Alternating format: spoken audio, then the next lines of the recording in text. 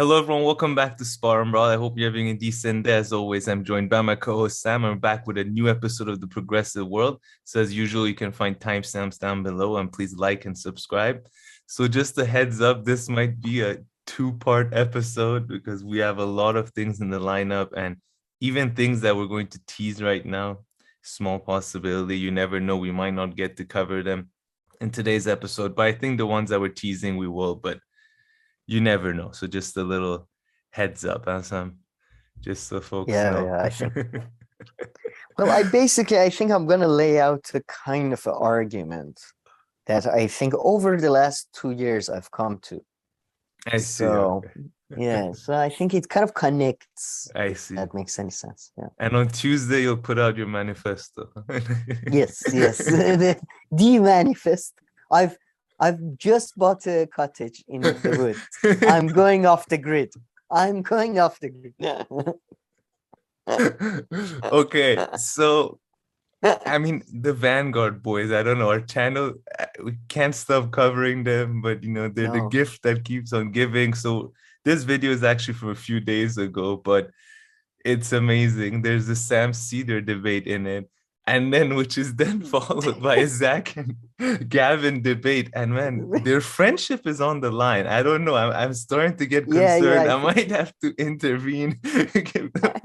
But like, we'll play a few parts. Like, I mean, one part, man, Zack more used the than a C few. word, not like the short C word, but the other C word, I know. condescending, which is also a very big word. Yeah, So yeah. It's in a friendship, it's the more yeah. because you call in a real friendship, you call your friend the cunt all the time. But that C word, yeah, that's Yeah. So man, we'll analyze the situation again. I haven't seen I again I've realized I like to develop theories about like things basic, but I have a theory about this that I think I think I got what Sam Cedar is doing. I think I've nailed it down. I'll I think talk this is about it. an appropriate picture too, as you say. Yeah, this this or if you find one with his mouth open, I mean, I'm pretty obviously. sure any. Yeah, it's very easy. Look, two. He just two his tongue out. Sorry. Okay, so related to that, the Vanguard boys put out. I don't know why they called the documentary. I think the video has It's a a. documentary, okay? If you remove the word documentary, I think the expectations of the video and everything goes down. I think then it makes much more sense. I, Man, they I mean, they managed make a to decent point with their example in it. You can give them that. But anyway, we'll talk about it. what? No, they If the well video is okay, like about how a third party has okay, won in the past, sure, they provide an example. all right, fine, okay. But I mean, I do like there is a maybe the documentary part. I have a theory about that too. I have a theory about everything. So yeah, I have a theory Okay. about the documentary. Yeah, we But just still, can't get enough of the Vanguard for some reason. uh, Then we'll talk about this. Brienne, I mean Brienne, this yeah, is where Crystal, the and then this is where the my thesis truly starts, where the serious shit starts to get, it starts to hit the fan. okay, yeah. So we'll talk about this But it was so conversation, like this discussion. conversation. Yeah, man, it was very harrowing for me. Gave me PTSD a bit. I don't know if that's how you felt. All right. So then after that, a few things on Gorbachev. So this is a Kind of, clip from Analysis News. Had an interview with this with I forgot his name, but the professor, Alexander uh, Buzgalin. We have Alexander Chris Parker. Hedges and Robert Shear on the Katie Halper show. We have Useful Idiots with Aaron Mate and a guest, and a few others on this topic as well, right? Yeah, and Noam Chomsky on Useful Hmm. Idiots, although he's a bit more talking about the fall of the Soviet Union. And I think the Gorbachev stats I'm so glad we did our video last week before these people gave their reactions on Gorbachev, because I think at least this is something I feel completely insecure about, that I feel like sometimes like, am I just disagreeing with Mm-hmm. people because I want to disagree with people, or actually there is some point, because it has happened, like the gun control thing I did with you. That was clear example of just disagreeing for the sake of disagreement. But here, yeah, I was so glad we did that before this, because I knew, like, it was so disappointing. It was Yeah. so disappointing to see. So that's where actually the thesis kind of really starts here. But I'm gonna connect it to Brie and stuff, perhaps. Okay.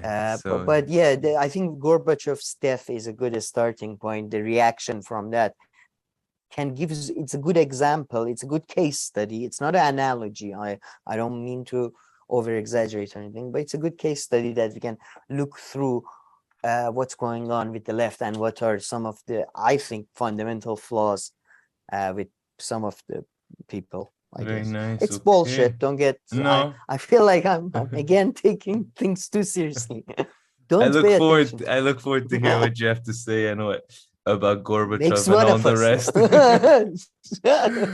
And yeah, and man, that gun control moment was really your Gavin moment of, I think, our podcast. So It was worse than Gavin. That was really weird, man. I really don't know what was going through my head. I think I hear again. I developed another theory through the Vanguard. I think there are some words, keywords that if you hear, your brain shuts off. And like freedom, I think, or stuff, freedom of expression. Like somehow they managed with gun control to just get that. I don't know. I feel like that word just throws me off. You yeah. can't trust me if I hear that word. Well, that's not in the lineup for now, fortunately, because I guess that topic only emerges, I feel like, when like something atrocious happens in the US. Okay, 45 kids dead. Okay, let's talk about gun all control. right. All right, be careful, guys. Sam might go crazy today. He's pills. Did he have his pills today? But okay, what else do we have here to tease? This Dr. is more Oz. about Dr. Oz talking about how he shouldn't hire any smokers. So you should, that company should. This is now, after talking about the left and all that, we're going to get to really serious stuff. Is this guy actually a Turk? This is the topic I'm going to discuss. I'm not sure if he's a Turk. And I did something that hopefully, if the quality was as good as we hoped, maybe we can keep up so people take a look at that. So sounds good. Definitely. And then let me see anything else to tease here. This is actually, sorry, I should have told you to put this next to the left thing. This is kind of comes to comments we had in viewers' comments. And again, I didn't want to like put like anybody on the so-called, like, I'm not talking about a homogeneous thing. I'm talking about media producers that generally self-identify as left. So I'm not talking about the left movement or left whatever. But yeah, because John Dolan was on Chapo Trap House, just their last episode, I believe, and or the one before, and he talks about Iran, and I think well, in viewers' comments and stuff, I go through this again. But yeah, it relates to the whole left thing. Yeah, and we have some viewer comments, folks, on the Caleb Maupin thing as well. Again, so still following up on that. Marilyn, what's her name again? Marianne Williamson. I'm sure you have a lot to say about her. This is just one video where she talks about, you know, why everybody's sad. I mean, she keeps on insisting on saying, no, every single person out there is sad. I'm like, take it easy. Not every single. She just like comes back to it and tries to really reiterate that it's everyone. I'm like, okay, you can say maybe the majority of people or something, but stop projecting again, here at this. I'm joking. No, I mean, Kam here, do you feel lonely? No, yeah, I swear, if I talk to her, she'll make me depressed and sad. I'll be like, after this conversation, yes. now that you said it. We used to have organic communities, Kam here, but they have taken that away from us. I mean, yeah, she's an interesting character. I'm going to, again, connect her to the whole left debate that I'm going to talk about. But yeah, she's been reading about her, researching her during the last couple of days was fascinating. Okay, wow. I think I look forward to that. I mean, I have nothing against her. I mean, I've kind of seen her a few times in some of these interviews and all that, but I just find a bit the idea that if people think someone like her, I'm not saying because whether I like it or not, it's my preference, but someone like her could ever, you know, be president in the US or something. It's just insane. But anyway. It's fascinating to me because I really started from a similar position, and a position that she's a lovey-dovey, as people can show. Like we did a couple of segments that we covered her, like when they did that whole, you remember they did the whole, draft for left thing on thing, and this is this is John, he's a Middle Easterner and a black man. Can you believe it? 2 for 1. The thing when they had her. She was on what was it, Breaking Points or whatever for that, and now I'm not sure, to be honest, after doing the research, and I think it would be interesting. Well, I'll tell you, but I haven't told you anything about it, so I think you'll find it will be good. Sounds good. And okay, this is for the chit chat. I swear, people. Yeah, but this is just so everybody knows, and we'll talk about it when we talk about it. Don't tell them. Okay, yes. Until the next segment. This after the ad break, we get back to you. Okay, this is someone famous anyway, so we'll get to her. That's a little tip. But I mean, I guess before we get to her, because it's just weird having her, we'll have the Nope banner on, which we're also going to talk about in the chit chat. Should we get to the chit chat? Yes, I think so. But yeah, how's it going? Awful. Have you seen the Marianne Williamson video? It's awful, man. It's only true. I'm depressed. I shouldn't have asked. I should have known that you're sad. You shouldn't have asked this person. How was your trip? You just came back. Really good trip. Still pretty tired and quote unquote jet lagged, I guess, or tired and whatever that is. So came back from Toronto and New York, and it was really good. So I talked about the Toronto part a bit last time, right? I remember my observations, inflation and all that. Yes. There you go. Yes, nothing about weed or anything. It's discussing inflation. And that too. And then subsequently then went to my friend's wedding after that. That was really good and fun. Much more enjoyable than my own wedding. And just because I wasn't getting married. Was there a fun drunk uncle or something usually? No. It was hilarious. Like you mentioned, uncle, this came up. It was like a safe zone or like a safe space for people who weren't good at dancing. The wedding. Like if you looked at the dance. Okay, I am okay with that. That is one safe place I am okay with. It's all the people who have never got to dance in public, got to dance at night and get it out of their system. Sorry, I thought it's a safe place, as in like there is a safe place that people that don't want to dance can go there and not be bothered by people. No, that come too. Come dance. I just meant, I was like, I'm sure these are people who we know when they do go out, they never dance in public. But here, this was. No, but that's majority of fans. They felt safe here. Was including there no myself. Video? Was there no video cameras allowed, or was there just booze flowing? And no, I could just tell from the level that was going on dance floor. Just this group had won out this time. And then went to New York, Manhattan. I had been there a bunch of times before, but just still amazed at the size of and just compared to Geneva and Europe, it's just so insanely big. It's so crazy. And the things that you see and everywhere, and some things don't change there too much, but yeah. Actually, no, man, this big thing, it's so weird about them. We talked about it, but my aunt just came from US, and she brought me peanuts that I like, and just the packaging, I just don't like. It's this big, like it's so huge. I love it because it never ends or anything. And it's American cars. Like one of our friends has an old American car. It's almost like the size of a small house.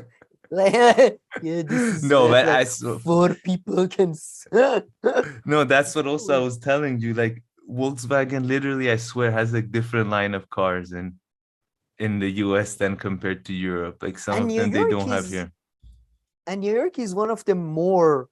It's like not California. Where exactly. It's supposed to be like that, but still. Yeah. with Well, it yeah, does and just the does buildings the and stuff are like insane in Manhattan. Manhattan compared to, let's say, in London, like, where, like, I don't know, But I've like barely central been to London. London. I've been to London like once No, for a but day and a half. all right. No, Paris. All right. Compared to Paris, just streetwise, are they wider streets? Oh yeah, I mean, yeah, very wide. I mean, and New York is just like Toronto, the size of streets, which is that grid style. So which is one street going this way, one street going this way, kind of Manhattan especially, and they're all very wide streets typically. All right. More You, than like 4 lanes on each, or more on each side? man, and 4 lanes are big, and now they think about it, yeah, easily. The Wow. streets there are Wow. pretty, I mean, they're much bigger there than in Toronto, I think, even in downtown, the New York ones. But yeah, sometimes even normal street could have 3 to 4 lanes each way, which is a lot. Jeez. A street or road typically has one or two. Well, But yeah. yeah, but that was Where we come crazy. from. And then yeah, and then came back. And then I'm glad while I was there, my sister was here. She called me. She's like, "Hey, your car could be getting towed away." I was like, "Oh, why?" And because they had put signs everywhere, how like everybody had to move their car from the streets because they had one of these. They had like a special market right now going on this weekend, yesterday and today. So, is that in New York or No, in in Geneva. Geneva? Sorry, in Geneva. All right. So we're back in Geneva now. And All right. man, these That's markets kind of piss me off sometimes because I mean, had to move my your point. car, so for my own selfish reason. And then I was like, okay, is it at least one of these markets where like someone is at least selling their own like thing that they've made or not? No, it's one of these where they just bring their secondhand stuff to sell. And there are like 50 of those in Geneva, like all over the place, where someone's just selling random stuff that they've either taken I from don't. somewhere else or something else. I'm like, geez. Why does do they pay the why do they get the parking? It's like, what is the situation? I know they Are just they turned like are three they in the streets into cahoots with parking. They the just turned, municipal? yeah, they've just turned like 3 or 4 streets into a market right now for the weekend. So no cars could park on the street for some reason. So just had to move them. But yeah, this is the kind of I get. anti-leftist thing to complain about. It's kind of like Anna Yes, I Kasparian's know. Anna Kasparian's homeless rant.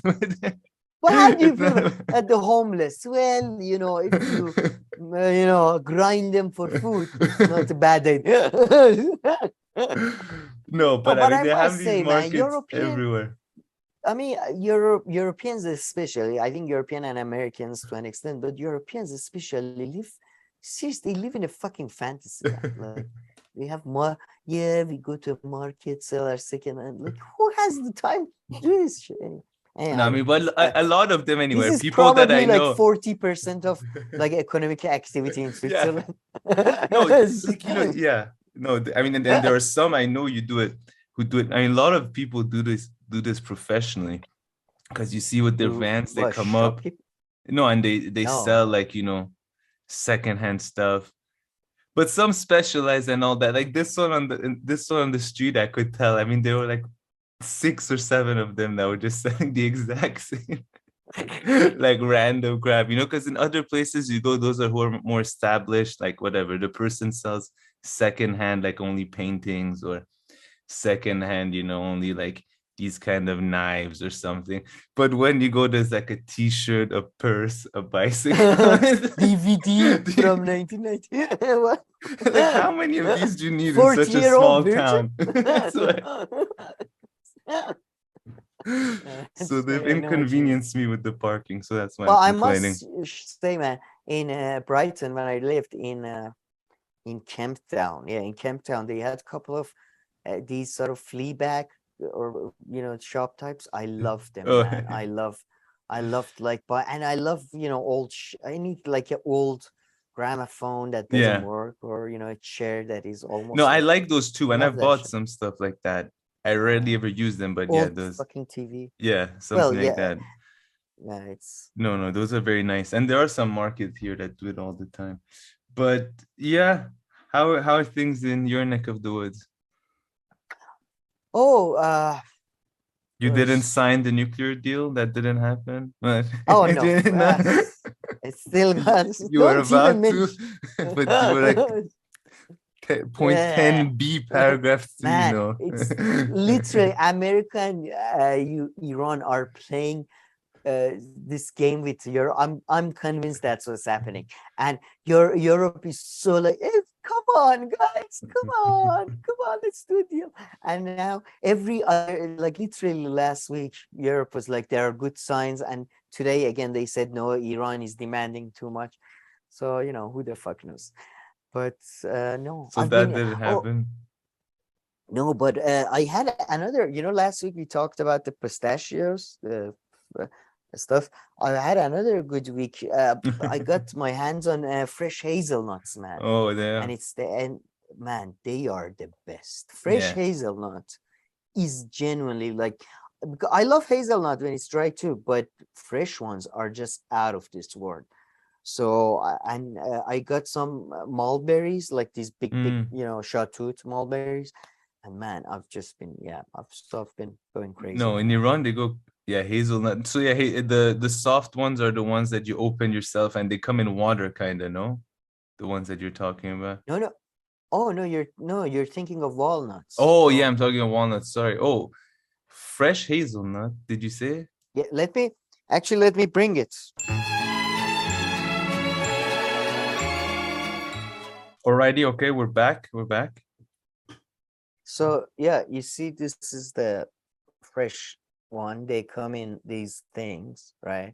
Oh, I can kind of see now with our new setup. It's hard to see, but I had never seen that. What is that? Is that green? Yeah, that's a green. Like this is the green part, and this is and it comes out. Okay. And that's the heart. That's the heart shell. Okay, yeah. Okay, yeah. And then I found this device. Oh, that for squeezing lemons. Yes, it's for squeezing lemons, but it's perfect for this because my problem was always breaking hazelnuts or walnuts with that thingy. That I don't like it because you break and it jumps everywhere. It can jump everywhere, right? It can hurt your eye, safety, health and safety. With this, it's contained in this, and you pressure it, and man, fresh ones are, again, it's like fresh pistachios. They got what? It's more watery. It's juicy. It's fresh, and it's, man. Oh my god! It's a whole. We got pivot to food channel. Forget about law. Forget about politics. We're gonna go to food. Damn, I don't remember ever eating those, but okay. Damn. I mean, like that. Man, I remember them. I remember having them as a kid, like once, and then I recently found out, like 2 years ago, I found out they sell them in Iran in shops, and I was so upset at my parents that, like, because it's like fresh pistachio, but it's not as popular, so not as and much. That's why I thought you were talking about walnuts, because they are super. I mean, walnuts are like, sold everywhere. And so big in Iran, even and eating the dry ones with what's it called, with cheese and bread. Like, I haven't seen that too many other places. I mean, again, for our viewers, I think I've given this hint before. The best way to have walnuts is to have to have fresh walnuts is the best, and you you take off the brown skin, but not the shell. I mean the skin. But the what's it called? The best way for dry ones is you put them in water overnight, or warm water, like boiling water, for a few hours, and then put them in the fridge, and then you have them in. Oh my god, it's just out of this world. Yeah, and Iran, they eat them. We're gonna do food channel. Yeah, this is an Iranian breakfast, basically. By the way, man, have you had cheese, white cheese, watermelon, and bread? Yeah, back in the day. I mean, nowadays, I don't really eat cheese, although this used to be my favorite cheese, Iranian cheese, white cheese, as I like to call it. And I've had it with watermelon and all that, but that's more like it happened somewhere as a snack or something, because for breakfast, we would never have the... Yeah, it's a considered sort of an Iranian snack. It's so good. I didn't it never came to my mind, watermelon as a, sort of sandwich. But it goes very good with cheese, even if you think, even the Greeks do it with, feta cheese. Like with watermelon? Yeah. Like, feta cheese and watermelon salad is very common. I don't know if it's Greek or it's just something you find in, I imagine it's Greek, but Really? or you just find Yeah, it yeah, in Western probably. countries, so to speak. That sounds like an awesome salad. Yeah, I yeah. my that's You like. my favorite salad is Shirazi salad, which is basically chopped Yeah, cucumber I mean and that is the onion. greatest salad ever, though. But I mean, I love it because of I love the Yeah, taste, really, like because of the man, lemon and purple stuff. onions. Yeah. I love to add purple onions, and I love to add bell peppers even. Oh, So bell peppers. No, no, not bell oh peppers man, in there. No, bell no. peppers. You don't like them generally or in No, salad? no, I like them, but definitely not in salad shirazi. Not, not, Ah, yeah. okay. I Yeah, like I bell get it. I peppers, get it. although they're Too much taste. Too many peppers. overdone, maybe perhaps overused. I would say at Maybe. times, but yeah, no, I mean, I would keep it more simple. Even this, they put like the little green thing on it. I don't know about that. Yeah, mint. A lot of Yeah, people put mint, and they put what I is don't know if called. It's that's called needed. farangi. I don't know what that is. But man, yeah, we have to pivot to food stuff. Like this is bullshit. What we are doing. It's useless. But yeah, and listen, before I forget, my condolences, eh? Oh yeah. Is So it many true people that you called once me. tried to hook her up with the Shah?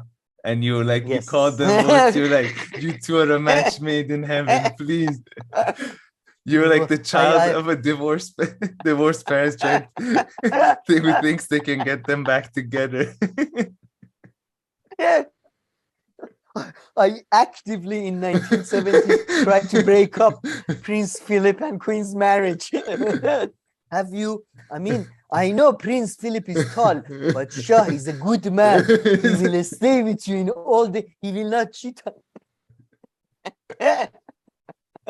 No, so many people. I don't have British citizenship or anything, but I love the fact that so many people called for the exact. Like I don't think when my uncle died, that many people called me. It was so many people. Condolences, and everybody's tone was like so condescending. It was like, okay, I get it. All right. I hey, must say, like somebody in the comments said we didn't pull it. Sam explained why he likes Shah. I must say Shah, or to a lesser extent Queen, but I think she fits there. I don't like them as like I like them as characters like in a TV show. Mhm. Like you liked it. You know what I mean? I still think monarchy is great, but these are specific people. I like them as a pair. Maybe we can do a Shah episode. But yeah, I don't think they're like flawless or they're like smart even. They're really interesting and fascinating, sometimes effective, sometimes not. That's all. Yeah, yeah, Yeah, and yeah. my dad, my mom, everybody called me. Was like my friends. The queen is the. No, I mean, and yeah, and I mean, for the kind of work that she did and the line of work she was in, Queen in the 21st century, she died with a very good brand and image. I mean, she managed to maintain it very well, at least over the past 20 or 30 years that I know I'm alive. I mean, only now after her death did they manage to tarnish her name a little bit by canceling all Premier League games and pissing off football players. But while she was Billy. alive, football fans, sorry, but while You know she what? was alive, she did it for a queen. And to be honest, as somebody who has had access to British royal family and has tried to break up her marriage, I can tell she wouldn't be happy about this. She was a supporter of I don't know if you know this, but she loved what is that team? She loved West Ham. Oh, And really? No. yeah. No, of course not. She loved it. She got caught a couple of times. Police caught her for throwing his stuff to the football football. I was gonna say football court, football field. I know sports. I know sports. But yeah, she was. Yeah, I don't think she would approve. I must say, if I were her, I would be so pissed off about just the way that she's born. Oh, it's as if it's like some old lady. She was a monster who ruled the empire, a collapsing empire, but she ruled it largely effectively for like 60 years. And this old lady that loved her grandchildren. She No, would have listen, fed she you had a to very good, dogs. Like she had if a you very talk to her good, like that. yeah, but she just had a very good image and brand. Anything that the UK did that wasn't good, it was never associated with her, at least Politicians. again in the Yeah. past 20 to 30 years. And I hear the empire and imperialism and all that a lot. And you know how bad my history is when it comes to Mm. anything that has to do with history. Not But she as was bad at as the some. end of that, right? I mean, she is during the time where, when she came to power is when England were That's returning the thing. places. She The got, UK was yeah, returning places and she was things lucky. like that, right? Like getting rid of their colonial Empire. assets. I Yeah, mean, but some of them at the very least. that really kind of helped her though, because it kind Mhm. of made her, was Yeah, always yeah, appealing to the people who love the empire for all its faults, and also she was appealing to the people who were a bit ashamed of empire because she was getting rid of so she could always play both sides. yeah. Very good position there. And nobody, like, things like Brexit or Iraq war or all of these things, like nobody even brings her up, and they never mention the queen and those things in the same sentence. They don't even ever Oh. come up. She And has I nothing. doubt she really cared for Yeah, anyone. yeah, Like or she had has any more important association. shit to do. I mean, her Yes. son and stuff, he's one guy who brought some mainstream negative attention in the past few years. You forget. I mean, most people have forgotten. Diana, Oh Princess yeah, Diana shit brought her a lot of negative press, but yeah, she that's weathered true. that pretty well. Yeah, That is true.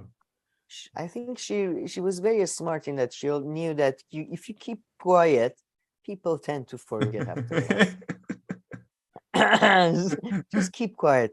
Just That don't. is true. Just just keep quiet And for a yeah, while, and then, and oh, I'm okay, yeah. hello. Sorry. And I'm pretty sure, like, I would imagine that the whole business, the whole corporation, everybody behind, the The whole family. queen and the UK establishment, the family and all that, they would have loved it if there was another woman, I think, similar to her who could have, picked up the reins. But Yeah, I don't think they're too happy with yeah. Charles the court, because he tends to talk too much about these frogs, these bloody frogs, they're dying, and we have to save the planet. I have a car here, it drives on wine, white wine, Chardonnay, actually. And if we could all just drive these cars, then these frogs, the poor frogs, the poor frogs. So yeah, yes, yeah, I think they're not too happy with Charles, but I think they're looking forward to William. So Yeah. you might see Charles pass away much earlier than Queen did. Yeah, and I mean the queen's funeral is on the 19th of September, on Monday. So they still have like 8 days or so to maybe kill him and do a little 2-1 on the side, just immediately, like just guys, bury we him wouldn't too. dig the hole. Come on. Might come on, Charles. You wanted to be king. You were king for about 2 days. Go on, buddy. Go on, mate. But it's funny how they made him king so fast. I thought, like, first maybe it'd be funeral and then, No, man. No, come on. The country can't be without a king. And God so what? damn it.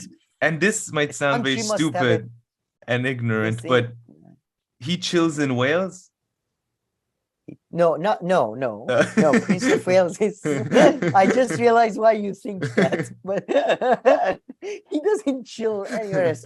They all chill in the Baltimore. I don't know where was his thing. I think I forget. But no, Prince of Wales is a traditional title of the heir to the throne. It has nothing to do with. Oh, really? I think I'm sure there is a castle in Wales that officially becomes one of your residence, but it's not like when you don't have to chill. I mean, I don't know.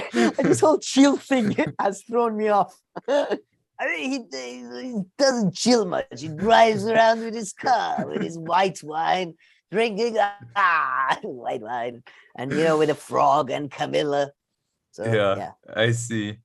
But okay. I must say I really again, because as far as people in positions of power go, Charles is probably one of my favorites. He has a great sense of humor. If anybody's seen, there's a British show every year. That is, I think it's every year. That's for the royal family. We are not amused. I think that's the name of the show. That it's Stephen Fry, Ron Atkinson, know him, and so I assume he's not a dick, because those guys seem to be just stand-up guy. I mean, they're I don't know. I trust, you know what I mean? I don't know any of these people, but when comedians of this, especially comedians, because they're so down to, I don't know. I don't know. I trust them a bit more than billionaires or elected politicians. I see. I mean, that's a pretty low bar. Okay, let me get my manifest. Let me get my monarchy. Yeah. And yesterday when we were talking, you were again making the point how you kind of, when you say the monarchy is good, is because you see it as a good, cultural identity symbol or something similar to nationalism for the masses. No, a type of nationalism. I think monarchy, imperial monarchy, is actually opposite of nationalism. I don't mean good. I think good is a bit useful. Useful because they are like a Rorschach. I think the reason why religions or any successful idea, any successful concept in a societal sense keeps going is because it's full of contradictions and people can project whatever the bullshit they want onto it. And I think just having a family at top is kind of probably the best, I think, as a culture, rather than we love the people or elected politician or a ethnic identity or a religious, the family one is the best type, I think. I see. But then again, this is all bullshit, generalist. If you get down to who are we talking about, which country, which specific situation, all of this goes out of the window. This is just it's just fantasy, whatever. Yeah, and so many countries have moved past this or never even had this. I don't know, like the United States, and other places. So it's not even in play, or Canada, or I mean, most Canada of America is. Really. Yeah. Oh yeah. They're under the. No, that's what I mean. That's the type of monarchy, imperial monarchy, especially. That's the, that's the thing. If you look at, for example, old Iranian Empire, old Roman Empire, you had emperors. You had, in some places you had kings. Then in some places you had this an oligarchic system, like an aristocratic council or something. So what I mean is that then you can have balance actually between that, I think. But then again, a specific example. Sorry, I think I cut you off. No, not at all. Yeah, no, I forgot about Canada. I know that they have. Yeah, that's the perfect, the monarch. That's the perfect form of government. A government that you don't really know they're there, like a genuine deep state, not like this bullshit we have now, where they stumble every time they're trying to do something secret. Everybody finds out, just they on camera with mics on.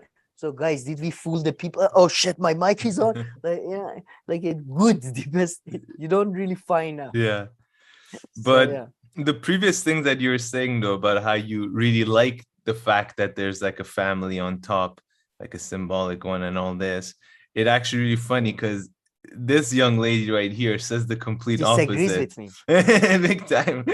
So let me turn the volume down here.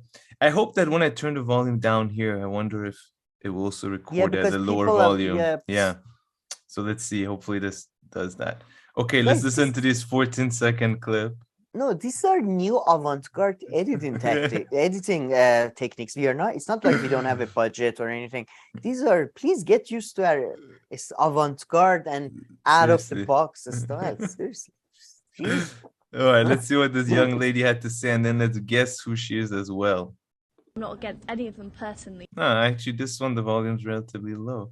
So let's bump it up here. All right. I'm not against any of them personally. I'm against the idea that people can be born to rule. That people, because of the family they're born into, should be able to be the head of state of our country. I think that's disgraceful. Very harsh words at the end. Disgraceful. Let's listen one more time. I'm not against any of them personally. I'm against the idea that people can be born to rule. that people, because of the family they're born into, should be able to be the head of state of our country. I think that's disgraceful. She's disgraceful. Oof, oof, oof. That's, disgraceful, concerning. These are all very big words that I wouldn't throw around that easily. But hey, this is a serious subject, so maybe she's right. But yeah, so do you want to first say who this is, or? Well, now but please leave all your comments below. The first person who guesses this is who. You go ahead, say. You go ahead. This is Liz Truss, huh? You were saying. Yeah, Liz Truss. Oh my God! 40 years ago, she was a liberal Democrat apparently before she became conservative, which makes sense, kind of. But yeah, and it's fascinating how it's just people change.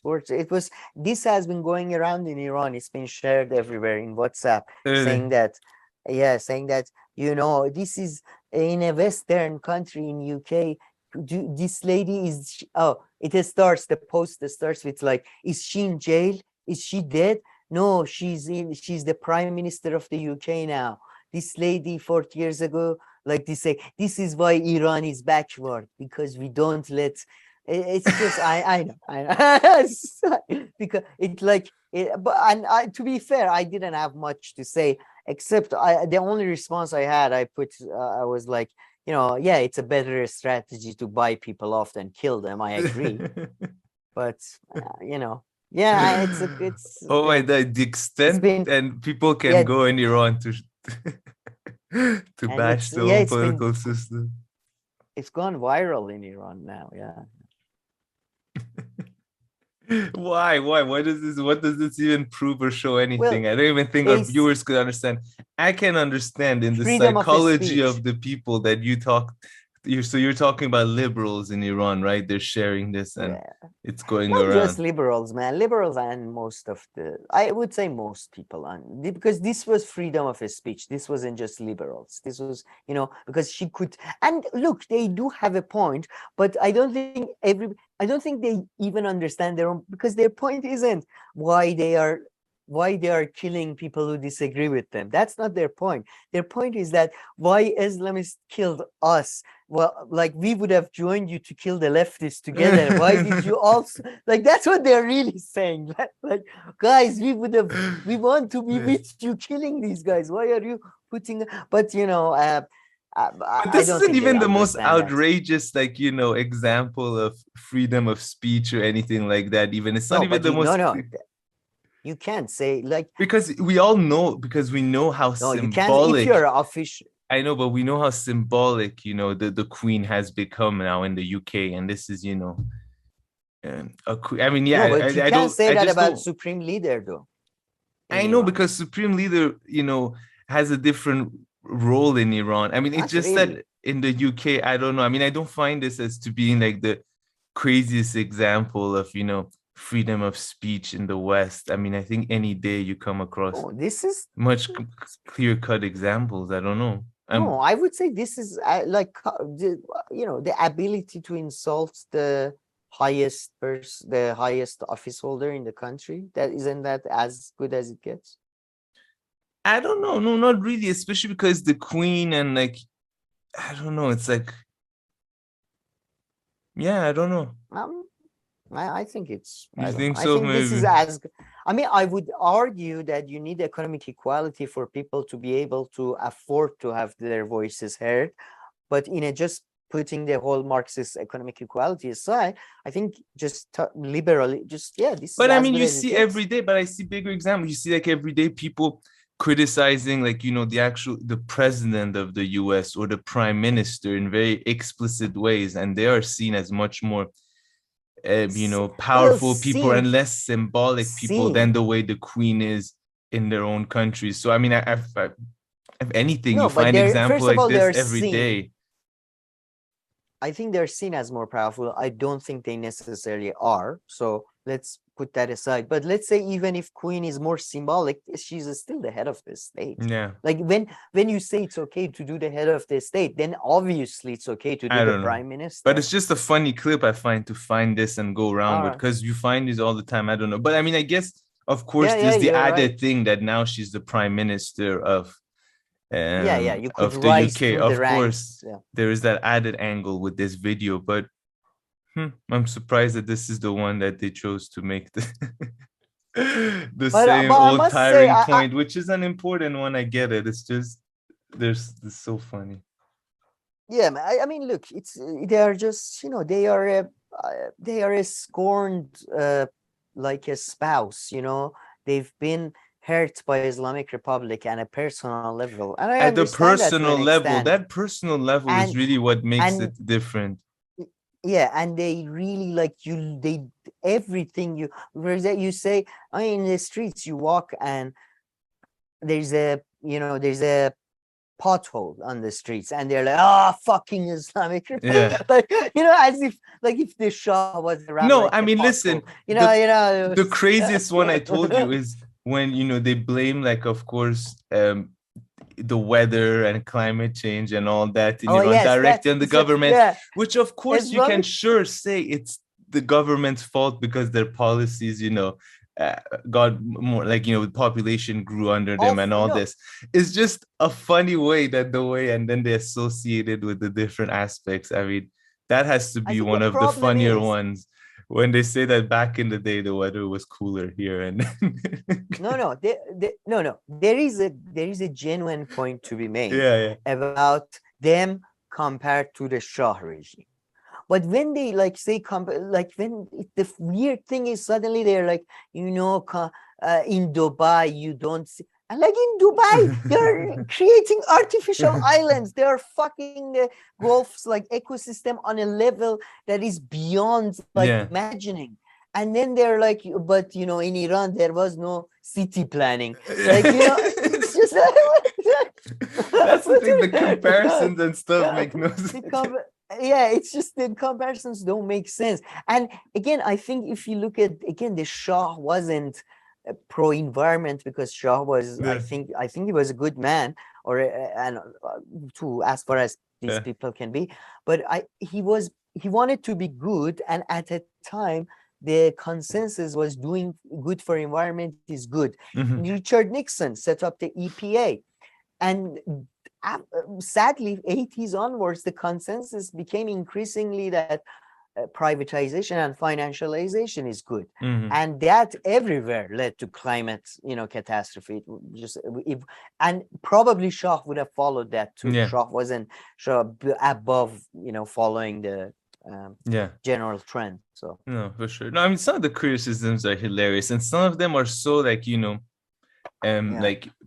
like personal subjective. Like, I hear all the time people complain about like the style of buildings and construction in Iran. They're like, everybody builds their own building in one way, it's this way, and one is the other way.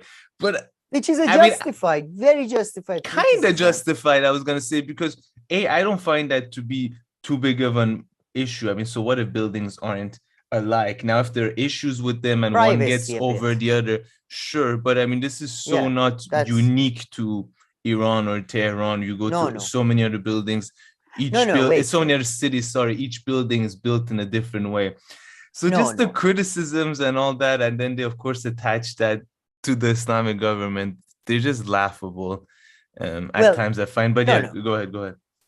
I would disagree there, but I would say that generally the revolution and wars tend to cause chaos, and during chaos you see these type of city developments a lot in a lot of places. But for example, you go to Europe, there is much higher standards. Of course. Look, there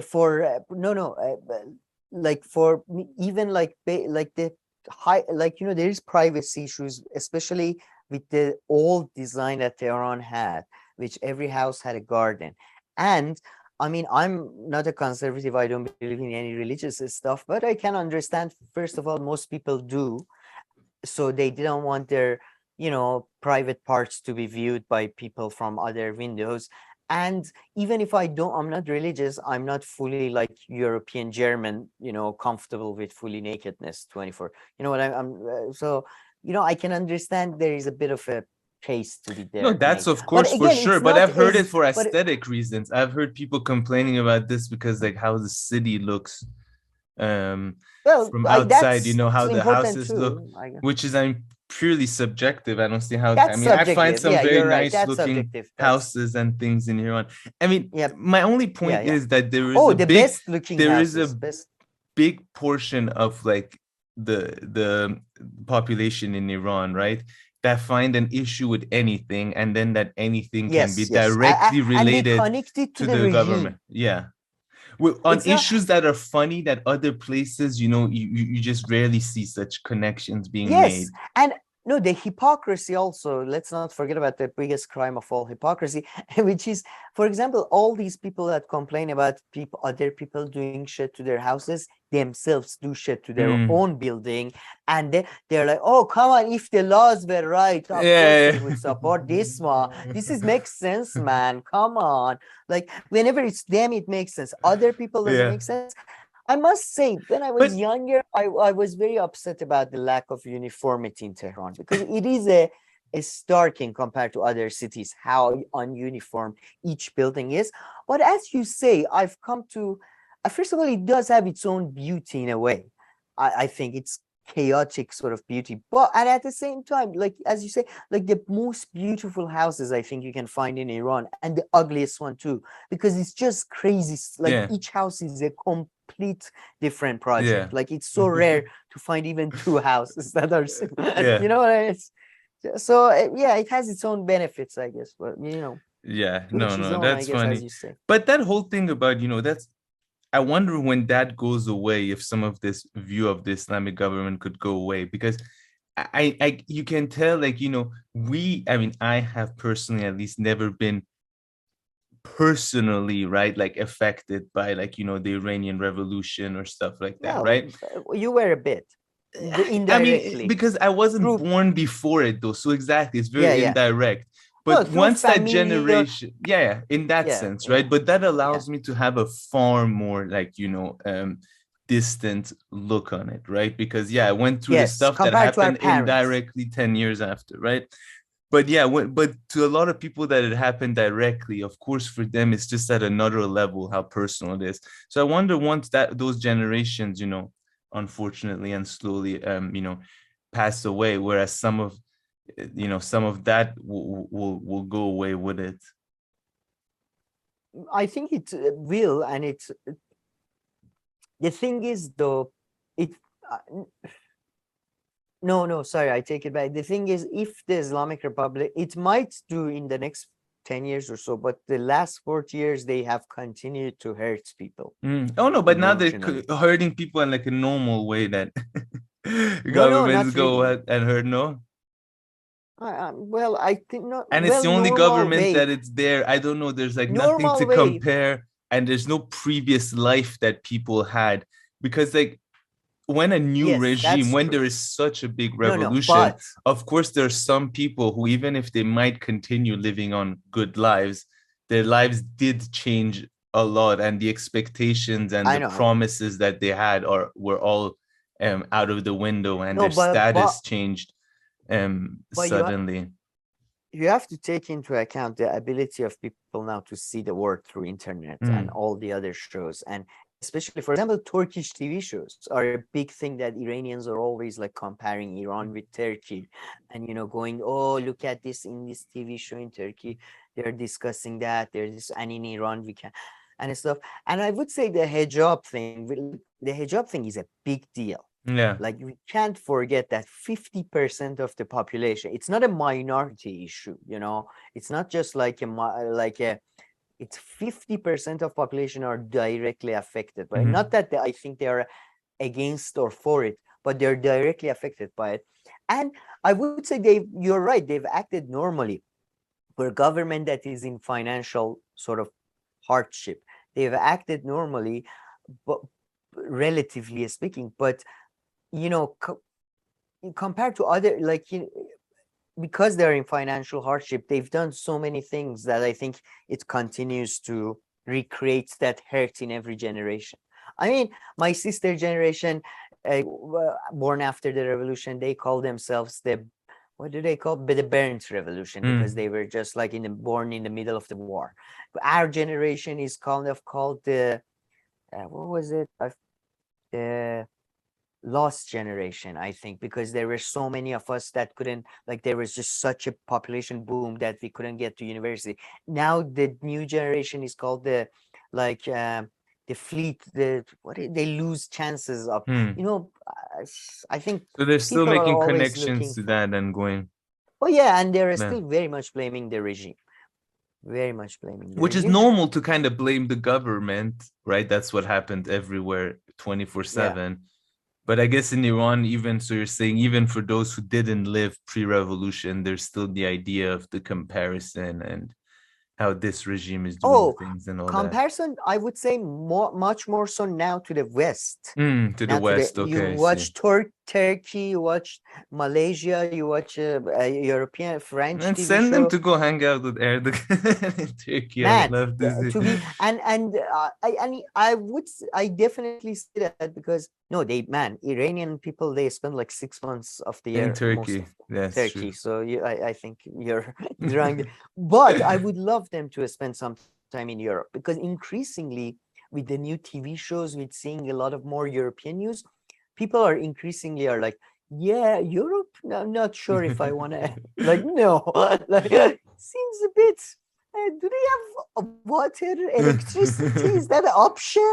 Like, Iranians are not used to being told like you can't, put your temperatures above Yeah. a certain amount or lower. Then it's not going to go. So, No, but that's true. I mean, whatever. in Turkey, even though there's like, They there is love a big Florida. Muslim and Islamic part, there are other parts that some Iranians can enjoy. Oh, And then, Turkey is like Iranian dream is Turkey, yeah. like because it's like it's good food, good weather, good weather, good alcoholic drinks, but no pork, which is the whole like Iranian Islam can be. It's like, are you a Yeah. Muslim? Yes. Do you drink? Yes. Do you eat pork? No. And hijab Why? is not compulsory. I mean, Of course not. if the Iranian regime they have that in their back pocket, I mean, I think Oh, if everything's really come pushed, if it's things happening, really man. get bad, they just have that card to play that could buy them a lot of time and support. And no, Man, it's happening. It's happening, and I think I talked about it in another show. yeah, I'm so happy because I think this time, unlike the last time with the Reza Shah, the Shah, not the last one, the one before, because he forcibly removed the hijab, hmm, and that's why it led to a backlash. They just a month ago they decriminalized, so no yeah, longer you get a fine, so hmm, you won't get arrested or yeah. stuff. And So yeah, they that's have to. that's a big Yeah. trump card they have. They can play and Yeah, that and alcohol. That and yeah. alcohol are two big things. Alcohol, there is too much money for them to let go Mhm. of that, I feel. Like, the The black smuggling market and yeah, business, yeah, must it's be. just, and everybody knows it's them. It's the Islamic Republic. That, Mhm. like, there is no way this much Yeah, alcohol can exist in a country yeah. without. And outside of Iran, they kind of have that big image issue. I mean, rightly so to an extent of capital punishment.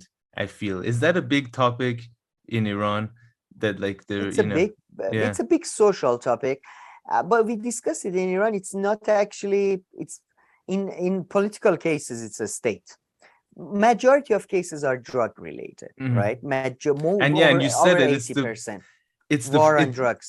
it's the what's it's not the state that imposes the state penalty. You said it's the No, plaintiff. no, that's the thing. In war on drugs, it is the state. Okay. And that's why, again, as long, I don't know, people keep saying Shah was a stooge of the West. During the Shah, if you were a drug addict, you could get a coupon, government coupon they would give you. So you could get a drug from a safe place, Mhm. opium from a safe place with a doctor prescription. So it was decriminalized. I don't think it was legalized during Shah's time.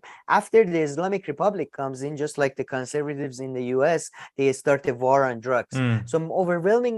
Recently, back in the days, if you had more than a kilo of heroin, it was automatic Wow. hanging. Yeah. Now they recently increased it to like 6 kilos or something 2 years ago. So that's the vast majority. War on drugs that needs to end. I'm against everything aspect of it. There is political cases and financial cases, like if you like, bankers that committed fraud and that type of thing. And then there is murder, that that type of Yeah. thing.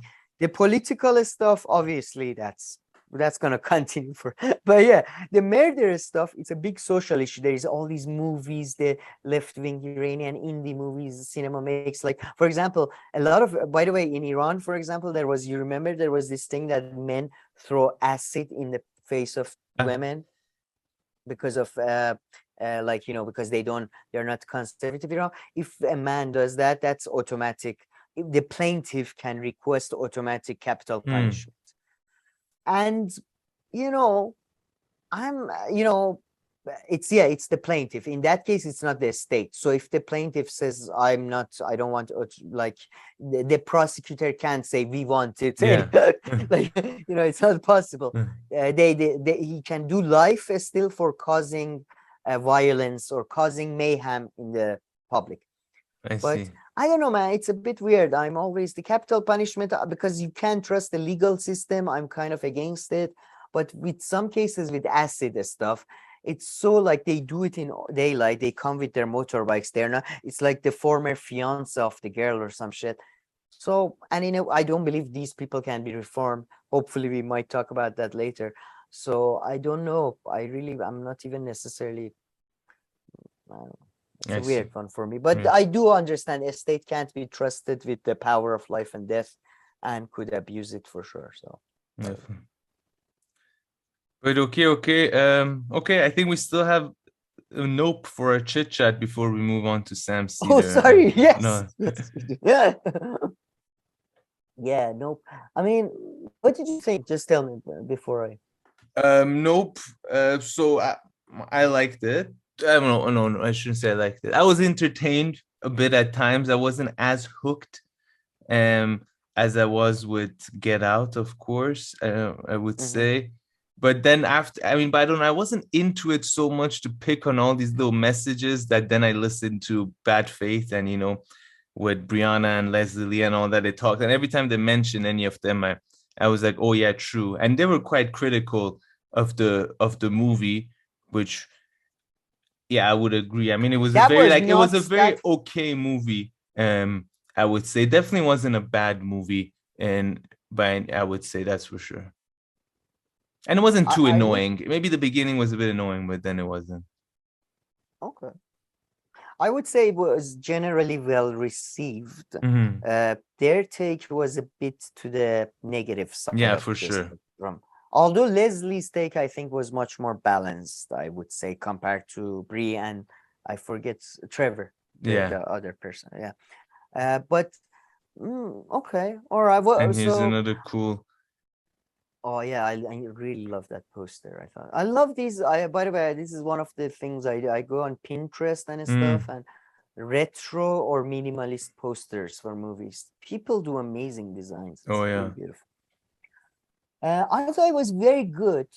I really didn't like it as much as I thought. Nope reminded me a lot of Tenet, actually, which you haven't seen. But movie that the message of the movie, in my view, is so spot on. I love the message so much. Okay, so what was the message here? I like to hope maybe we do it today. Maybe I'll leave it for our next session. But I think there is an increasing, can see this in different cultural products that are coming from America, UK, that type of place, that you can see that in culture, unlike in politics, people are growing up, and you see a more cynical and realistic view of the world in which the protagonist is not a good guy or a bad guy. There is no good guys and bad guys, basically. I think nope, in the end, because I think the movie is, by the way, spoiler alerts, all that. I think it's clear that the movie is about exploitation, especially like in the field of media, exploitation and how it can. Yeah, see, I wasn't paying close enough attention to pick up on that message. I guess the animals and all that, I should have. It was kind of clear, but No, I mean, if you're not looking for it, but that's the problem with the film, though. I think it had a great message, but let's put aside what the message was anyway. I think it was a great movie with a great message, but the mechanics of it as an entertaining horror film didn't work. Mm. You know, like I Get Out and Us, I was gripped by both. Yeah, With for this sure. I mean, one, Get I Out for sure. wasn't gripped. This one, and I think like especially I had a problem. I think there should have been much more time spent on Steve Yeun, the guy Yeah. with the cowboy hat. I think they should have spent more time on his character and his connection with the alien thing. Yeah. Wasn't made clear enough and wasn't explored enough for me. Not at all. But yeah, but Yeah, no. yeah, That I is think that definitely was that would have if they would have gone in that direction a bit halfway through, and that would have maybe made it more suspenseful. And I think the other guys like on Bad Fate, they pointed out like two problems why there wasn't too much suspense, which is one is they find out like I mean, I don't know if they listened to him, but he realizes the main character like halfway through the movie or like 60% of the movie that if you don't look at the monster in it, if you don't look at it, it won't eat you. Although I have a feeling when he said it, the other people didn't take it seriously. That's why some people continue to make that mistake. Like the videographer, he like, or maybe you're just captivated and you look. One is that, and then the second one is that they weren't really that in danger, or like not a people that you knew didn't seem to be that much in danger from this monster. They said their main problem was that, first of all, Trevor said there were too many themes stacked on top of each other. I disagree with that. I actually think this movie's thematics was perfect. It was intertwined. It was very well intertwined. The characters weren't well developed, just like Tenet, by the way. That's why I want to go back to that. But also they had a criticism that you referred to that was first of all, you don't look at him, which is an easy thing to do. But I don't think, first of all, I didn't get it. I didn't think of it as easy as I think Bree did. So, that's one thing. And they said, Leslie especially said that the stakes for him were too low because they could have left that place and the stakes was just them becoming famous or getting rich. Except and maybe again, attachment to the land as well, though. I mean, they could have easily said that. But that Leslie makes a point, and I agree with him there. That was not explored, or that wasn't mentioned at all. And that wasn't. And she kind of seemed like she was moving. She wanted to move on from that sure. life anyway. Yeah. But I would say I actually like the low stakes of the thing. I wish it was set 10 years before. I agree with them. It didn't make sense technologically that if you take one picture of even a creature these days, it would make you rich or anything. But I liked the idea that the stakes were them getting just rich. It wasn't saving the world or anything. Yeah. So but again, Leslie, man, I haven't even started yet. I need to start listening to Struggle Sessions. He's like so smart and so cool. Oh yeah, I want to be his friend and hang out with him. So should we take back everything we said in that Beatles thing? Beatles video? No, I take it back. I stand by it all back. I just want Leslie to be a cool friend of mine. Yeah. But man, by the way, Nope. I'm like what a sexy cast. Like I must say, like everybody I've always Steve Yeun. I really think is really attractive for like a man. Since so this chap, I've seen him in Walking Dead. Yeah, the cowboy guy. Yeah, he's super attractive. That's why I was so annoyed. I find him so attractive and so like charisma. He's a really good actor. So I really wish there was more of him. Really annoyed. And wait, so the monster eats him in that in the middle of the movie, right? Or does he not get eaten? Yeah, exactly. It wasn't almost that clear. Yeah, yes, he does. Yeah. He had a deal with the monster that he would feed them the horses and does a show. And then... so that chimpanzee scene at first, that chimpanzee wasn't a monster. It was just a random chimpanzee that went crazy. Went mad. And it's from what I understand from chimps, it's common because they've been scientists. They say that chimps are basically genetically evil. So Mhm. it's famous that they go mad and they start murdering Yeah. everything in sight. So, And like yeah. one interesting mystery of, I mean, yeah. Yeah, I mean, in the But opening, it's interesting though, like how the dad dies and all that. Like that seems so mysterious, but then it's explained very easily by just the wind the current that's created from that monster. And it's it's just, not a wind that's current. It's the monster throwing out the stuff that he didn't want to eat. oh, really? Oh, okay. I thought it was just, I guess. I think. Yeah. I think so. Yeah. let's Because see. it comes from above as well. That's why it's a bit. Yeah. And Yeah. and they kept on Sorry, just on saying, the yes, yes, sexiness. yeah, The lady who I forget her name. She's so attractive, her. and yeah, man, she was so hot. I think. No, I mean, her character was a bit annoying, but yeah, her character was again, annoying, but yeah, she was so. And that Daniel guy, yeah, he was the only character that was well developed in the film, because he was like this silent cowboy type. yeah, By the end, he really became that. He was like this cool fucking cowboy. But his character, like, because his character worked that you didn't necessarily see him talk too much or stuff. But those two, both of them needed to be developed a lot more, because she came across as annoying, while I think she should have come across as more sympathetic. I think that was the aim. But yeah. I mean, the main thing that you really got from her character is just how she's just trying to, get away from this life and become something else, do something else, because not interested in this family business. And no, she but would, also you have that scene that she was interested in horses, but her dad yeah, didn't, like, true. that one time. By the way, the dad, Yeah. Keith, what's his name? Keith David? Yeah. Man, that guy is one of sexiest men alive. Like, whenever he talks, it's him and the guy who does the camera work as well. Yeah. Like, two of the most beautiful voices on earth. Yeah, and I think Leslie and Brie and all that took a lot of issue in a way with that guy being the dad, and them not being too sad about him being dead. Well, again, it wasn't And there. I think, again, with the silent type, you can kind of reflect that. Yeah. But with the other girl, and again, it makes sense for her to be in front of her brother, not showing the grief. But maybe we needed to have and it did seem like a waste. You have such one of the greatest actors, like one of the greatest character actors out there, and just use him, maybe one more scene with him to develop something, like he was tough on them, or he didn't pay attention to them enough, or something. Like, or he was exploiting them as his children working in his farm, and it's like everybody's exploiting everybody. So whatever. Yeah, no, that is true. No, but yeah, but it's still, by the way, I still head and shoulder above, I think, most bullshit stuff that gets made in cinemas these days. And I'm so glad Jordan Peele, we have, like, there's so few directors: Fincher, Peele, Nolan, Soderbergh, Tarantino.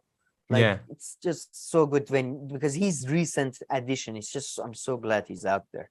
Thank God he's not making some bullshit like Marvel movie.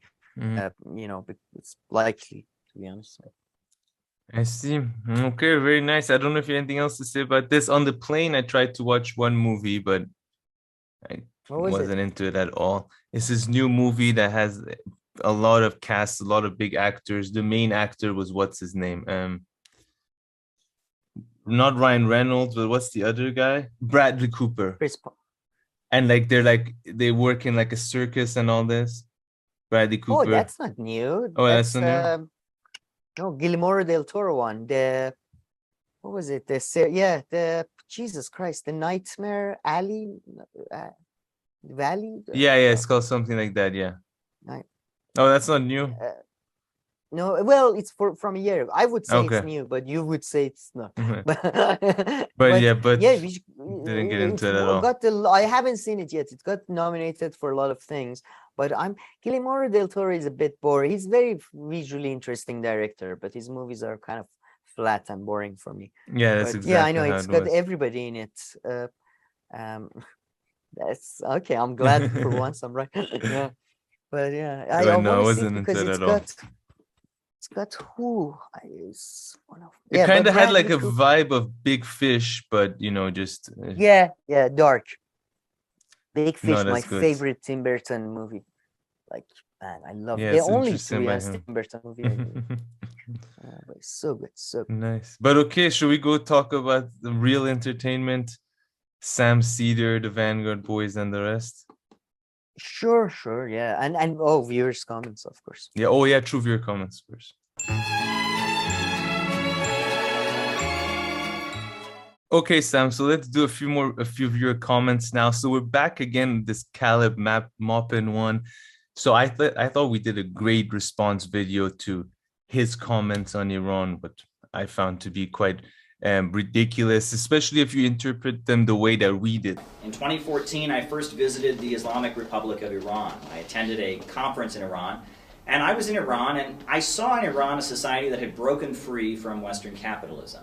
Their national industries were under the control of the public, the oil was under the control of the public, the banking was under the control of the public, the state was working to mobilize the population to raise the living standards. It seemed to have broken free from this free market capitalist system that we had in the West. Some people read his comments a bit differently, and if you read his comment a bit differently, then okay, their responses make more sense. Anyway, if you go to a previous video, you can see that full segment. As always, there are timestamps down below. But anyway, I'm sure we're going to talk about it a bit more again now with two of these comments. Yes, and I thought first this was very nice. Again, like we have like the nicest, like people are like in social media is a cesspool, man. You go there, you speak your mind. People are criticizing you. They call you names, but just people are like, excuse me, sorry, I thought maybe your tone was not quite correct. So this was a good one. Like very nice. I agree. Kayla's speech was unnuanced, but so is yours, Lud. It was undeniable that nationalizing the oil is better than having Western oil companies coming in and taking it. At least the money stays in the country, and there is more chance that it benefits the country's infrastructure and the general population. So again, isn't this like a different interpretation of the comment? That I think this is like, if this is what Caleb said, fine. But like when you listen to the clip, which I should have again saved it, it's only like a 10-second clip. I watched it. I feel like he doesn't say this, but anyway, you go kind ahead. of this is not a wrong implication. He doesn't specifically talk about like Iranian revolution or Islamic revolution. He says, I see a society that it. So if his point was, I took his point, to be honest, as Islamic Republic more than Iran, because you're right, nationalizing as Shah did, was the right decision to do at that time. I don't think it's always necessarily the case, that is, because sometimes you nationalize the industry so that the Western powers can take it over. Like you can look at military industries across the world or other industries that are nationalized but are completely controlled by foreign or by oligarchs, just a few, whatever, So I don't know if it's always the case, but if his meant was like not just a revolution, you're right.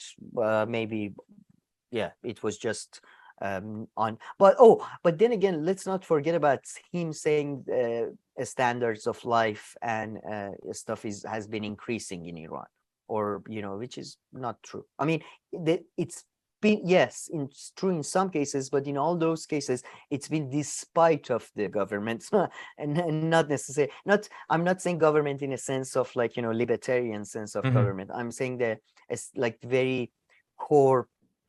There are social workers that do undeniable good, but the core mission has been against improving society. But man, I simply understood his comment as him saying Iran is not a capitalist society, which I find to be laughable. That's all I got out of it. He said broken from Western capitalism, so I guess it's a bit more specific. So whatever, I mean, I don't know what he means by Western, Eastern capitalism. So, but yeah. So anyway, anything else to say about those comments or no? About this comment? No, just clarifying that. But the next one, I think this one is one that I'm gonna largely address in our. But maybe you should read this and then I. So Max Blumenthal and Vijay Prashad have made almost the same points about Iran. You could disagree, but calling them idiotic is Vanguard level take. Fine. Touche there, Jared. Not to mention, taking tiny clips out of context is TYT Vanguard style, and yet still everything Caleb said there is true. You guys don't seem to dispute that. You just make a huge issue out of the Western qualification in front of capitalism. Yeah, I mean, everybody has bad takes. This one is one of your worst.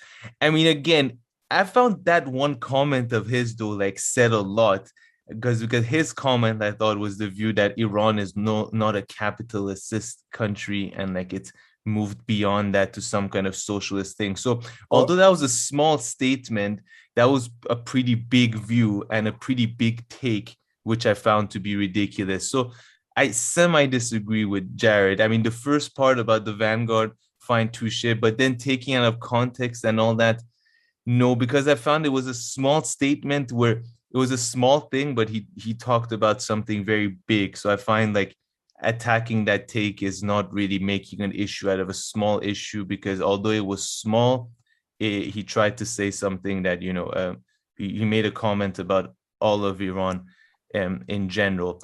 And do Max and VJ have the same?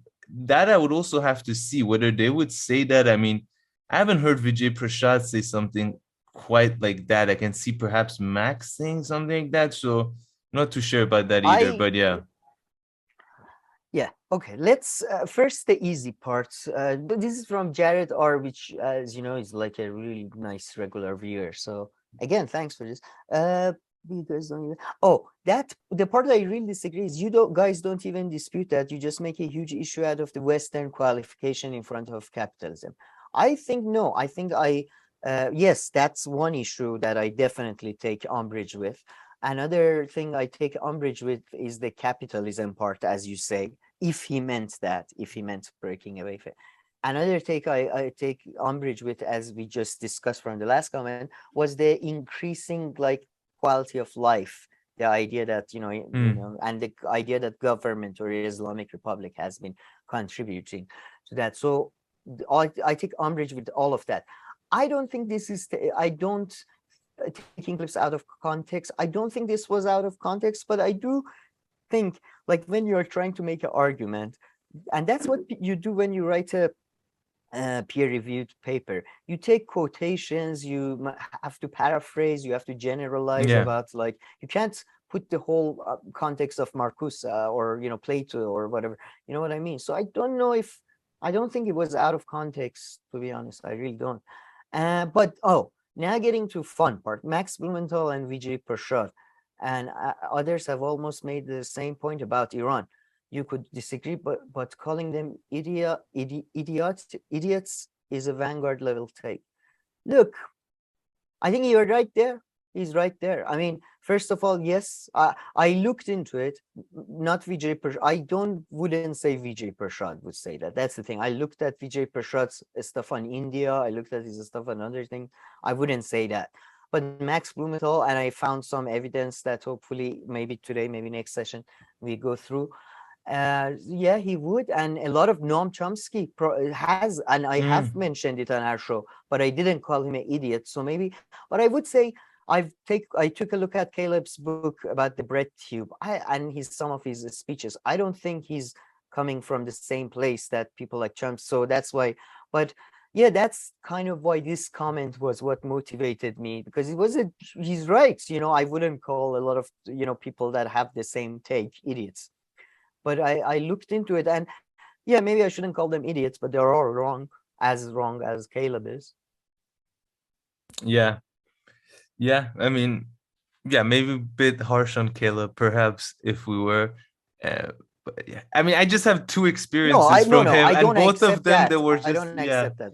Yeah, I was taking it back myself too anyway, but I meant it in different ways. Just I've only listened to him twice, and the two times I've listened, I don't know why, it was just the two most ridiculous things I found. So, well, to be perhaps fair, that's why I was completely always you set me up with the worst stuff. Yeah, that is true. That is 100%. Kamier's view is completely skewed because of you. Skewed because of me. But from what I took a look at his YouTube and his book, it seemed like very, you know, just very basic, you know. It's like university, a student representative body, like person that talks nonsense. And I see. Yeah, no, my view of him is very skewed because that one video that I watched initially, we did videos on it in January. He just gave a big narrative by connecting everything to anything, and that really pissed me off. But yeah, that's just that. yeah, We're all completely agree. humans, so I guess we all. No, of course, that part is true, but yeah, but I no, think he's yeah. just.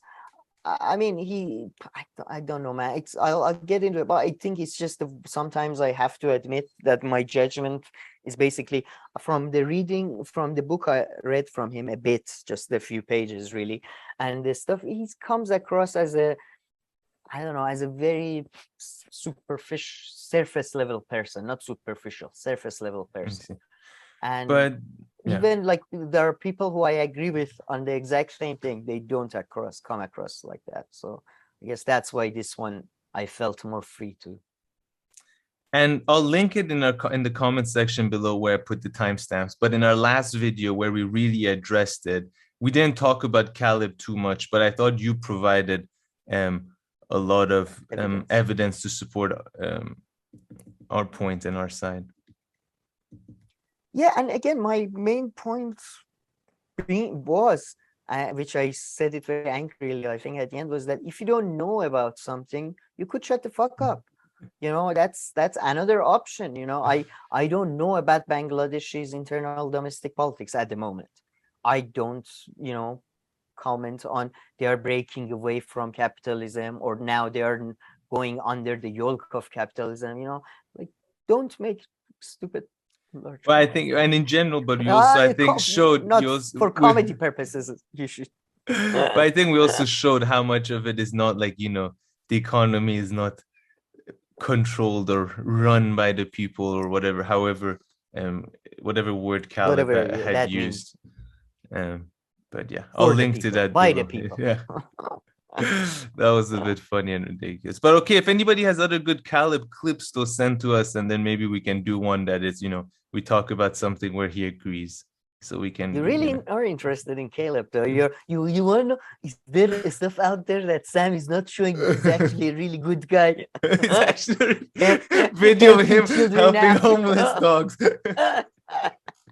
He's helped with Glenn. Like.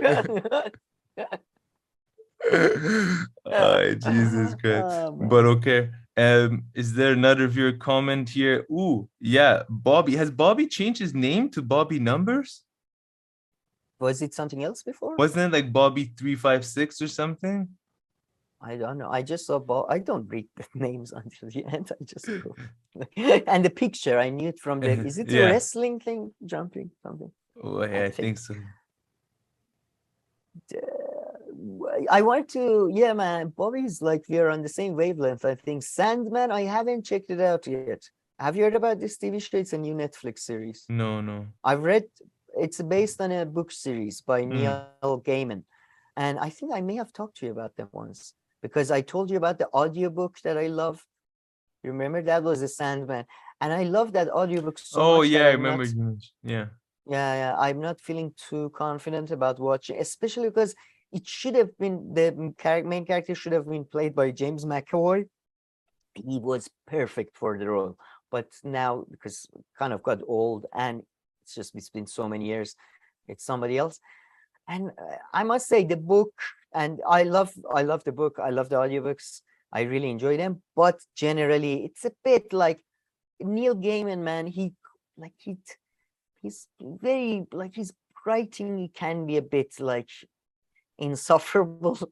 If that's like he's like pontification a bit. He has a lot of pontifications and like he's always like contemplating on the role of the stories and the characters. Yeah, I see. And the storyteller and the bard, the Shakespeare.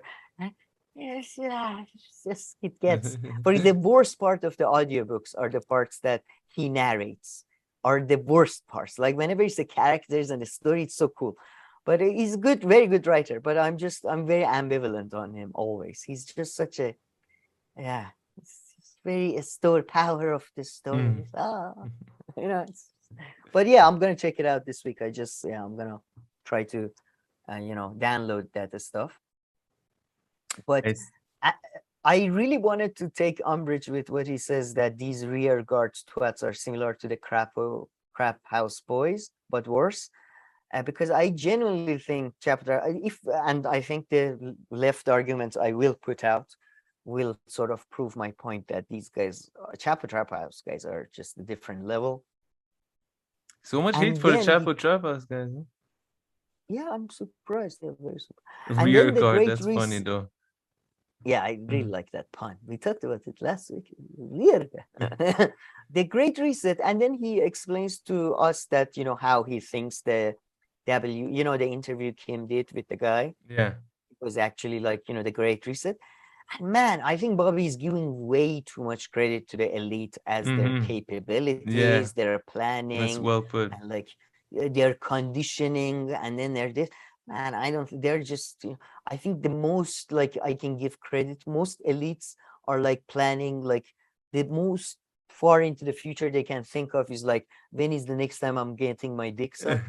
Like that's. I mean, you know, like, but because that is one of the I'm sorry. criticisms actually, like from the left, that is made of elites and like Western corporations and Western elites, which is that they're too short term and they don't think medium and long term. And they're all about, you know, that's the main criticism of corporations, right? That the corporations are just focused on next quarter's profit and not like American society in 10 or 15 years. So this criticism of like the Great Reset and all this planning kind of doesn't also align with that other major criticism that is made of Western societies and Western corporations, which is that they're too short term. So thinking in these ways doesn't quite align with that either, I find. I forget about, yeah, that is, you can see it like everywhere. I think the evidence are just abundant that they're, and first of all, I just think evidence is just clearly against that. Secondly, if they're that powerful, I think they've won, man. I think if they're this powerful that okay, we're going to condition them first, then we're going to put these laws, and then this and that. I think they've won, secondly. And thirdly, if the whole point of this thing is to reduce population, and if these people are so powerful, they've tried every way. They tried education system, they've tried all of that. It didn't work. I guess, okay, this is the way to reduce, but I'm okay with it a bit. As people know, I've always been a big, I think the core problem in the world globally is overpopulation. I don't think it's capitalism. I don't think it's human nature. I don't think it's I think it's just too many people. So I guess I'm okay with it. I don't know. I should go for it. Elon Musk and I, we strongly disagree with that point of view. Yes, you and Elon Musk with the fucking, with your plans to have a football team as children. Sorry, as a family. Football team of bastards. But no, I'm like, you know, we've tried, you know, family planning. We tried, you know, all of this. Guy, the most powerful people in the, nothing works, guys. Let's do a virus. Fuck it, we're gonna kill all the old people. Let's do it. Yeah. I'm joking, but you know what I mean? Like, you know, if they're that powerful, that they've, I don't know. I just doesn't, like, I don't know. Neither George Bush nor Obama nor Trump or any other of these idiots strike me as somebody who's really thought about. No, but the people who go to World Economic Forum or George Soros or Schweinwachter, what's the guy who runs the World Economic Forum? Yeah. Schwab, yeah. the guy. Yeah. Yeah, way too much credit is given. Way too much. Like, I wish we had a deep state this goddamn like effective, or this, you know, they're man, that guy is not even deep state. He's Schwab? Yeah. Or who? Yeah, I sure. don't know. I mean, anybody whose name I don't know is deep state. So I don't know. So yeah. I see. But okay. All right, should we move on to the real deep state, the Vanguard boys? Yeah, the pro censorship, half pro censorship and boys, the rear boys or the rear boys. That's funny.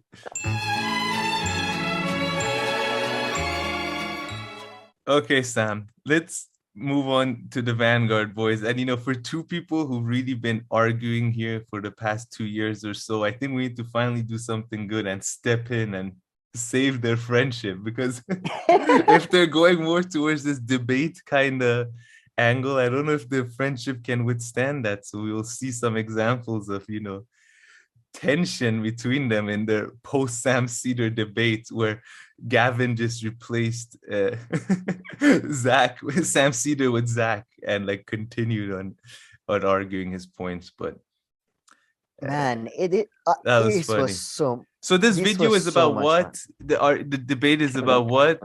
We've both seen it twice. Freedom of speech. Man, we're gonna play a bit, but we're gonna play the beginning where Gavin explained why this is an important conversation. And I just want to set it up properly, right? First of all, I want to ask you this. Do you think they were influenced by their Aaron Mata backlash? Because I think Zack was like Zack, and first I think they were super nice to Sam Seder. Yeah, for sure. They were super nice, right? So much nicer. And then Zack kept trying to take Sam's side. Do you think that was he was trying to not be harsh on the guests? Listen, I feel for them, because there is no way they weren't hurt by, listen, Aaron Mate comes on your show. Not only do you not get a boost out of it, you get this huge backlash and lose 500 subscribers. Man, that will hurt for a while. I mean, I know for sure it will hurt me for a while. But the fact that has affected their interview style and their train of thought and everything for this interview, I have no doubt. All right. But I would say I think it affected Zack more. I'll have some evidence. And I have two major theories that by watching this video, people can comment, confirm, or disagree with me. I have two theories. One is that Sam Seder doesn't know anything about anything. All he does is use mindfuck tactics. And I have evidence. I noted down everything. Use mindfuck tactics to fuck with you. And I think in this interview, these poor young lads, especially Zack, the poor Zack guy, man, he got mindfucked. Like, I have so much evidence, I'll show you. But that's the first thesis of this with very basic techniques, though. Sam Seder very basic, very basic. Very basic, but I would admit very effective. Basic, but all effective campaign. Tactics like talking so long that you just go, yeah, whatever. Also, thesis number 2 is that I think Zack might be really, really, really dumb. Wait, and we're talking about, and you're getting them right? You're not mixing them up. Zack. No, I'm looking at pictures. I can read barely, but yes, I think he might be, and I'm dyslexic and I'm dumb, but I think he might be like a simpleton and stuff, needs help with opening jars. No, listen, I used to find his analysis to be a bit more better back in the day, because back in the day, they would really... Because listen, back in the day, they would really interview people, right? And Gavin would never chime in with any takes. And every now and then, when there was, I guess, something that Zack knew a little bit more, something, he would kind of be like the analyst guy, like talking a bit more while Gavin set everything up and all this. But now that has completely changed. Now it's like the Gavin show, and Zack is like forced to, I don't know, debate it about things and stuff that I think maybe he does it and then he comes off not the best. So I think that's a bit more charitable interpretation of the comment that you just made. But the dynamic of their show has completely changed. Saying, I mean, man, Gavin, I'm for governmental support for all kinds of disability. I'm just saying. Man, but Gavin has really come out of his shell, for better or worse. Oh, okay. Yeah, I must. Oh, but mentioning this on the substance before we talk about the show and forget on the substance, just before saying it, I am a complete free speech absolutist. Personally, I don't think anybody should be censored. So that's our position. I think you're the same, right? Yeah, and I don't even want to use the word absolutist and all this. Yeah, and exactly. Yeah. I mean, I would Except just, yeah. US style, Yeah. free First Amendment. That's I what- would just say two things. I would agree more with 100% Gavin, like Yeah, same, platforms censoring people left and right, even I would forget about the slippery slope thing. I would even just stick more to the argument that it's not even effective, let alone that, how do you know who to censor, who to take off the platform and all this, how hard that is. It's not even an effective way. Whereas Sam Seder look, seems to think that it's like, you take one person off a platform, like what a major victory. And it's like absolutely not a victory whatsoever. I think it can be effective if you're in a position of complete power over media, which they used to be, when you were a state back in the days, could have happened. So it could be effective. Principally, I don't think it's good. And I don't think it's a really useful, like, I don't think all those suppression of literature in Soviet times or in Iran really helped the Soviet Union or Islamic Republic with anything. I think it's a waste of time and money and stuff. I'm not gonna do it. I'm not crazy. Like, I'm sorry, but like Jackson Hinkle people, that Andrew Tate's voice is being, this is a sign of the things coming. No, the sign of things coming was back in like 60s when they red baited professors out of, you know what I mean? Like, I think there is a priorities and there's different cases, blah, blah, blah. But free speech should be allowed, I think, completely, because, yeah, I don't think it matters. And again, First Amendment US, of course, not a specific threat against someone, not doxing, Yeah, so I think we agree much more with Gavin, although, I mean, we're no experts in this field whatsoever, and that's why I don't even want to talk much. I don't have anything more to say about freedom of speech that, most of our viewers have to say. They probably know a lot. There is some. I do more think everybody's. I think everybody's expert on this, though. And this is like because I don't know, man. When you listen to their debate, did that sound like not this. Everything that they said could have been summarized in 3 minutes. But of course, again, they asked the same thing. And then the part where it turns into a game show and they ask Sam Seder about random hypothetical people and whether he would ban them, is just becoming too funny. But before that, I just want to say it comes down to a decision, it's a decision you have to make. And depending on how you answer that crucial question, which is it's kind of two-part question. Does words have materialistic consequences, and can that be measured? And if your answer to both of those is yes, then I guess you can, it makes sense to be pro-censorship. You know what I'm saying? Sure. I mean, so that's what I mean. Experts, I think it's a decision, because I think it's no matter how much evidence, I don't know how can you. But I would like to listen to someone who reached that decision one way or another, by at least basing themselves a little bit on the knowledge that is out there. Okay, yeah, sure. But he's different than Sam Seder and Gavin. I mean, that's my point. They can't even think of 2 or 3 real case examples without getting into random hypotheticals. Oh, these guys are. I mean, Sam, that's why I wanted to say the substance thing in the beginning, to get it over with, because I don't want us making fun of these idiots be mistaken for us being pro censorship or another thing. So that's why I wanted to make it. These idiots, man. What the fuck? It's just. One guy is basically a dum-dum.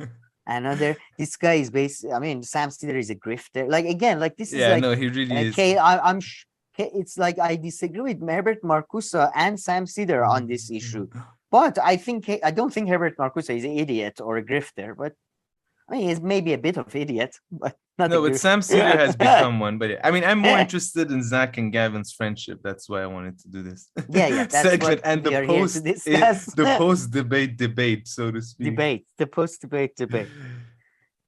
By the way, that's going back to our stuff, the mindfuck theory that I have, right? Yeah. I think, okay, and I have evidence. I'll show you. I think I think one of other tactics he used besides stalling was using keywords to confuse that poor little kid Zack over there. He doesn't understand big words, and he kept saying, the two keywords he used to confuse them was corporation and profit. Oh Whenever my he was God, on that corporation, it's a corporation and profit. Man, Corporation, Jesus, profit. What is that corporation thing about? And that is actually what leads to the second debate, and where like they when those poor two guys, though, did you see they were like lambs to slaughter? Like, how did that word corporation bad. how did that word corporation mix and confuse things up so much? I forgot about that. Yeah, true. The corporation, because Sam Seder introduces this corporation slash Spotify gave contract to Joe Rogan. So what is their responsibility? And I mean, that completely messed everything up in their heads. Oh my God, I forgot about Gavin and Zack suddenly were like, what? I mean, Gavin managed to recover. I give him that for sure. But Zack was fucked right there and then. But why? Why? He was like, he was over. He heard corporation bad. And then that's when Gavin makes a good point to Zack, because Zack is like, hey, listen, we don't make corporations are evil. Yeah. I just don't anybody. Like they're profit-seeking machines. I don't think they're evil or good. But like I'm just no. But the way it affected pro-corporation. I'm just saying how it affected them. Do you remember? I said like somebody says freedom of expression is like a keyword for me. If like it was like a key. If they became Manchurian candidates at that moment, they were like mother. It was so that was. No, you're so right. Why did that corporation thing throw them off so much? Because they're left, man. These are not left because they read books or because they know stuff or because they're really interested in things. Are just, it's a morality play for them. Are we gonna come back to this? Or we're gonna come back to this because Gavin makes a good point against Zack though, using the corporation and profit thing. He gets him pretty good. We come back to that. End. Yeah. We come back to that. Before that, I like to also when we are on the word, if you notice, he also uses big words. That was the point I was making. Also, he uses big words to confuse them. Highly effective against Zack, not so much against Gavin. Zack, man, I'll have so many moments I want to highlight. You should see his face. He brings up, Sam Seder brings up tort law, brings up what other, due diligence, like, words that Zack is clearly like, what is going on? Due diligence? My homework is due, so that's due means coming. What is going on? Like, I'm clear that Sam Seder was like, that's. So I think two tactics, using big words and keywords. And by the way, my first evidence, just to show how Sam Seder uses time against people, just from minute 3 to 8 is he speaks for 5. I mean, Gavin gets frustrated a couple of minutes, but from minute 3 to 8, and maybe we can play just a tiny bit, he's just talking and going through different topics and different scenarios.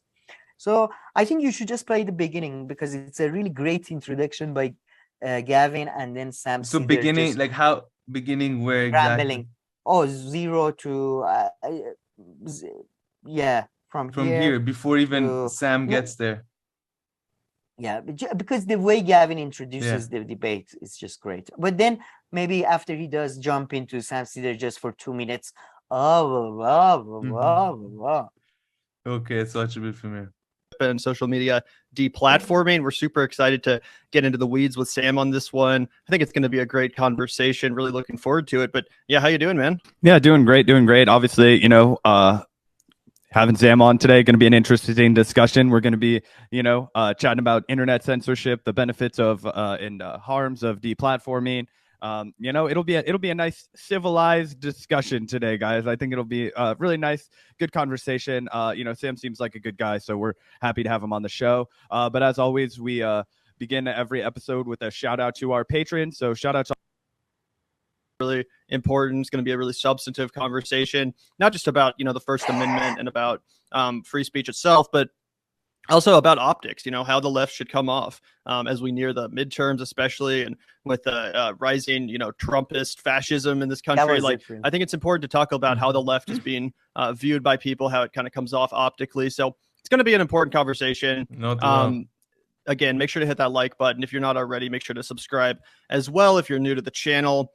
And yeah, I guess with all that said, without further, minute 3 to 8 is just play a bit of him. It's his typical and then going from different points. So this is again, it's really fascinating to me.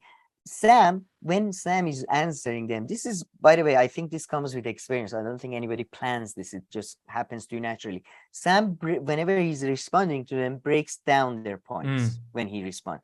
But when he's making a point, he tries to make 3 points together because that way you can't really pin him down. And when you pin him down, he just shifts to a different case scenario. And he's like, no, in that case, I'm like that. In that case, I'm like this. So it's quite a sort of a interesting. I mean, it's pretty idiotic, but whatever. All right, let's listen to a couple of minutes of this. And I wondered, if you could lay out kind of your outlook on that.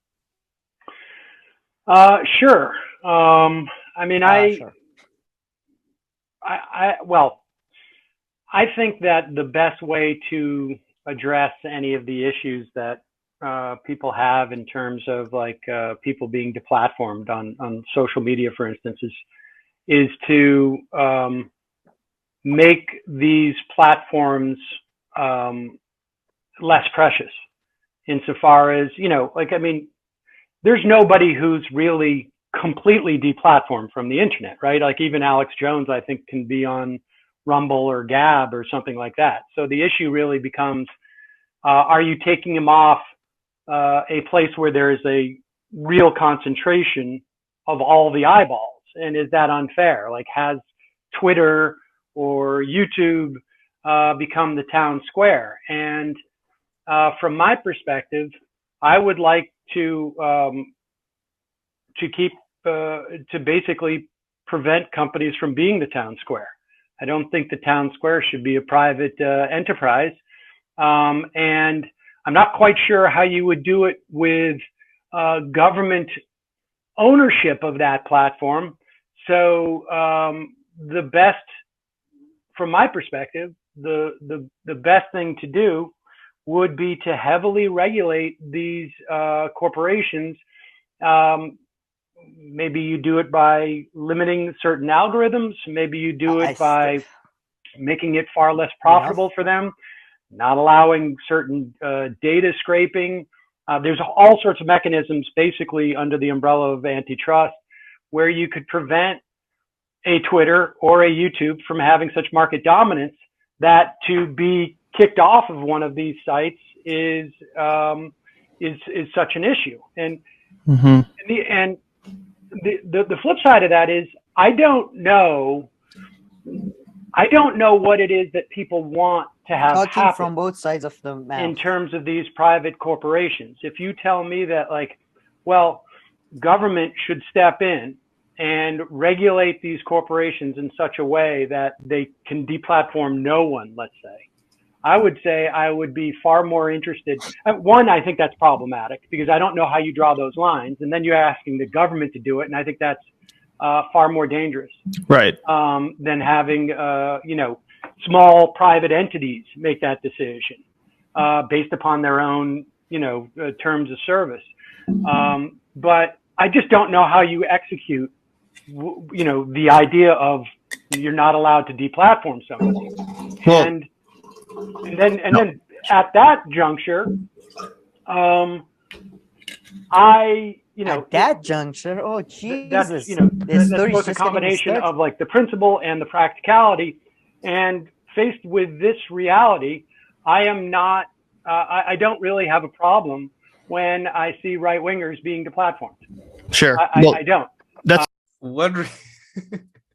I mean, I forgot in the beginning he talks about all that. So I mean, that was just like a kind of different response. He wanted the media, he wanted the internet landscape to be totally different, and then that's a different reality. And then it says in this reality.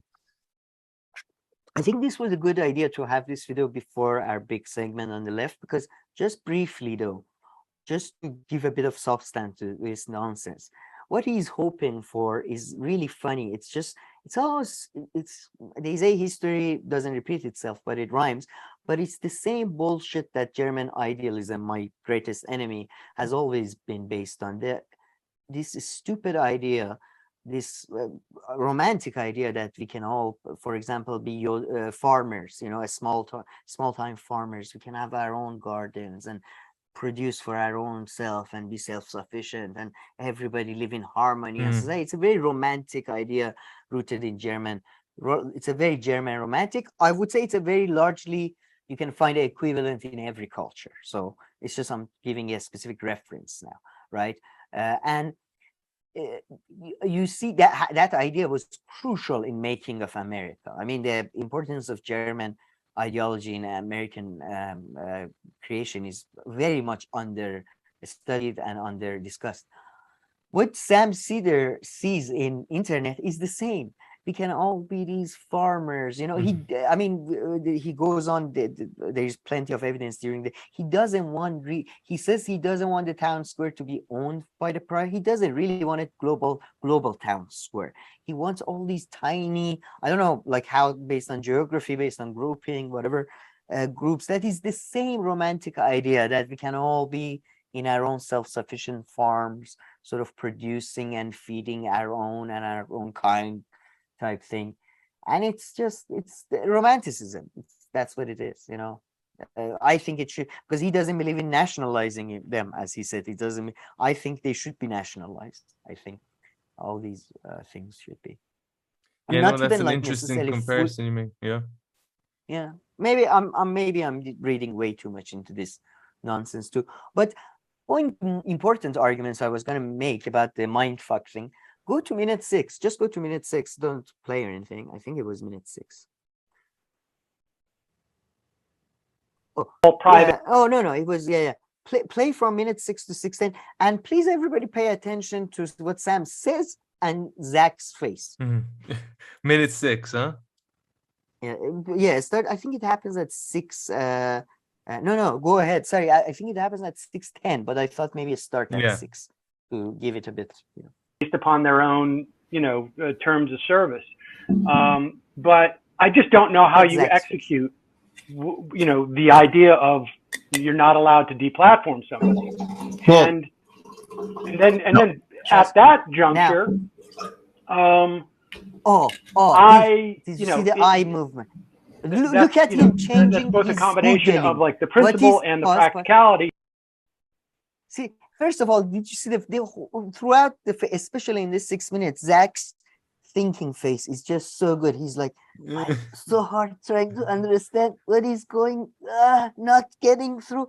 And then at that moment, I hope people notice maybe I'm going crazy.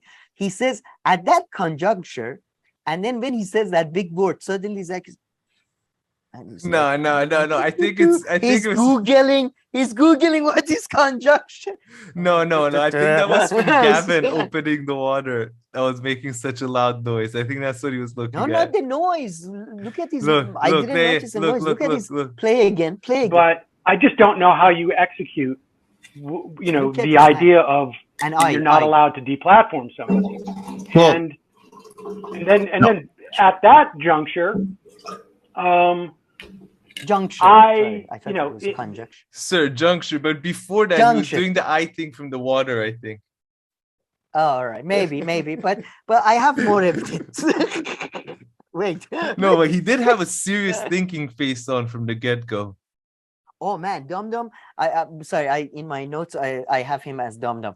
Dum-Dum's face throughout this is just so good. He so many times it's clearly is like, I can't, fuck it. I'm gonna Google something. It's just. I had to Google tort law before tort law. I always forget what the hell that is. Oh yeah. And Sam Cedar. Go to minute 18. Go to minute 18, second 20. That's another. I put that Zack thinking hard. So, sorry, Dum-Dum. That we're talking about. I mean, and someone could theoretically go like, okay. Nick Fuentes, like, is he growing? is he just dying on the vine? And the point is that if there is a sense that I'm getting tired. This is happening over there, and it's problematic that we can't reach those audiences, there's no reason why we can't go over there too.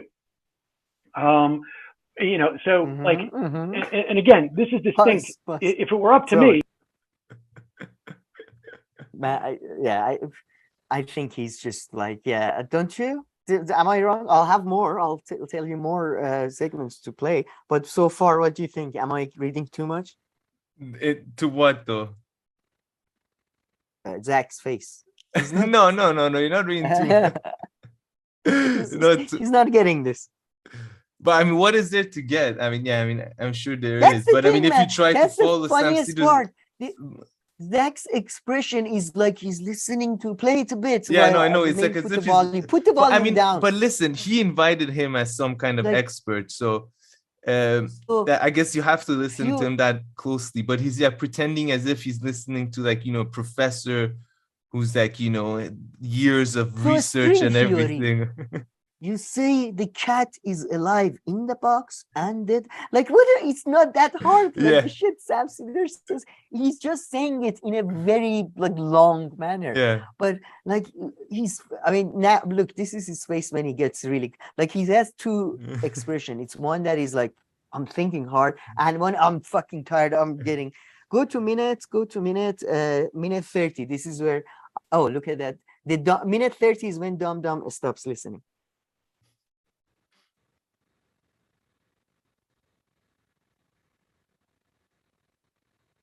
Gender. I don't know that the Supreme Court has addressed that. Well, Sam, I mean, you platform people in the majority report via the phone calls that have he's all looking kinds of away. crazy He's views. looking away. Like, why not just, not even let those people speak? I think that you've showed a really good way to deal with those people is to, face their arguments head on, attack their disinformation or hateful viewpoints and expose them. Like, for example, I think that if you were to impose like that First Amendment thing, like you're saying, like all those lesser conservatives out there, I definitely think that I would say that the standards based upon your audience, I think that's a pretty effective way. So, I think I've made my point. But yeah, man, just by the way, just for a moment to see how he fucks with their brain through words, go again to minute 19.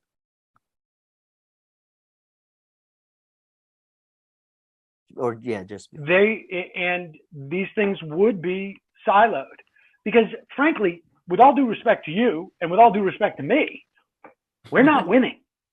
Like, we're not winning that battle. And so, and like I say, if we then maybe we are not we. Who's this we? I love to know. I mean, I sometimes talk about the left as if there's a whole left that is somewhat monolith or connected. I just mean media producer who produce contents that are somewhat similar. But we are not winning. I hope I'm never on the same we side as goddamn fucking Sam Seder. Zack and Gavin are sweet dum-dums, but that guy is just, like, what the fuck? I don't know how sweet Gavin is. And then Zack is like, we are not winning. He's so right. What an analysis. Mr. Einstein, tell us more. Oh my God, Jesus Christ. Too funny. But did you find anything substantively good about any of their arguments? Because if not, I'll just give a bit of more stuff and then we move on. No, I can't think. I mean, again, I think Gavin was making more points that I agree with more than Sam Seder for sure. And I think the biggest argument that I heard is just the effectiveness of these censorship things, even if you want to go down that route. Yeah, and I don't think these people were, and again, I have a minute for this, but I really don't think we need to play it. I'll just say, where is the minute to people? At minute, sorry, I'm just, they don't even, from minute 20 to minute 20, they talk about free speech laws a bit in the US and terms of services, and I'm not even sure they know. I mean, Gavin and Zack definitely don't know free speech laws in the US. Like, they don't know defamation. And that's when the corporation thing comes all in. Yeah, libel. Yeah, and Sam Seder kind of run. And I think Sam Seder either doesn't know or he's a complete grifter and liar.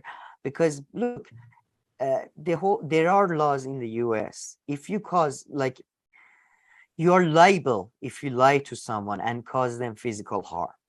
Defamation or physical harm have to be proven in the court of law. For example, if you sell a product and sell it as a medicine, right?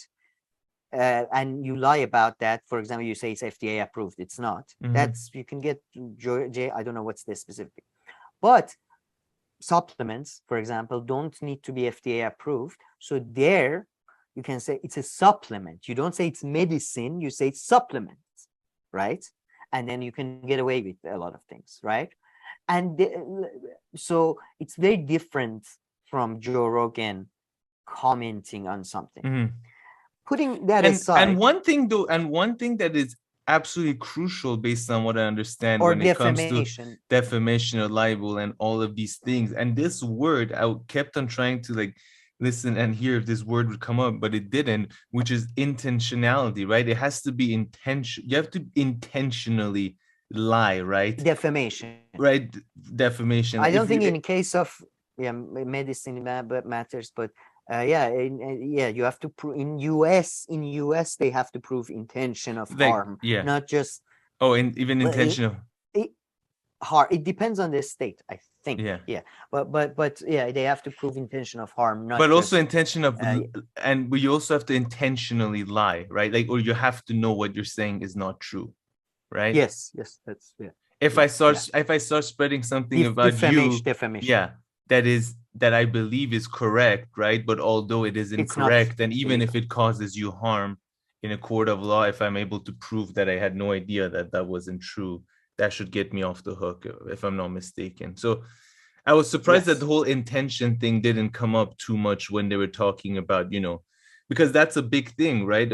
I mean, let's say if you take the Joe Rogan thing, right? Is Joe Rogan, when he makes a statement that is wrong, right? Which these guys happens every 3 minutes. Did he intentionally make that wrong statement? Did he intentionally lie, or did he believe that's the case, right? Because everything that Joe Rogan said about COVID, right, which a lot of them perhaps didn't even prove to be false, some of them are true.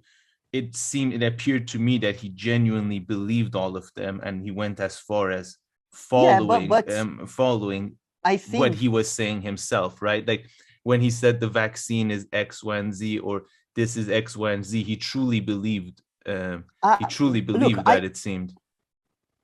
My problem is, okay, he truly believed. Maybe he didn't. I don't know. Yeah, right? Maybe that's even a minor point. And it is. You're right. Like, for example, that's the thing. It was such a weird thing with Amber Heard case, for example, that you had an email trail proving. Usually you don't have this sort of evidence, right? But you have intentionality. That's, I think the main point is, how do you prove it? How do you prove, if most cases you don't have evidence of, you can't prove, it's all impossible. How do we what's his name? Dick Cheney, did he invade Iraq because of his relationship with Halliburton, or because he wanted to preserve the American empire? So both of them, maybe we think both of them are bad intentions, but they are different intentions. You can't prove either. You can, and a lot of things are that. That is the issue, right? It's very easy to factually prove that did the U.S. attack Iraq? Yes, sure, that is very easily to prove. But did the U.S. attack Iraq because of X, Y, and Z? Then you get into, arguments and points made and some evidence and some things stuff. Even factual stuff. I have some stuff to show you. Even factual stuff is bullshit. But on this point that you said, a lot of things are like that. Exactly. Most things, honestly, most things that are worth talking about typically fall under that category. Let's talk about a specific case they talked about, and let's talk about a case and go through the details.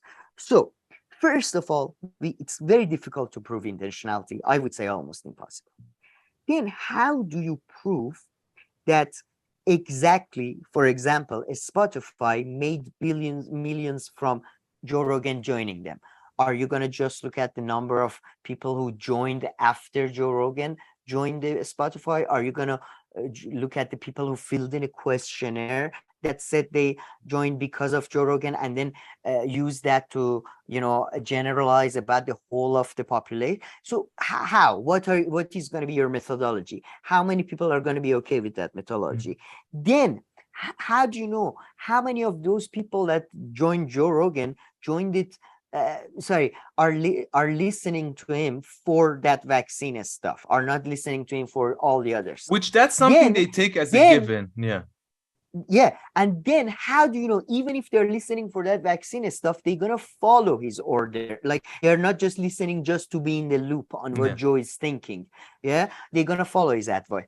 How are you gonna prove all of that? You fucking idiot, Sam. Like, I mean, he's just they make it seem like Joe Rogan Sam is the only person who spoke about that, and I think one of them makes that point. I think Gavin probably. He's like, perfect point. He's like, it's not like Joe Rogan came up with vaccine hesitancy. Like, it's not Joe Rogan's dissertation from '97 is when vaccine hesitancy was introduced into society. Yeah. For example, by the way, I do think, for example, you can argue, there is an argument to be made, if you're a medical doctor, maybe some people can, in a medical setting, can sue you for something or stuff, or get your license take away. I mean, those are all different exactly. Let's not forget, by the way, and I found some papers regarding this, how doctors and scientific papers were used to produced by cigarette manufacturers, saying that cigarettes are I mean, again, these people are idiots, man. Like, they don't, like, cigarette manufacturers used to fund the studies that were scientific facts, factual facts, that were saying that the cigarettes are good, for example, for your throat.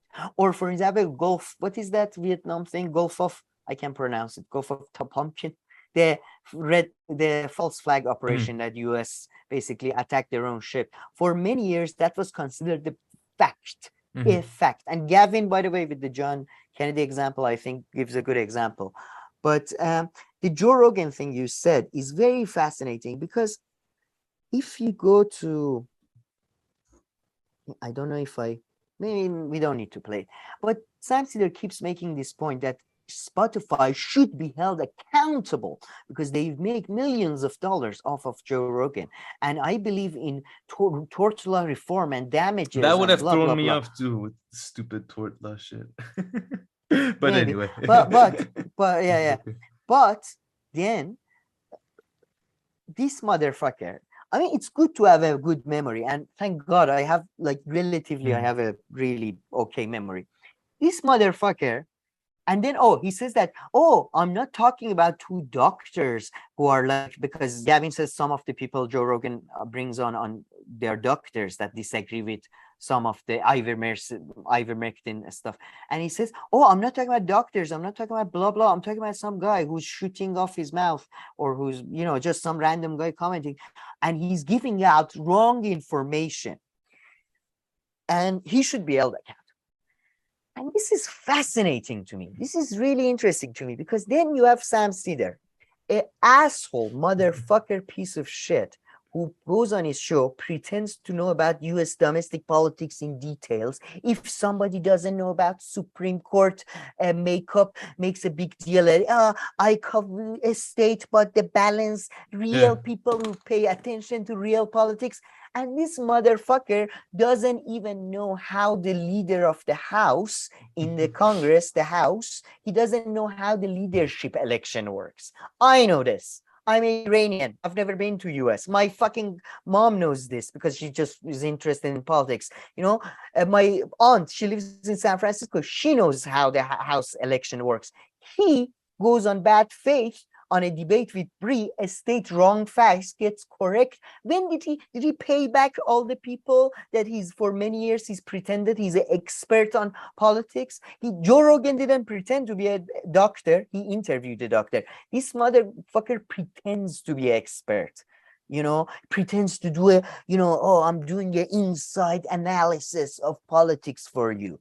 You fucking asshole. I mean, what a piece of shit. Like, genuinely, and I am, by the way, I'm full admission, I'm a bit jealous of the fact that he has that many followers and he got to see Gore Vidal.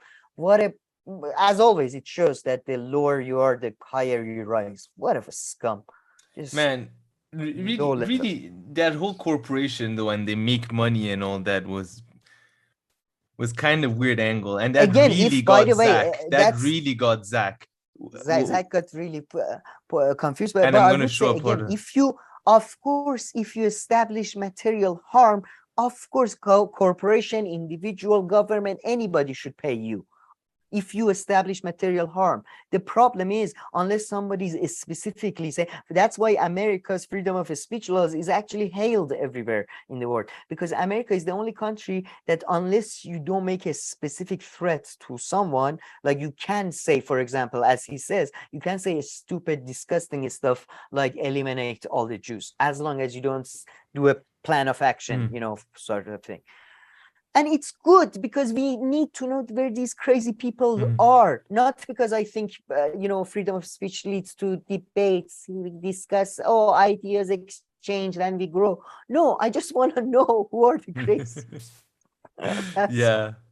But man, I don't know if you have any other minutes for this, because I really want to show like 128, which makes like 2 points, which kind of makes...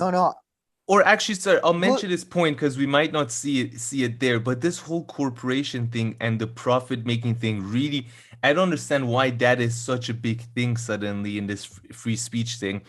And Gavin gets Zack really good. Because, so the moment I'm going to play, I don't know it's about that. So maybe I'll just mention it first. Yeah, go ahead. Play that. But before that, I just want to explain, in my view, and I'm armchair psychoanalyzing, so it's bullshit. But look, man, these guys view corporation as in, you know, they're, again, if you like physical harm, material harm, any organization, corporation, government must pay up, I think, like ethically. But like, that's why, like, in their head, corporation, because of its bigger size, they're simplistic. They cannot understand that, like, for them, working class people mean good people. Like, you can't, like, working class people never fuck over each other, never fuck over a rich person, always, in every case, every situation.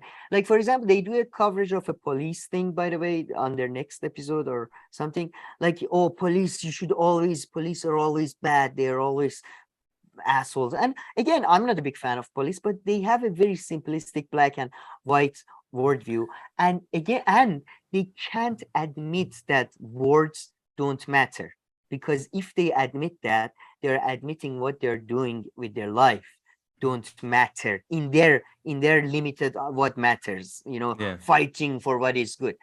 And so that's why Zack can't disagree with Sam, because if you think words and debate and, we are on the left, we are putting content to counter their content, if you believe in that shit, then you have to believe words have materialistic consequences. No, that's a good point. And then, coming back to corporation, it just seems like all the negative connotation that the word corporation has in leftist world, which is, you know, most of it is, you know, it makes sense. I mean, I'm not arguing against that really, but in this context, it could have been unpacked more. But just the word corporation did so much damage to Zack, and just for some reason, he supported so much what Sam Seder said. And this is where Gavin gets them. So the point that I'm going to play, I don't know if it has to do mainly with their friendship thing or that as well.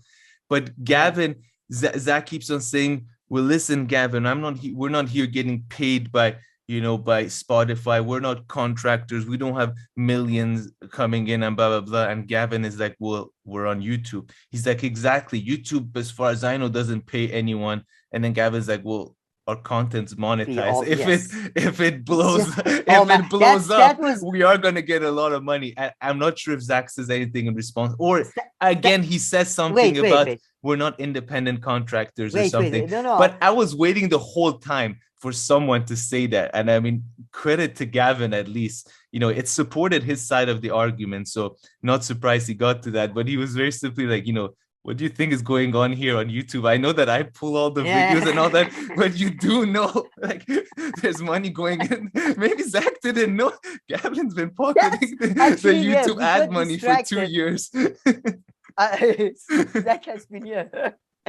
He doesn't know about the Zach only knows finance. about the Patreon, or maybe even that he doesn't know. No. He's like- Yeah, Patreon. He thinks the Patreons are like just the rhetorical supporters. Like we really like they're not really giving any money. But no, I mean I got distracted by the substantive stuff. But Zack clearly play from 128, I think, to 133. Oh, that's the moment. That's when the 128 condescending thing starts. Yeah, when he says that to him. To 133. Man, I think this was the moment I was like, okay, definitely Zack is a dum-dum, and most likely he needs governmental help, like with most of his thing. Because man, Gavin makes the same argument like 5 times, and he has already, I think, made it twice by now. And Zack keeps not getting it. He keeps not getting it, and Gavin keeps reducing the argument to simpler. And Gavin says, "So that's what you mean?" And Zack says, "No, that's not what I mean. Why do you you're being reductive? What I mean is this." And then Gavin is like, "So you mean this?" And Zack is, "Do I mean no?" And then I think, you're right. In this segment is the first time Zack probably finds out about the concept of money or how society works. But this is play from 20 to 133. It's just number of like back and forth. Let's watch this. But we're all profiting off of all of our views. Oh, actually, let me go back 10 seconds. Yeah, go a bit back. Gavin, sorry, you do know we're making money. You think this is But then Zack would probably be like, "Oh, but that's not the corporation paying us. That's the people." Well, that's like saying that's not Spotify paying you. I mean, it's the subscribers who are paying the money. I mean, it's still going through the platforms. Yeah, that's what Spotify actually says. That is literally how Uber and Spotify don't pay taxes. They say we are just a platform connecting people. That's literally what they say. And it's ridiculous. I mean, anyways. Let's watch this. Obviously, I'm not making those arguments. And Joe Rogan wasn't being paid by anyone to make those arguments. That was just his opinion, even though I disagree with it. Well, Spotify paid Joe Rogan to make those comments, and Spotify's a publicly traded. You can't say that for sure, though. You can't say that the same money that's making money off of. You can't. We don't know. They didn't pay him for any specific viewpoint. They paid him for his show, and he was doing his show, and that was his opinion. But you said that it's different than if you're profiting off of, like me. If I'm doing a show where you think that the same, but we're all profiting off of all of our viewpoints. That's the whole point of being an online internet commentator as your job, is to make money espousing what you believe, your opinions. Everyone's profiting. Yes, I understand that, and I think that there does be not that you don't have the right to, right? This is where we disagree. I think is that it doesn't come down to your right to say it and your right to have a platform, but it does come down to, do you have a right to enrich shareholders by doing this? That's something that I think about. In the same way that, Yeah, I'm sure. What? You're giving me like a fucking condescending look. I don't know. I'm not trying to give you a condescending look. I just don't really agree with the argument you're making. Sorry, I'm not trying to be rude or anything. I just think it's crazy to say that if you have a viewpoint that's against the mainstream public opinion on any certain issue. I said verifiably false, not against the mainstream public opinion. I think you should be allowed to say things that are verifiably false. People do that all the fucking time. Literally, that happens on the mainstream media on a daily basis. I can turn on CNN or Fox News right now. Be a problem. That was the whole crux of my argument. So you think that those shows should all have a thing at the bottom of the screen saying, actually, the objective reality is this, and this opinion commentator is being wrong? I think that if you dress up your show as a fucking news show and you've argued in a court of law that it's entertainment, it's the right of the people to know. Yeah, hey, this is an entertainment fucking show. It straight up is. Like I don't even know what they're saying. Have a right to know. What it is it's so should we have one of those at the bottom of our screen saying these people are opinion commentators and everything they're saying isn't necessarily true? Like, people know that. Why would we infantilize our audience? No, Gavin, because we haven't been convicted in a court of law saying that we're fucking duping people. That's what happened to Rachel Maddow. That's what happened to Tucker Carlson. They were convicted, and I'm saying, yes, if that's happened, they literally were. I'm not talking about those people, though. I'm talking about online content creators and commentators. That's what this whole conversation has been about. No, Spotify is not online commentators. It is a fucking corporation, and that's why I think it's more comparable to... So is YouTube, Twitter, Facebook, all these companies. Doesn't understand how... No, YouTube doesn't... When was the last time YouTube paid somebody $100 million to come to their fucking platform? I mean, we all make money on YouTube. We're monetizing our content. If our content blew up, we could also make that much money. He blew his own cover. Not get Spotify paid Joe Rogan to be an independent contractor. That would be like if we signed a deal with Twitch to be like exclusive Twitch streamers. We've never done that, right? We never have done that. And what I'm saying is that, yeah, if you're a fucking corporation that is making this content, I think that there is some merit to that. I think that there is some merit to that. If you are like, in the same way that we said that Alex Jones should be able to be fucking sued for his content, like he said that, oh, like he's not marketing a product, he's just saying that fucking Sandy Hook didn't happen, right? Like, oh, shouldn't you be allowed to say that? Isn't that just like JFK? Like, shouldn't you be allowed to say that there were crisis actors and all that shit? Like, until he got proved of. Man, no wonder Zack has to work the bar job and Gavin doesn't. Gavin is pocketing all the YouTube money.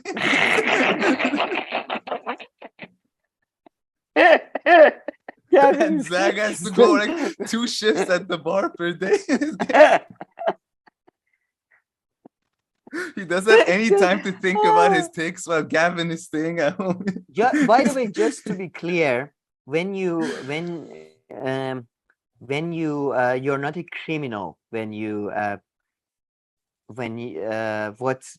defame someone, you are liable, right? You are liable to pay for what damages you have caused. That means that it doesn't mean, again, like for tomorrow, Alex Jones in America is again free to say what he said about Sandy Hook people. Again, he should pay liable. You know, there is a difference between that and banning someone. Now, that's an interesting difference taken into consideration, rather than this obsession they have that in this conversation over profit and corporations is really what I find the funniest thing. That their whole freedom of speech thing, free speech, that comes down to their argument is the difference in level of power of a corporation, I guess. And they believe, they talk about dopamine and all that. They believe in that bullshit that algorithms control the mind. And again, I'm sure corporations would not support an algorithm that would in any way financially negatively impact them, right? In the larger scheme of things. So that's why I want it to be nationalized. But, under First Amendment rule. Yeah. But, they are too simple. And just one more thing, though. I haven't sent you the link for this because I don't think it was necessary to have them on. Hold on. We're moving on from this? No, I just wanted to a couple of things about because I just want to show one thing. Zack's go ahead, show, and then at the end, I just want to show how this interview ends, and this part debate. So, we heard the C word part where he accused them of being condescending, and now I think this is the very end of it. Let's just watch your sec. If you want to continue broadcasting it as a news show after you've been fucking publicly, like Fox News at night, where we announce the news, I think that's false advertisement on any grounds, and I think it's documentably false advertisement. I think false advertisement should be illegal. I don't know, man. I just hardcore disagree with that. But anyway, we can move on. We don't have to, go back and forth forever about this stuff. I guess we can go through a few super chats before we get out of here. Absolutely. Thanks so much, D. Zack was bitter there. He wasn't happy. We've had. It's good though. I think we are good friends, bro, because we talk to each other like shit. And this is. People don't know this is good. Like in our production. But I feel like you call me asshole like every. But I feel like Zack hadn't seen that side of Gavin until recently. No, Zack, have you noticed it happened with the gun thing as well? Zack is just one of those people that when people disagree with him gets kind of upset more. Like you remember with the gun thing when Gavin was like, yeah, I'm for Second Amendment. And Zack was like, what? But statistic proof that you're more, what? Like I just couldn't believe Gavin. Man, but in 1 year, I honestly don't know if they're going to be able to have a show together because their views are diverging on quite a few points. I don't know, man. I feel like now Gavin would actually much more open to perhaps talking to Jimmy Dore. Or like, whereas Zack will be no, I wouldn't talk to Jimmy Dore. He's X, Y, and Z. Whereas I don't know, man. A few of these issues, he's taking different stands than he would have. Zack. Yeah, I thought. No. Don't treat. You are being too mean to the boys. Zack is Zack is a sweet boy. He's just a bit simple and he's a bit suggestible. He's very suggestible. He saw the whole Aaron Matter thing and people were angry at Gavin, and then Sam Seder came and stuff. He's very suggestible. Give him a couple of weeks with Gavin. I'm sure Gavin will sort of bring him back on there, because I don't think he really understood what you saw his face, like, and he's the way he talked in. No, I'm not saying that, but I'm saying in a he's not really. He's not. You're giving him. He's not sharp enough. I would be fair. To be fair, I'd be confused in that discussion too. But I think the way to go about it is not to have an hour and a half long debate on freedom of speech without having one person there who's at least, like, you know, talked about it, or a little bit of an expert or something. So the road down which the conversation went, I'm not surprised that, you know, they're like, yo, what the hell are we talking about? Wait, what is this? So now we're differentiating between different types of revenue streams and corporations. How do we get here? But anyway. But talking of substance and talking of what I want, Zack being completely kind of dumb. Did you see the part where he says, so you're saying that you shouldn't, we should put a thing when something is controversial or goes against mainstream? And he said, no, I said something that is verifiably false. That's what Zack said. He kept on using synonyms to that, like other ways of saying that, to verifiably false or detectably true, or some other thing that he used. Yeah. Now, guys, it took me genuinely 5 minutes, because I knew I've seen the movie. The movie with Aaron Eckhart, the cigarette movie. One of our favorite. You've seen it, I'm sure. The one that he works for, his lobbyist for a cigarette company. Aaron Eckhart, cigarette. Thank you for smoking. My God. Yeah, you remember this about that movie? Shit, man. What a great movie, right? Shit, I haven't seen it in ages. I know, right? It's amazing. Man, wow, this is from a different era, man. Oh my, I forgot she was in it. Yeah. Rob Lowe was in it. And the guy in the middle from, oh my God, I love him so much. The bald guy, he's Anchorman and all that. Oh, shit. And that's Mario Bello, I think. Anyway, I remember that movie, and you know, I always knew about the fact that, you know, cigarette advertisement, Mad Men, and I knew about the studies. Like, I had heard of it. It took me like 5 minutes of Google search. This is not some, you know, hidden knowledge in Vatican secret library. You know, it's very accessible, very fucking accessible. So this is from an article from a website, Helio, I believe, Healio. The article is, let me read. Cigarettes were once physicians tested, approved. Now I come to a chapter because I wanted to focus on a more even research stuff. So executives at tobacco companies knew they had to take action to suppress the public's fears about tobacco products. Quote, tobacco companies asked themselves, how can we go about reassuring the public that particularly cigarettes, but also cigars and pipes, are not harmful? Jackler told Hem-Onk today. The answer was to use medical research and physicians to show the public that cigarettes were not harmful. Although the doctors in these advertisements were always actors and not real physicians, the image of the physician permeated cigarette ads for the next 2.5 decades. And then,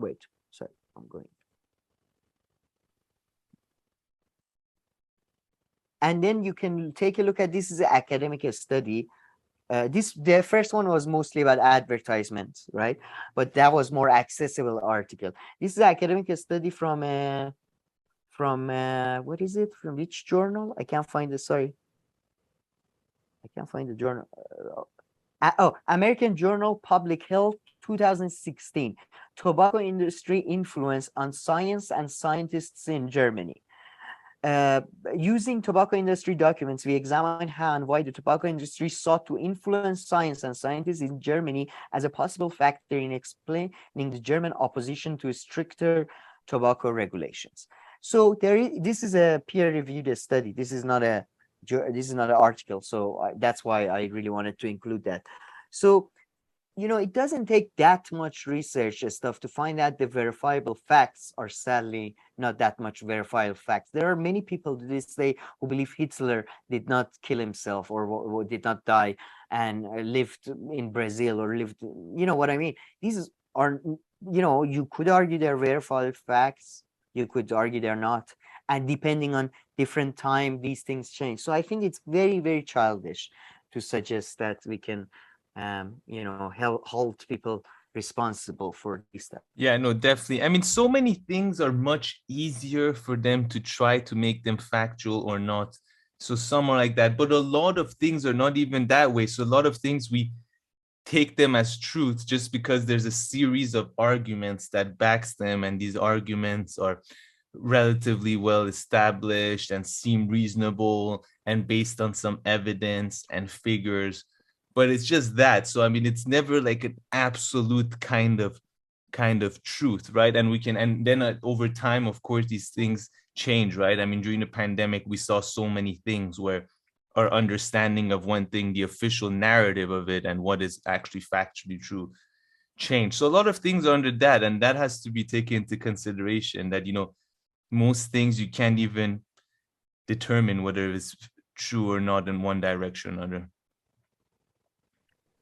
And I would add, I would hope, I am somebody who hopes, not because I think there is much material change from this, but just besides enjoyment for me and others.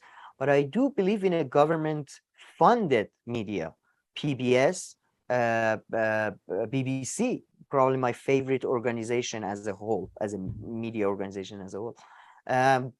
These are government-funded organizations that are like the public option sort of thing, media. I believe those should be, hopefully those should be held to a higher standard. But I don't think the other ones should be criminalized or illegalized. No. For example, I think if you're a doctor that has a doctor's license, you should be able to, prescribe people. And if you don't have the doctor license, you shouldn't be able to prescribe people. But if you're Dr. Oz and selling supplements, I don't want to make it illegal, but I don't want public fund, you know what I mean? Like, I think public option should be there, but it shouldn't be just the public option. Everybody else is bullshit,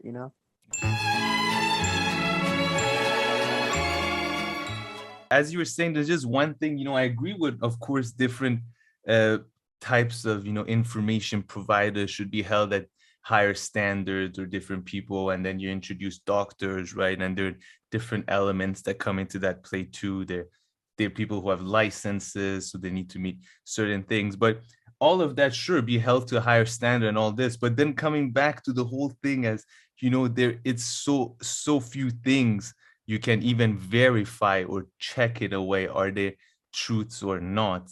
And most things you can't even do that. So I think, that's like the bigger point I would stick to, like in the social sciences, everything that has to do with social sciences, the literature will agree on some things more. Look, man, and for some things you can find more evidence against. But it's very hard to reach black and white things. So then you can always be like, oh, that's true. No, that's not true. And that's why the whole concept of fake news and everything is really bullshit. And it kind of misses the point of how real disinformation, or how disinformation is very easily spread without actually saying lies, by simply omitting things and telling half truths. That's what the media does most of the time anyway. Yeah, and I mean, I don't know. I'm sorry, escapes. No. I just like to suggest to anybody, read Thomas Kuhn, Kuhn, Thomas Kuhn's what's that essay? Structure Revolution? No, Paradigm Shift. Yeah. Paradigm Shift. And then the subtitle is got some structure. He's got a very famous essay. If you put Thomas essay, it will come up. His essay, and if anybody has like more interested, Paul Feyerabend, French philosopher's thoughts on the science and what I think that's a good, those stuff will clear things up. I think Thomas Kuhn's essay will clear things up for people largely. Yeah, we should one day check that out on the show. That's good stuff. Yeah, But so okay, it's anything else amazing. from this interview with Sam Seder? Because the Vanguard boys also, of course, put out their quote-unquote documentary, which is more of a the time where a third-party candidate won a relatively big race, which is again what they tried to prove. But it's from now on, our show is gonna be described as a documentary about the lives of two boys living their lives.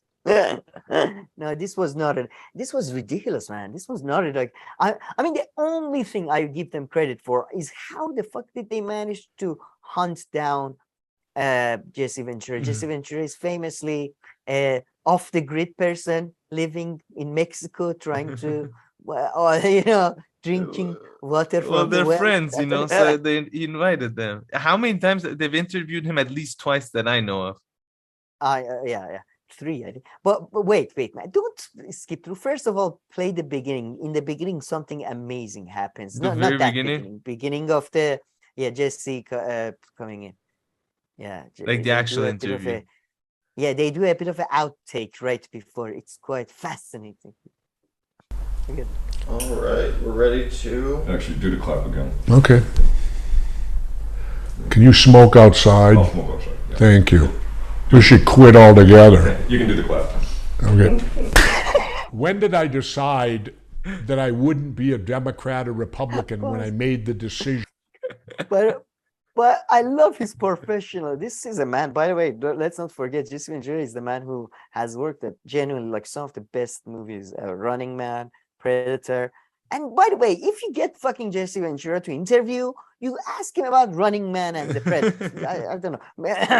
You don't ask him about fucking third party. But anyway, but yeah, I love his profession. I think this is like, it's Hollywood studio. We're going to do a cut. And then I like Zack. Poor Zack. He had so much. Yeah, was that poor Zack smoking in?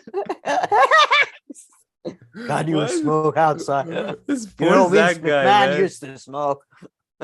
First, he gets caught up in a beef with Aaron Matte that he didn't necessarily want to have. Then he gets into fights with his own friend Gavin, and now here. Bad summer for Zack. And then go further on. Go to another picture of Jesse. Maybe later that sounded terrifying when he told them not to smoke. Yeah, man. He's a man who could go like toe to toe with Arnold. So yeah, it's terrifying. Yeah, would you mind? No, I told Vince McMahon once you shouldn't smoke. You're in WWE. Mm-hmm. But yeah. And okay. All right. I mean, Jesse's an old man, so he gets a pass, but wow, fanny pack? Really? I mean, you have to be Jesse Ventura to pull it off, I guess. Yeah. But I thought fanny packs are illegal now. Hey, man. The only time when I think about fanny packs, I'm like, damn, they could be useful. Iranian tourists? No. Anytime I'm actually a tourist anywhere. Because when I go about my day, right pocket phone, left pocket keys, I know, and back pocket wallet. But when I'm on trips and stuff, sometimes the sunglasses get added and like one more item get added. And I'm like, I wish I had somewhere to put these. And not a backpack, of course. I don't want to be walking around with like a laptop backpack to put in like sunglasses. So, or even a smaller one or a little bottle of water. But yeah, I guess you could go for a small backpack. No, a small bag. Let me show you this. This is a very small backpack I have, and it's very close by. But I would say there is already an invention that kind of covers that. It's called man purse. Oh, I see. Like the ones that you guys used to make fun of me for. The ones that are like triangle shape, and then you can put your passport. And I know it's like, yeah, you're right, airport. But check this out. This is like. I see one of those. Okay, yeah. These are. Come on, man. Yeah. I mean, seriously. And we haven't done this yet. I hope we can manage to do this, but hopefully we have a sketch about this. And for this sketch, I had to go and ask my father to see if I wanted a fanny pack. And man, it was the most. Like it was dilemma. I was so torn. because part of me wanted my dad to say yes, because I don't want to buy a fanny pack or, go find a fanny pack. But part of me was like, no, please say no. Please, my dad. I don't want my dad to have a fanny pack. He had a fanny pack. Of course. He hasn't worn it for years. He promised. But yeah. Interesting how he But, kept it and managed to find it. He says he uses it like, he puts, I mean, that's what he told me. I hope he's telling the truth. It's like when when the parents find out their kid smokes and he's like, I only smoke once a week. I hope he's telling. I hope this is the truth. If somebody shows me pictures of him like this, I believe you. But he says he puts exactly like when he's because he travels for work a lot, so he puts all his tiny stuff in this, and he puts it on his back because it's like a tiny backpack. I see. Okay. That's what he says. Hopefully he won't burst your bubble, just like when Zack found out that they make money off YouTube. He had to play that off in the middle. What? We make money? You're corrupt.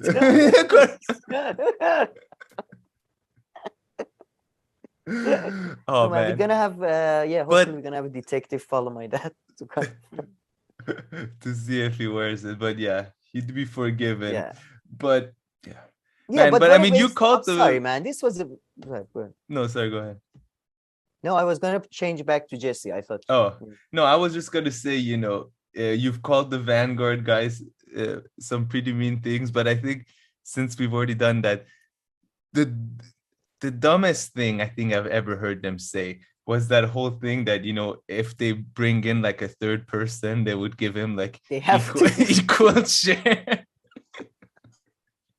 And like using the logic of a cooperative, like on a 2-person like business, which one of them didn't even know generated a revenue.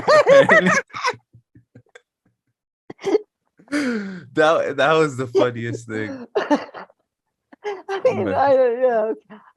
That was just so sweet though. Again, it's just that's why they're so sweet. That's what I mean, dumb. But like, Gavin doesn't seem to be that sweet. I think Gavin had us all Gavin fooled. is a bit more real life. Like he understands you exchange money for goods. Zach, we make no money. Yeah, go work at the bar. Yeah, no. It's Zach probably I was thinking Zach probably feeds and like drinks at the bar too.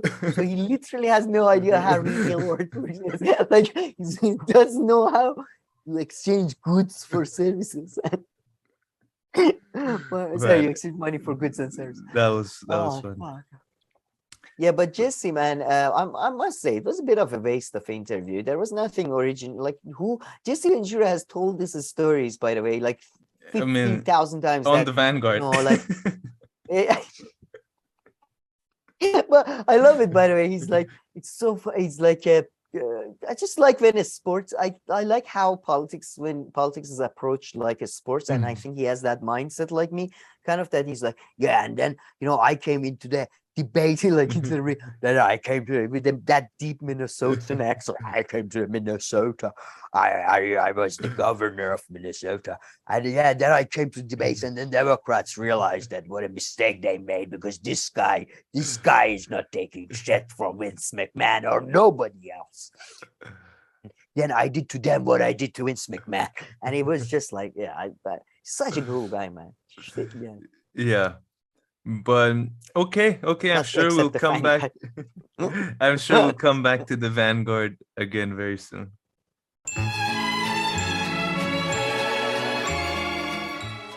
Okay. Can you smoke outside? I'll smoke outside. Yeah. Thank you. You should quit altogether. You can do the clap. Okay. When did I decide that I wouldn't be a Democrat or Republican when I made the decision to run for governor? First, we'll back up. Okay, Governor, are you ready to get started? Yeah, I'm ready. Perfect. Okay, let's start. Excuse me, would you mind smoking that outside? Oh, sorry about that, Governor. Sorry. You shouldn't be smoking that. when I was the governor of Minnesota, I was telling everyone, let me tell you something. I was even back then telling people, let me tell you something. You need to stop smoking. This is a secret way where the corporations are trying to get into your head. They're trying to control your life by getting you addicted and getting you, on the grid. You are on the grid when you pay for the cigarettes, and that's not right. So, that's why Republicans and Democrats tried to stop me, because I was trying to warn people about these corporations and how they come into your life. Let me tell you something. I told the people that I'm ready to tag in, just like wrestling in politics. I'm ready to tag in. And the Republicans, the Democrats saw me saying that, and they said, no, we don't want you to tag in. No. And they stopped me. And ever since, I've been trying to live off the grid. I've been trying to fight the deep state. They've taken Julian Assange, but they're not going to take me. And this is a nightmare. I'm sorry. I've been living. How do you guys know my address? How do you guys know? How do you? Are you guys with the deep state? Are you guys with it? Whoa, Gavin. Okay, Sam, we had a lot of fun with the Vanguard boys. Now let's go check out some videos by some of the more classics, some of the bigger legends. But so this segment is going to be about Gorbachev, of course, and the left's reaction to it. So you have quite a few videos here that you want us to go through. So the floor is yours. Yeah, so what Jared said in the comments about the fact that you would say the same thing possibly about Noam Chomsky, Vijay Prashad, Max Blumenthal, or whatever. Yeah, these like Chris Hedges, I would imagine he would put in the same category and stuff. And it kind of made me think, right?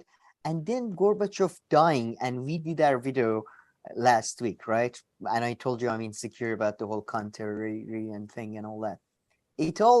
And then one of my favorite books was always around, so it all kind of clicked to me that what is the point of view of our, not that it matters, I'm not crazy like Vanguard people or breaking points or anything, thinking sure, it's making it different, but what is the point? What is the main thing? Like, is it just like what do they say? Is it just in contradictory criticisms of everyone just for the sake of criticism, or is it something more?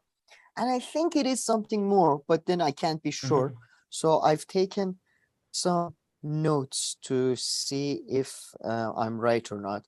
But and I think it starts so let's go through it. Gorbachev died, and then we had interesting reactions from some of the people that I really respect on the left, their analysis usually on different things, maybe not on this, right? And I think I found some examples of it, right? So first one is from Katrina. Sorry, I've Vanden Hue. I'm Vanden Hue. No, I'm looking through my notes.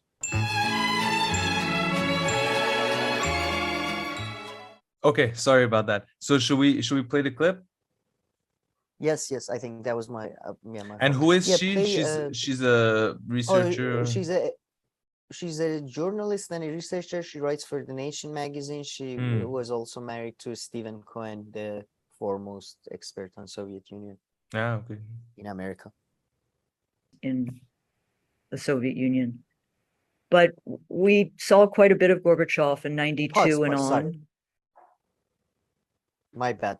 Sorry, just to give a context, Useful Idiots are now asking Katrina Van Houten that about a legacy of Gorbachev, and they say that a lot of criticisms come his way that he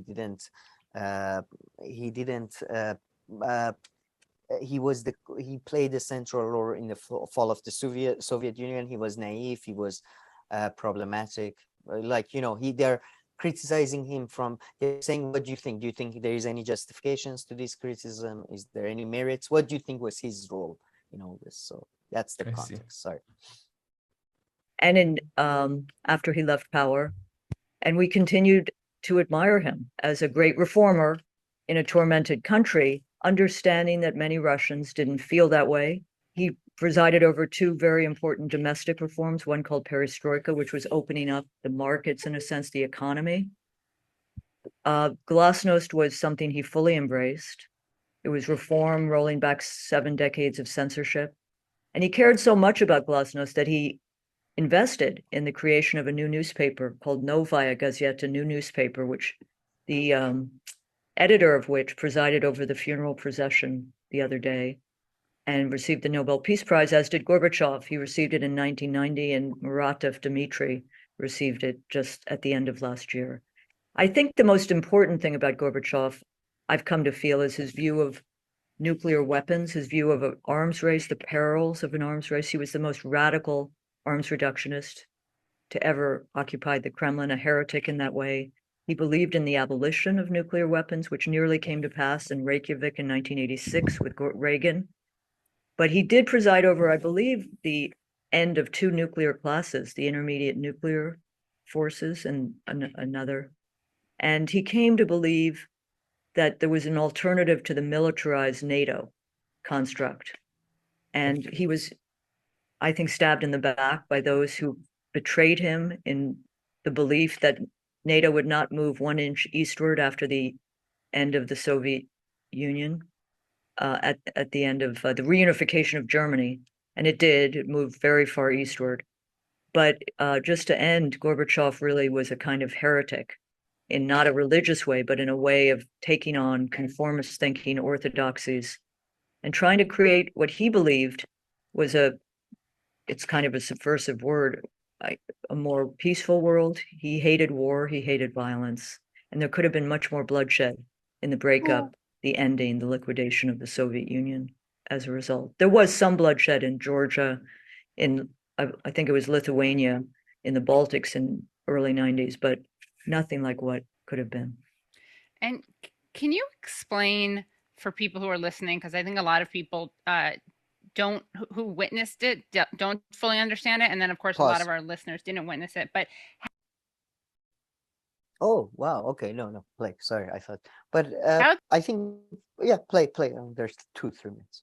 The Soviet Union actually ended, what Gorbachev wanted to happen and what wound up happening? Yep.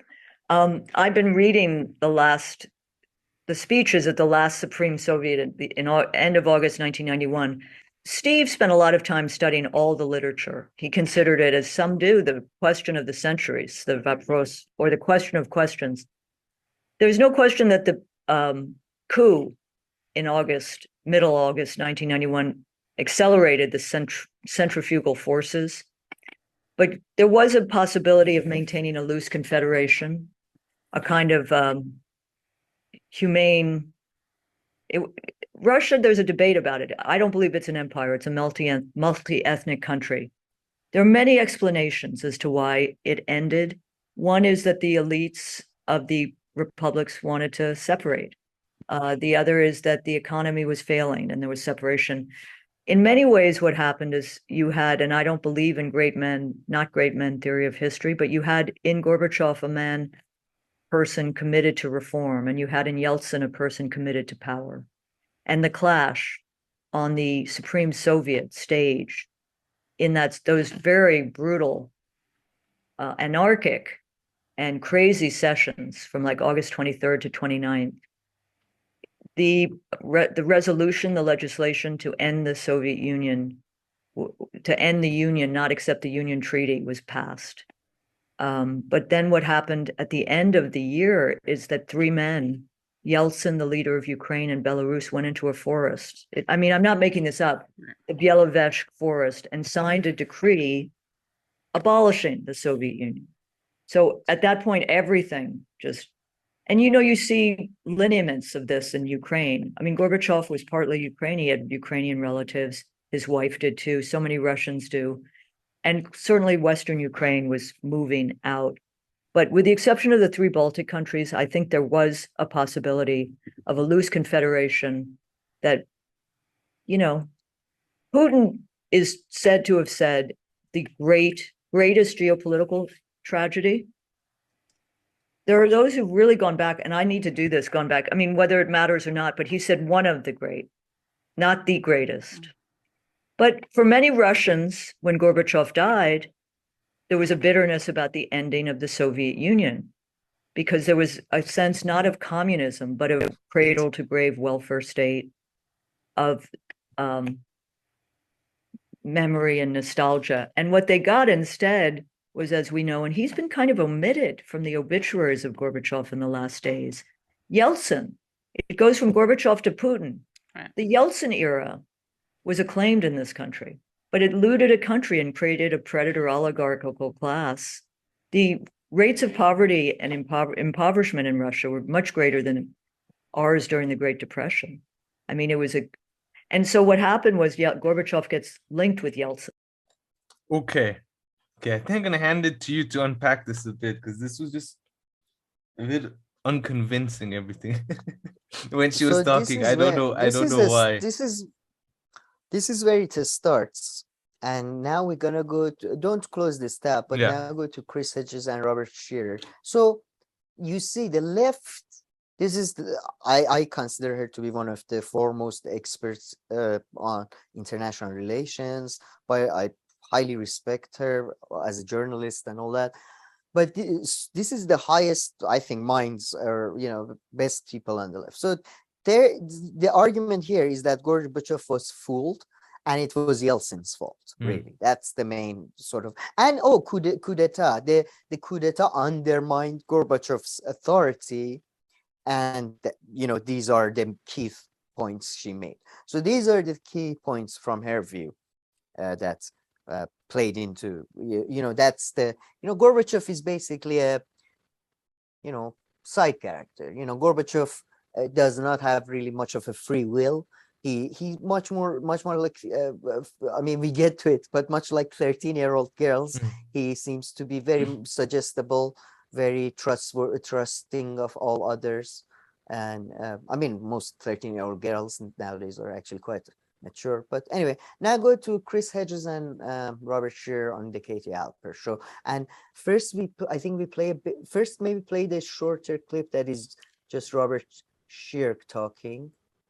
Oh, okay. Sorry, I don't have that. Oh, open. we don't have that at all. But I have it in 1 second. It should be sure. Right here.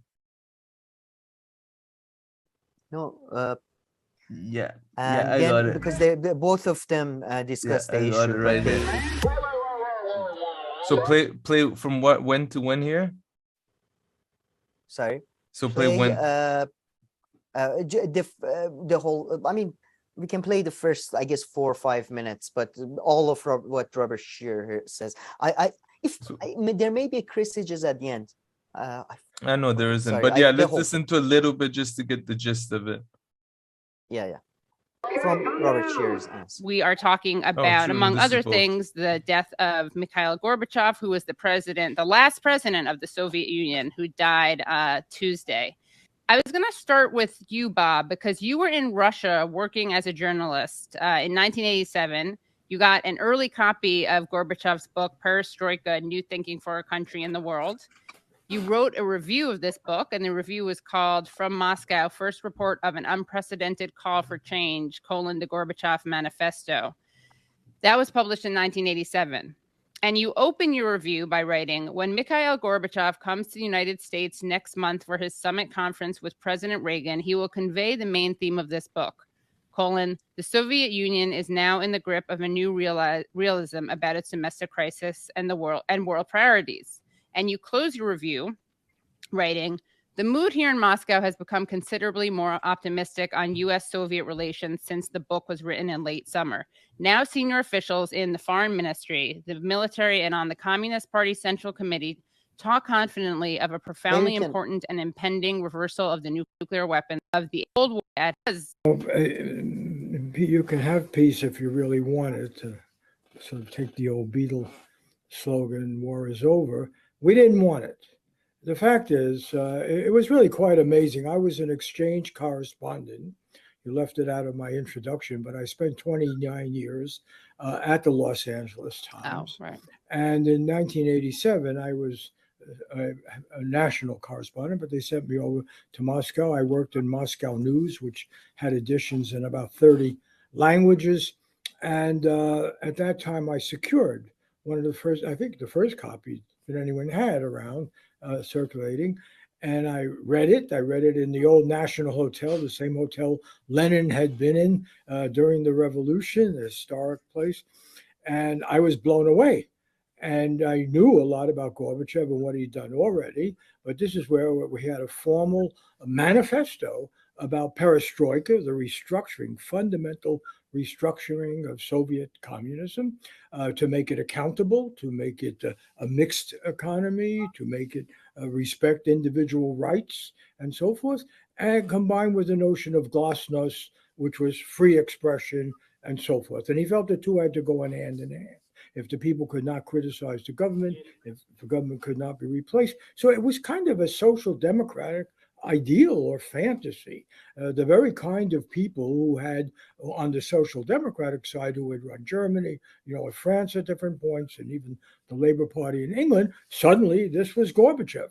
And there were plenty of people that I ran into. I was there for months at the time who thought, wow, he's selling out, and what is he getting in return? And he's challenging nationalism. He's actually challenging a certain patriotism.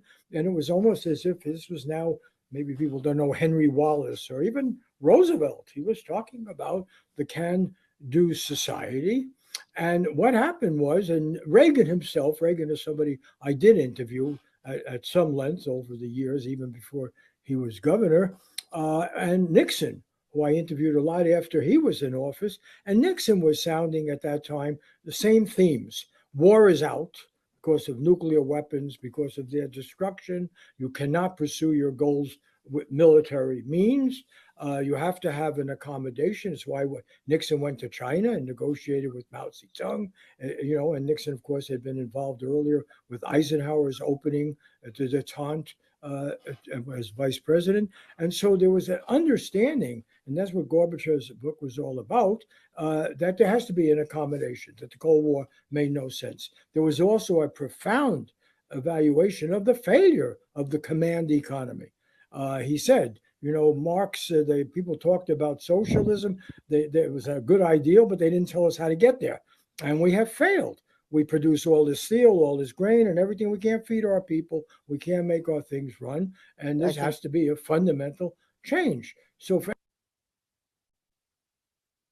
again, I think we get a general view of Gorbachev as a man committed to actual reform, a well-meaning man. And yeah, it really seems so. Yeah. Now go to the video that is full one. I think this one is the clearest one. Go to minute 17. It's the part just, or maybe just a bit before minute 17. It's where Chris Hedges is giving his opinion. Actually, Ukraine. So East Germany, Czechoslovakia, and Romania. And of course, Gorbachev, I think for myself and all of us who were in Eastern Europe in 1989, was a heroic figure. Because you had the East Germans pleading with the Soviet government to send in the tanks, as they did in '68 in Prague, or in Hungary. When was Hungary? '56, maybe, right, Bob? And he wouldn't do it because he was a humane and decent human being, and he essentially made possible the recapturing of autonomy by Eastern European states that had been essentially run by quisling regimes that were subservient to Moscow. And that is the tragedy. He was betrayed. I mean, I think Putin said correctly about Gorbachev that he was naive. And I would argue that Putin in the early years was naive about the intentions of the West, and in particular, the United States. Because in order to perpetuate the permanent war economy. I'm sorry, and I respect all these people. Clear, like Robert Shear's insight into Nixon, something I really agree. So this is not contrarian for the sake of contrarianism, and this is extremely disappointing because these are the leading, so-called leading intellectuals of this movement. And I mean, their understanding of when it comes, and I'll get to examples of India, Pakistan, and Iran to further I know this is one example and I am generalizing it, but this is why, like, philosophically, I can't say I agree with any of these people. We're going to go to Noam Chomsky on Useful Idiots as well. He also points out on Useful Idiots that there were promises made to Russia. Okay, is what Chris Hedges and Ralph Nader were planning to do when they got into power was to gain promises from like corporations that we promise you to pay taxes, we promise you not to, for example, lobby against you. What is going on? Like, are you, again, I don't give a shit, frankly, if Gorbachev was either naive or was like seriously, I mean, I kind of do actually, sorry, this was wrong. I do.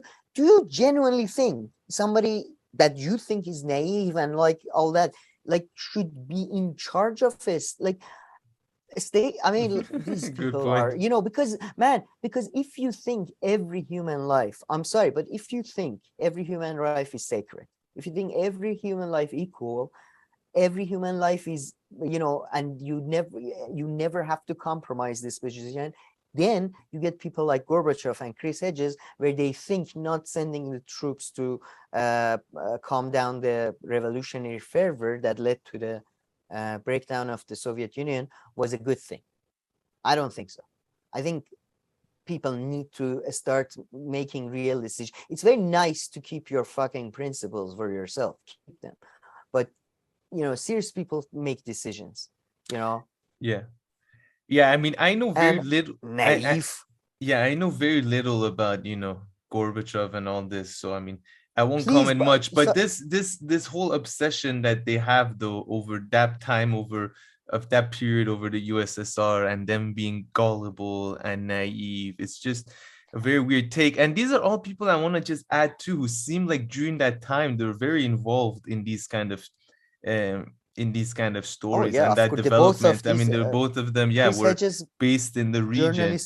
So I mean, I just find it hard. I mean, I'm just thinking, are we being too cynical, or I mean, am I just projecting my view of all other leaders on them and other views? But yeah, that whole thing with the promise and the naive and all that is a bit weird. And I mean, that's the only narrative we keep on hearing on the left anyway, whether it has to do with the Russia-Ukraine war, that Russia was promised that they wouldn't grow, and now here too, this whole promise. So it just seems like a narrative that's just been so developed over time in the left that they don't criticize it or object it too much. If United States of America as a government sticks to its promises over the interest of the American people, whatever that interest they define it as, maybe they define it as having the best guns in the whole world, I don't care, right? That government is betraying its first and foremost duty.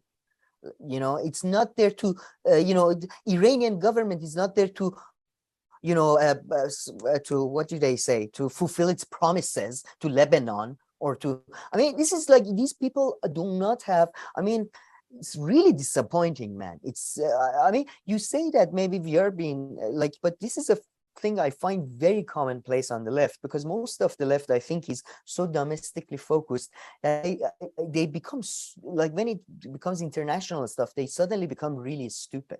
And again, I also think, I mean, not stupid, the better word is what I always say, it's very provincial mindset. It's a very German idealist provincial, and this is exactly what I mean by provincial mindset. The idea that, people, they're good, they're fundamentally all good, they all want good things. And I'll highlight this when we do the Brie crystal sort of thing as well. This is very provincial mindset, and it's rooted in my view, it's rooted in a complete misunderstanding and misreading of history. So yeah, but I mean, I don't know, maybe I'm wrong, but I see this to be the overwhelming current within the left in every country, this type of people. The same way a leftist in Iran would talk about John F. Kennedy, for example, is the way they talk about, like, oh, John F. Kennedy in America was such a good man, he was betrayed by the, it's exactly that. It's you know. No, So, the I don't know, left maybe has I'm a wrong. very interesting obsession over domestic stuff rather than foreign policy. And then the level of knowledge is also totally different. I mean, you can see that in the politicians, you know, the biggest leftist politician in the US is Bernie Sanders, extremely domestic focused, maybe rightly so. And then when it comes to the media channels on the left, I mean, you know, you take any of the relatively big commentators like Kyle Kalinske or some of these guys. Now, you might be we're picking on the wrong people, but just like, okay, domestic, they might know some things or No, they might have some that's interesting takes, but when it comes to foreign policies, as if they have no interest in knowing anything, and then they have these very no, but Chris general statements Hedges that they go with. Yeah, I mean, Chris Hedges Hed- isn't a or Noam Chomsky. You know, I yeah. expected a bit more. Well, I anyway, mean, we'll Chris get to the Hedges Noam has Chomsky released clip too, seminary. so I'll see what he has to say. But Do you want me? Okay, go to that because it's connected to right now. Because that's the most. Go to that first before coming to Chris Hedges' article. It's minute 30. It's the useful idiots one. Yes, yes. Go It might be training them just in before Mexicans and just. This is about to be if addressed. Russia had set up. it's easy for us to say.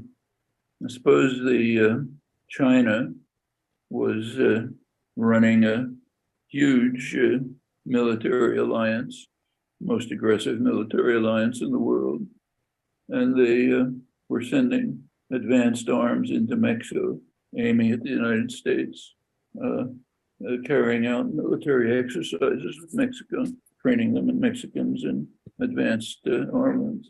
Would we say, well, look, it doesn't mean anything. They're not going to do anything, so who cares?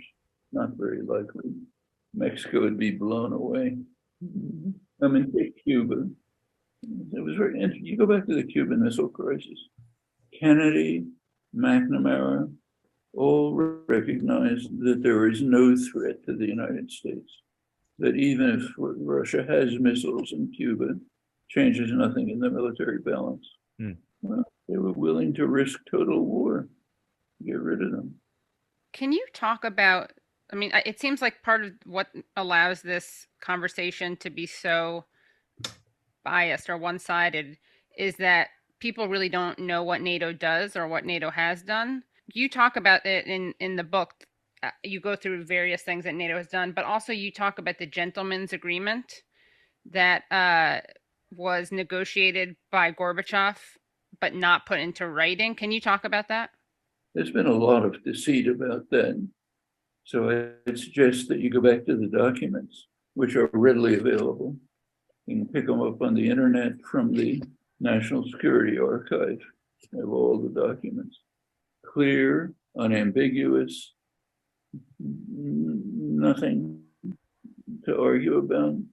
Said straight out, we will not go 1 inch to the east.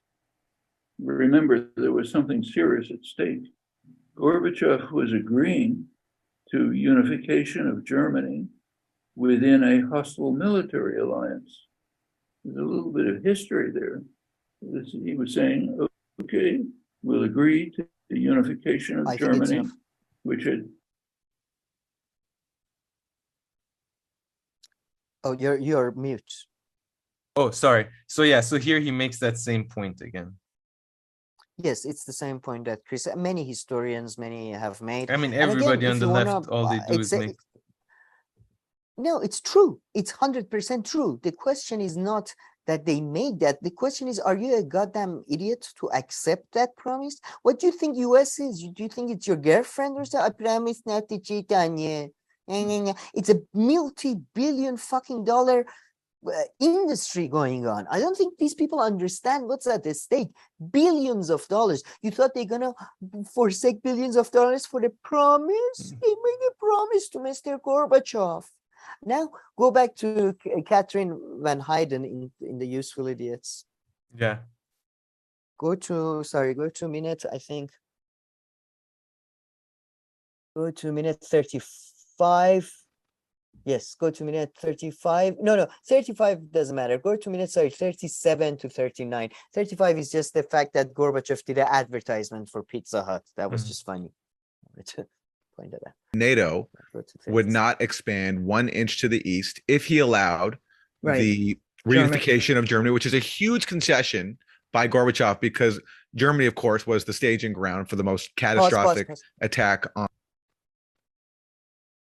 It's not a concession if they fucking take it from you. It's a failure. It's a loss. Sorry. On the Soviet Union in its history, killed millions of people. So big concession for Gorbachev to give that up. But it wasn't, but that pledge wasn't secured in writing. It was made verbally. Now, is there a reason why he didn't get that pledge in writing? Would that have been impossible? Is that something that these states would never have put down? Yeah. You know, he was close to I mean, the whole framework of being close to Reagan is in and of itself hard, I think, for people to understand, but he was close to George Shultz and to a certain extent Baker, but there were real opponents in the administration who kind of gutted moving forward on an agreement. If he had pushed harder, I think one not so happy picture is that there were friendships, not friendships, but sort of collegial diplomatic relationships that emerged between Gorbachev's foreign minister Shevardnadze and Baker and George Shultz and members of the Gorbachev team. And as we know, there were abstentions, and there were this and there. I think it was Iraq won. They kind of organized it, and there was a Russian-Soviet abstention. Yeah, I think it was a mistake because at home he was viewed as someone who had betrayed the promise of Russia. I know a number of business people. I wouldn't trust signing an agreement. I mean, I'm just, some predator types, not just business people, many kinds of, but that might have. So the argument, I'm guessing here, is that Gorbachev was fooled by his friendship with a dementia-ridden B-list actor. That's why Soviet Union fell, because a B-list actor who couldn't. So you're saying that's what she said? Well, that Reagan, what she's saying, that the relations, they were fooled by their close, and of course they were. But then again, they weren't going on summer camp. They were going to negotiate settlement to financial crisis of a century. Jesus Christ, man, I'm sorry, and now I think this is why I was just so glad to see Paul J did that interview with Alexander. I can't pronounce his name, because finally somebody had some real, I think, just more useful stuff to say. We'll come back to that. Yeah, I don't even know if we have timestamps for him. I mean, for him, you have to more listen. But maybe you have some. No. Yeah. To be honest, I didn't have any time marked for this one. But he gives a much more sober. And there is one bit which where I think Paul J asked him if Gorbachev was naive. Yeah, that was too funny. That was so funny because, as you say, he's like, what did he say? I forget. He says something about, Gorbachev wasn't a little girl. The word naive is... And then it's like, I'm not trying to be sexist, but this is just... you're right. We just use little girls as a sexist symbol.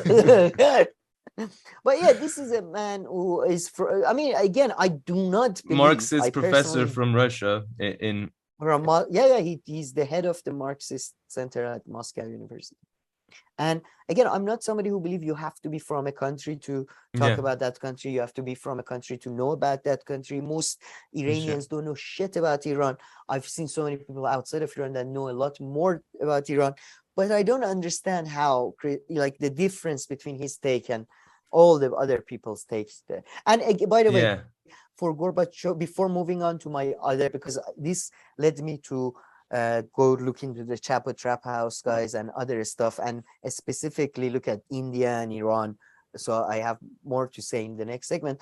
But in case of this Gorbachev specifically, his writings are available. The guy who we read last week, Alexander Cockburn, I think, has a lot of great writings on Gorbachev as well. Whether naive or I actually do agree that I think Gorbachev was naive and stupid. But then again, are we gonna, was Bernie like this? Now I'm becoming really worried. And are we gonna settle for somebody like that over somebody, let's say, that I don't care, I don't want my leaders to be good. Like, that's why I guess right wing are, you know, Christian evangelists win. They don't care if Trump is good or bad in their view. They care if he gets the job done. For example, Christian evangelists, for example, puts the right judge on the Supreme Court. I don't give a shit if Gorbachev was a nice man at dinner, if he was humane and he didn't want bloodshed to happen. I care about the long-term projects, like a nation holding together. Jesus Christ. A statesman. Fair enough. Am I too harsh? I don't know. No. Pushback. I mean, no, I don't really have anything to push back here too much. But yeah. No, I'm just, yeah. So where should I go now? Well, now I think we can move on to, okay, I think this was a good example to just, why do these people have these views? I think it's because of their misunderstandings about history. Now, how am I going to prove that? I'm going to use examples from Iran and India. I think we can go to Chris Hedges' article now. So this one. Yes. Sorry, I'm just opening it, but maybe can I start? It's from the very beginning, the part I wanted to read. I'm just finding it in my. So it's a relatively recent article, July 2022. Yeah. Wow. Sorry. Where is my articles?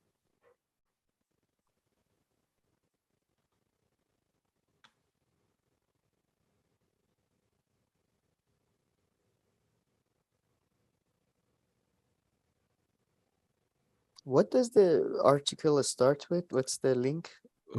Sheer post? Oh, Truthstick. Oh, that one, I don't have the Truthstick one. Ah, all right. So you go ahead and read that one. So, no, this is, I got it. War with Iran. So this, I will go back to another article from Chris Hedges to point this out. Chris Hedges has been one of the people who's been saying this, that the war with Iran is likely, war with Iran is potentially going to happen and all that. And again, I don't doubt there are some people who are pushing for war with Iran, but I mean, it's been a joke. Any majority of military analysts and majority of international relation experts have said that it's almost impossible. It's impossible. Like, and I'll get to some experts that confirm my thing. But Chris Hedges has been one of those leftists. And I used to go to university with this lefty. They used to say, well, Iraq used to say the same thing. Iraq used to say they closed the Persian Gulf. Well, motherfucker, look at the map. Iraq doesn't have access to Persian Gulf except a river. You know, it doesn't dominate the whole northern coast. Not that dominating the northern coast is a really great honor. I don't give a shit about any of this personally, because it's just whenever I defend Iranian military, like, people think I might be, fan of these assholes or whatever. So this is how the article starts. The United States, Israel, and Saudi Arabia are plotting a war with Iran. The 2015 Iranian nuclear arms accord, blah, blah, blah, which Donald Trump sabotaged, does not look like it will be revived. U.S. Central Command is reviewing options to attack Tehran if looks poised to obtain a nuclear weapon, and Israel, which opposes U.S.-Iran nuclear negotiation, carries out military strikes. So, as you see, again, I think, extremely alarmist, extremely wrong about what's going to happen in Iran. Now, this was an article, as you said, from 2020, right? Now let's go 2022. to 2022. Sorry. Let's go to June 2020. June 22nd, 2009. Truthstick. Iran had a democracy before we took it away. Iranians do not need or want us to teach them about liberty and representative government. They have long embodied this struggle. It is we who need to be taught. It was Washington that orchestrated the 1953 coup to topple Iran's democratically elected government. Extreme reductionism. I mean, again, this is a narrative that's going on around a lot. US played a role in the coup. Kermit Roosevelt, I mean, people don't know the details. Cameron Roosevelt, yeah, played a role, but I'm sorry, who were the clergy? The clergy, who did they support it in the coup? The people of the coup. Who did some of the center leftist parties supported? They supported the people who coup. So it's a whole different picture than this image of like this coup that America took over. It was a deal between certain types of Iranian elites and America. So very very reductive. Iran's democratically elected government. By the way, this democratically government, Mossadegh, one of the things he tried to do during his last days, the parliament didn't let him. Mossadegh, that these guys all love, he tried to take the vote away from people in rural areas without education, because he believed that was because that's how he lost the control of the parliament, because because of the sanctions and because of the blockade, everybody hated him, basically. So, he thought this way he can keep the elites in cities.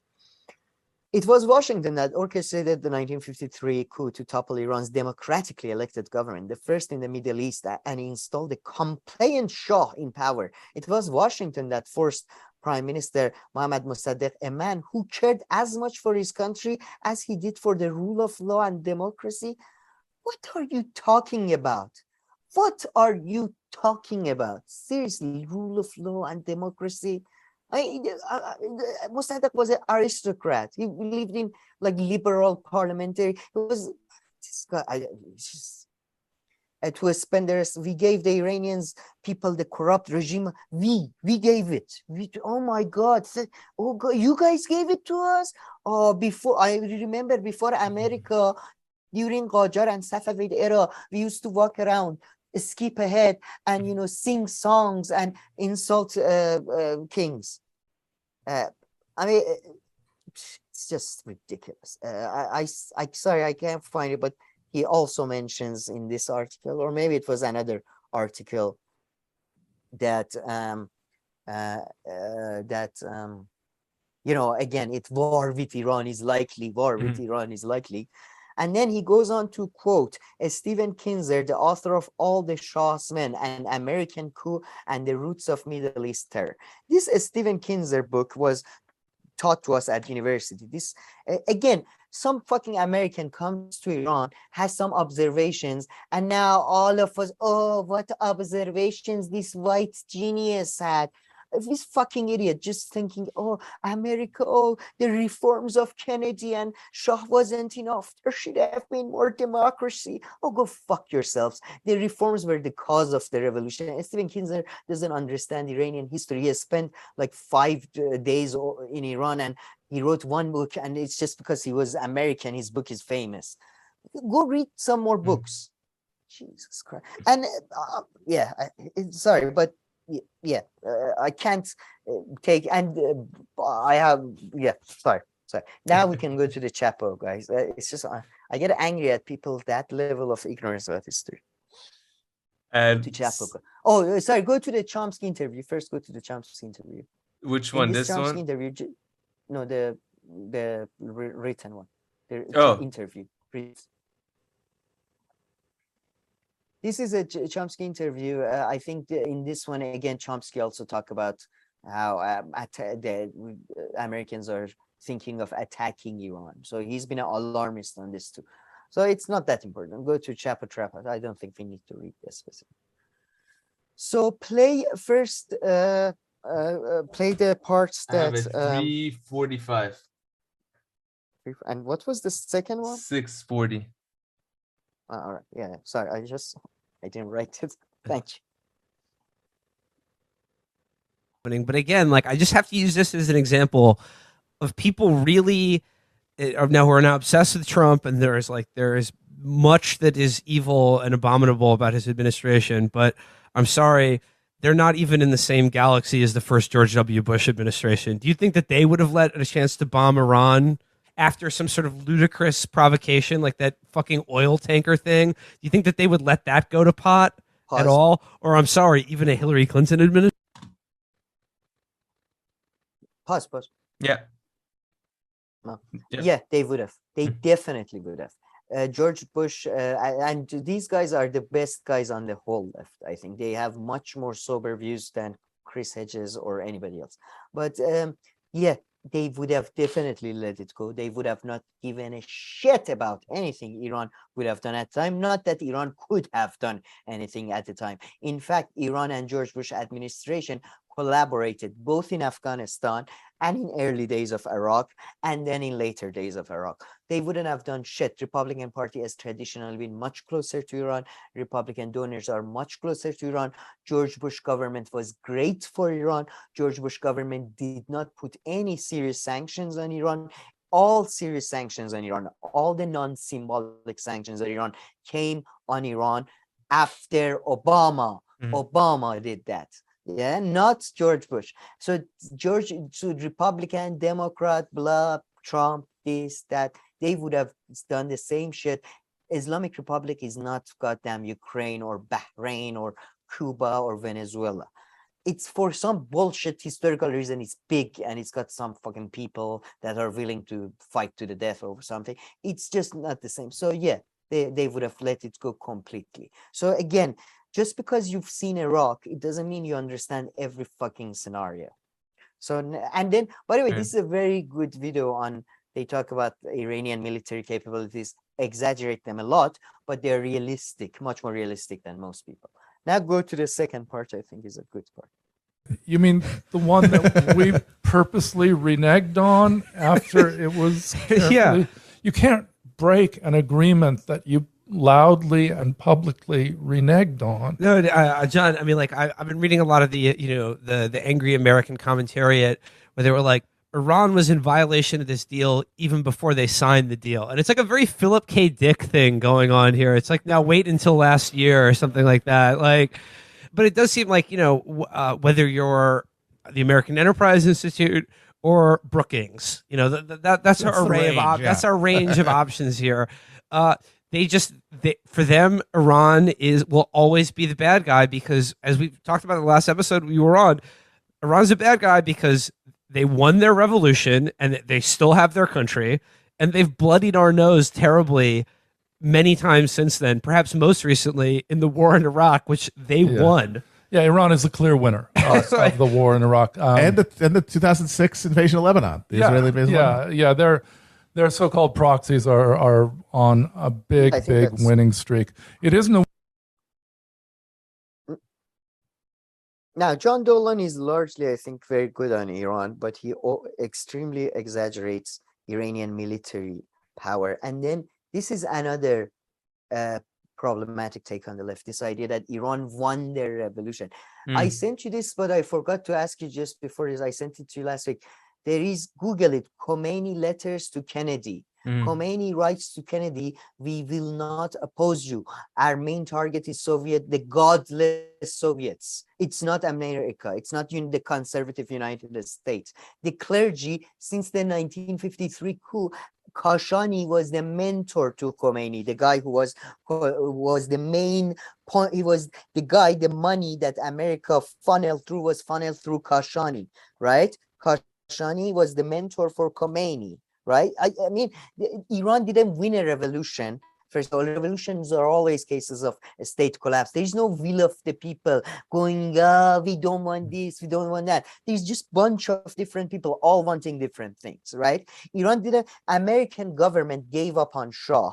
That's what happened. In fact, there is a famous Abbas Milani, one of the most major Iranian historian, that talks about how there is very good chance Carter administration was in contact with Khomeini.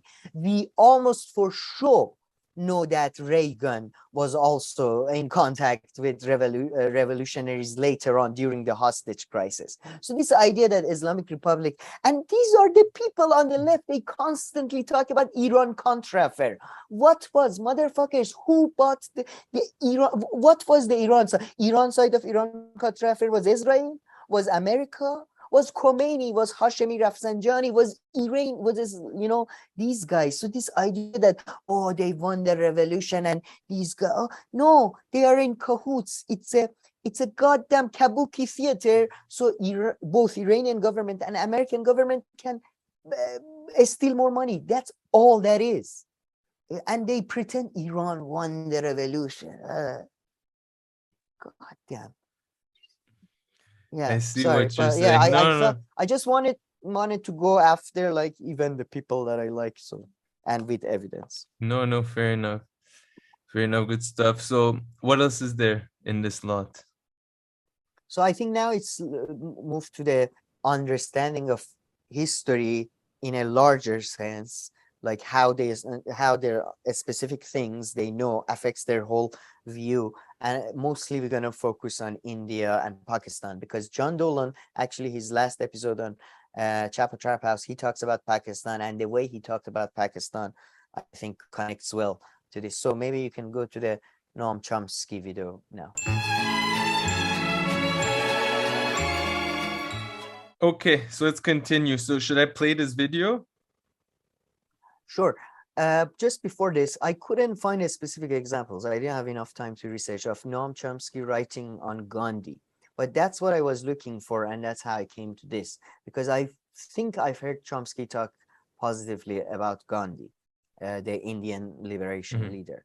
And I'm sure Chris Hedges has talked about Gandhi in positive manners, and he, you know, a lot of people on the left. So that's the John Dolan video about the Pakistan, India, and how Pakistan was largely an imperial project and all that triggered me to, because this is a book I've had on my back for all our show, The Indian Ideology. It's a great historical book by Perry Anderson, the editor of the New Left Review, one of my favorite writers of all time. And I want to compare these takes about, like, I hope I gave a general feel of the historical takes from these people, and I think we see another one now by Chomsky, and then compare it to historical takes here. And yeah. Okay, so let's watch an incy bit of this, because I think he gets into it really fast and you get the gist of it here. Yeah, it's very short. And there's a growing sense that time is running short with global warming, corporate control of our government and other governments. And I wonder if you believe that nonviolence is capable, a nonviolent approach is capable of saving the day, or do we need to expand our strategies to encompass other tactics? Well, now we're back to Confucius. If a nonviolent approach is not capable of doing it, we might as well kiss each other goodbye, because there's no question that a violent approach won't work. In fact, a violent approach violence is exactly what systems of power want. You're moving to the arena where they dominate. I mean, I remember debating this with kids in the 60s who you were going out to demonstrations and, you know, wanted to wear helmets because the police are going to attack. And what I argued, and I think is correct, is that you shouldn't. I mean, if you wear a helmet, they're going to come back with assault rifles. And if you have an assault rifle, they're going to come back with tanks. And if you have tanks, they'll come back with nuclear weapons. I mean, force is their strength. The only strength we have is nonviolence. And it works. In fact, if you take a look at Iraq, it's quite a striking example. Nobody looks at it this way, but think about it. The United States was defeated in Iraq. It was. It had to abandon its war aims. And if you look at the record, step by step, the United States had to back down. It had to permit elections, which it tried to bar in all sorts of ways. It tried to control the outcome. It couldn't. As late as January 2008, that late, George Bush announced that he finally announced the war. By the end, they were announcing the war aims explicitly. You know, no more fooling around about democracy and so on. They said we must have a settlement in which the United States has freedom to carry out combat operations indefinitely in Iraq, and any settlement must privilege U.S. corporations for investment, meaning in oil. That was January 2008. Had to back down on that. the forces agreement back, at least formally, they backed down on it. And Obama's at least formally living up to the Bush agreements. Every step of the way, the Iraqi victory was based on nonviolence. The insurgents were never a problem. The U.S. can kill insurgents easily, no matter how many there are, for the same reason I mentioned. So that's okay. That's the comparative advantage of a powerful. Man, my brain is like extra, mushy right now. So I mean, I'm having like a hard time to think. But this was a real weird example and slightly just disingenuous. I want to give to the person's question. This is before ISIS, I feel. This video is before ISIS. Before ISIS. Oh, but I mean, let's even forget all that you can go within his example and find counter ways. I think the person was kind of asking them like, how can you, if protests and all this in your own kind of country, should you, when there's not a war situation, right? Should you turn to non-violence, to violence? And then his example that he gives is why the US withdrew from Iraq. And I find that to be like a very weird example that has nothing to do with kind of the question in a way, or am I just not thinking straight? No, do you understand what I mean? No. I think he would argue that you don't pay attention to real history, and if you look at the details like I do, you see that this is a clear victory for a non-violence movement in Iraq, because I've never heard that take. Just take that he's giving right now. Yeah, it's I think it's in the 1960s is even a stupid take, to be honest. What did the 1960s non-violence sometimes the reality is, to be honest, it's really actually the violence. I'm sorry, but it's only the violent types of sort of movements that really, the non-violent ones are really just nothings, really nothings. And I'm sorry to be a bit like condescending perhaps here, or a bit facetious, but I'm going to use Mr. Chomsky's own sort of language, because he's extremely condescending when it comes to these matters. So I'm going to be something like that and suggest to Mr. Chomsky to look at the documents, look at the actual evidence, just like he always suggests. And exactly what are we calling what happened in Iraq and Afghanistan a victory for non-violent movements now? Is that what happened? Is that a victory? And then, America lost. Oh, I'm sure Halliburton was so upset. We couldn't make 300 times profits. We only made 290 times the profit we were making. It's ridiculous. It's forcing the narrative, forcing the history to fit your own principles, which is non-violent is good, democracy is good. Yeah, I mean, this is a very weird example. I find. I wonder if others who are listening, they find this to be a weird example of a non-violent movement. What happened to Iraq? And you're right. Let's not even talk about what happened with ISIS. Successful. After. Oh, this is before that. Yeah, it's the US had to send troops back in. By the way, do you think there was a lot of Iraqis at the time that were very much against US pulling out, because unlike a lot of leftists in America, they knew that there was no Iraqi central government that was capable of holding on the state, and ISIS would come and about. Of course the US had destroyed it, and and all that, so of course that's a given. But then you had sure. That But situation. we were where we were. It is a lot of it is. Iraqis, unlike the left in US, seem to understand you can't do time travel. Jesus Christ, man! But it was a very. I find the weirdest part about this is kind of the example that he decided to go with to talk about the success of nonviolence. Yeah, and by the way, just before I forget, go to Max Blumenthal tweet before I move on properly to India and Pakistan. So maybe you can read it.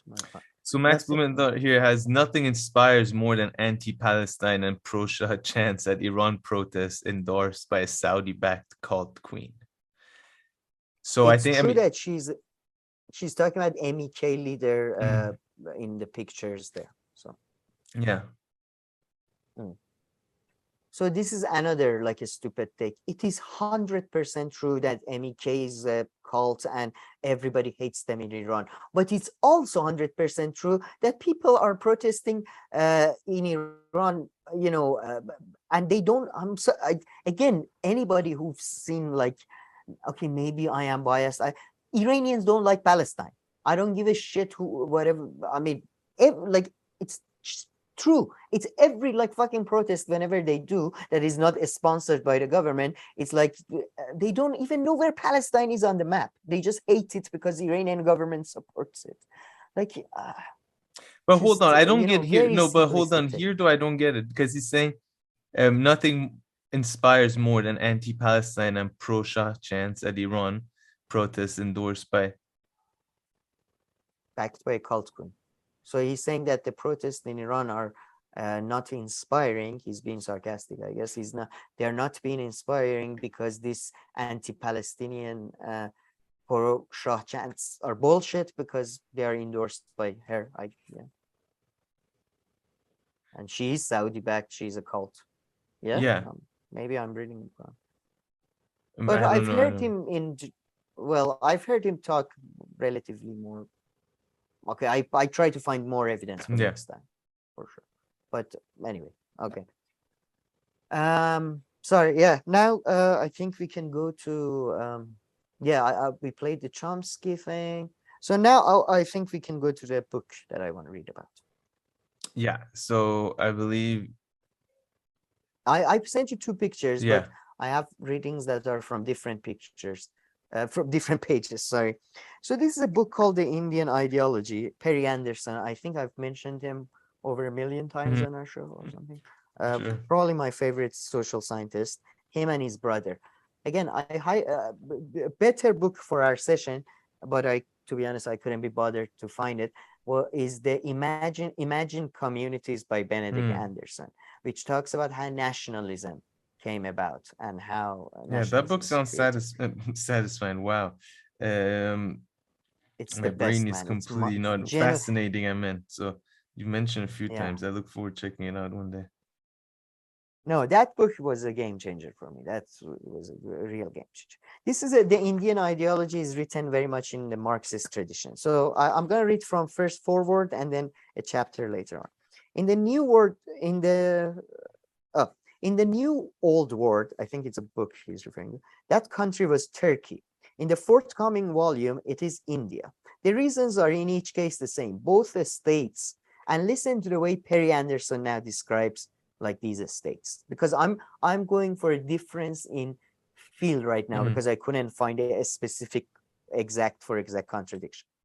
Both states are the products of national movements of the early 20th century, whose history has become the object of official versions of the past, extending pervasively into a present whose shape cannot be adequately grasped without addressing these. Discussion in independent India has never been as constrained as in Turkey, but powerful taboos surround a truthful accounting alike of the way in which Ottoman and British empires passed away. The dramatis persona of their expiry, the nature of the political order that succeeded them. So you see here, it's a much more sober way of looking, right? I think. And now now listen, since the independence, however, writing on Gandhi has never been subject to censorship in India. Since independence, however, these have been vastly outweighed by literature of adulation or circumcision.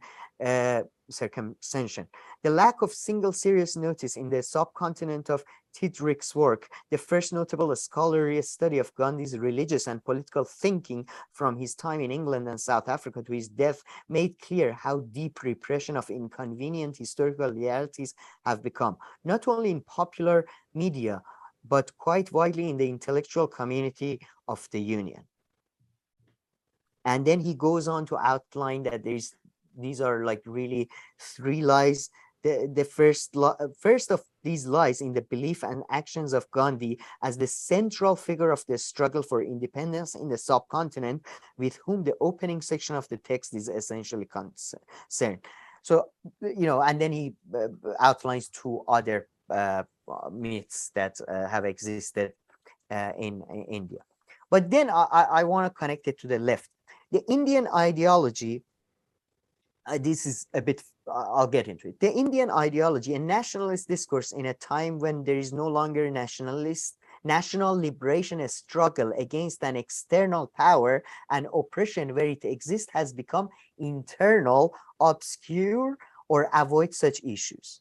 So you see how he views it. You can see how like history and details affects how things change. Now it gets it's starting to connect what I'm talking about the left. The principal carrier of the ideology is the liberal mainstream of Indian intellectual life. Their British influence dating from the Raj have been increasingly replaced by the American variant as the United States has become the land of blah, blah, blah, blah. Idea of imply, but it would be a mistake to identify the conventional idea of India simply with Indian liberalism, declarative or unspoken. It extends much further into wide reaches of the area self-defined as to the left of this mainstream. The Indian ideology is a short study offering a synthesis that in the nature of things has no pretension to exhaustive totalization. So you see, he says that it's not just limited to liberals in India or liberal intellectuals. It's also part of the left. The record of Indian communism from its late birth as a popular movement in the 1930s to its present three-way division is certainly one repelled with errors, strategic and tactical, many imposed by Soviet Party in its heyday, others unforced. This is how you acknowledge nuance in history. Errors, some forced, some unforced.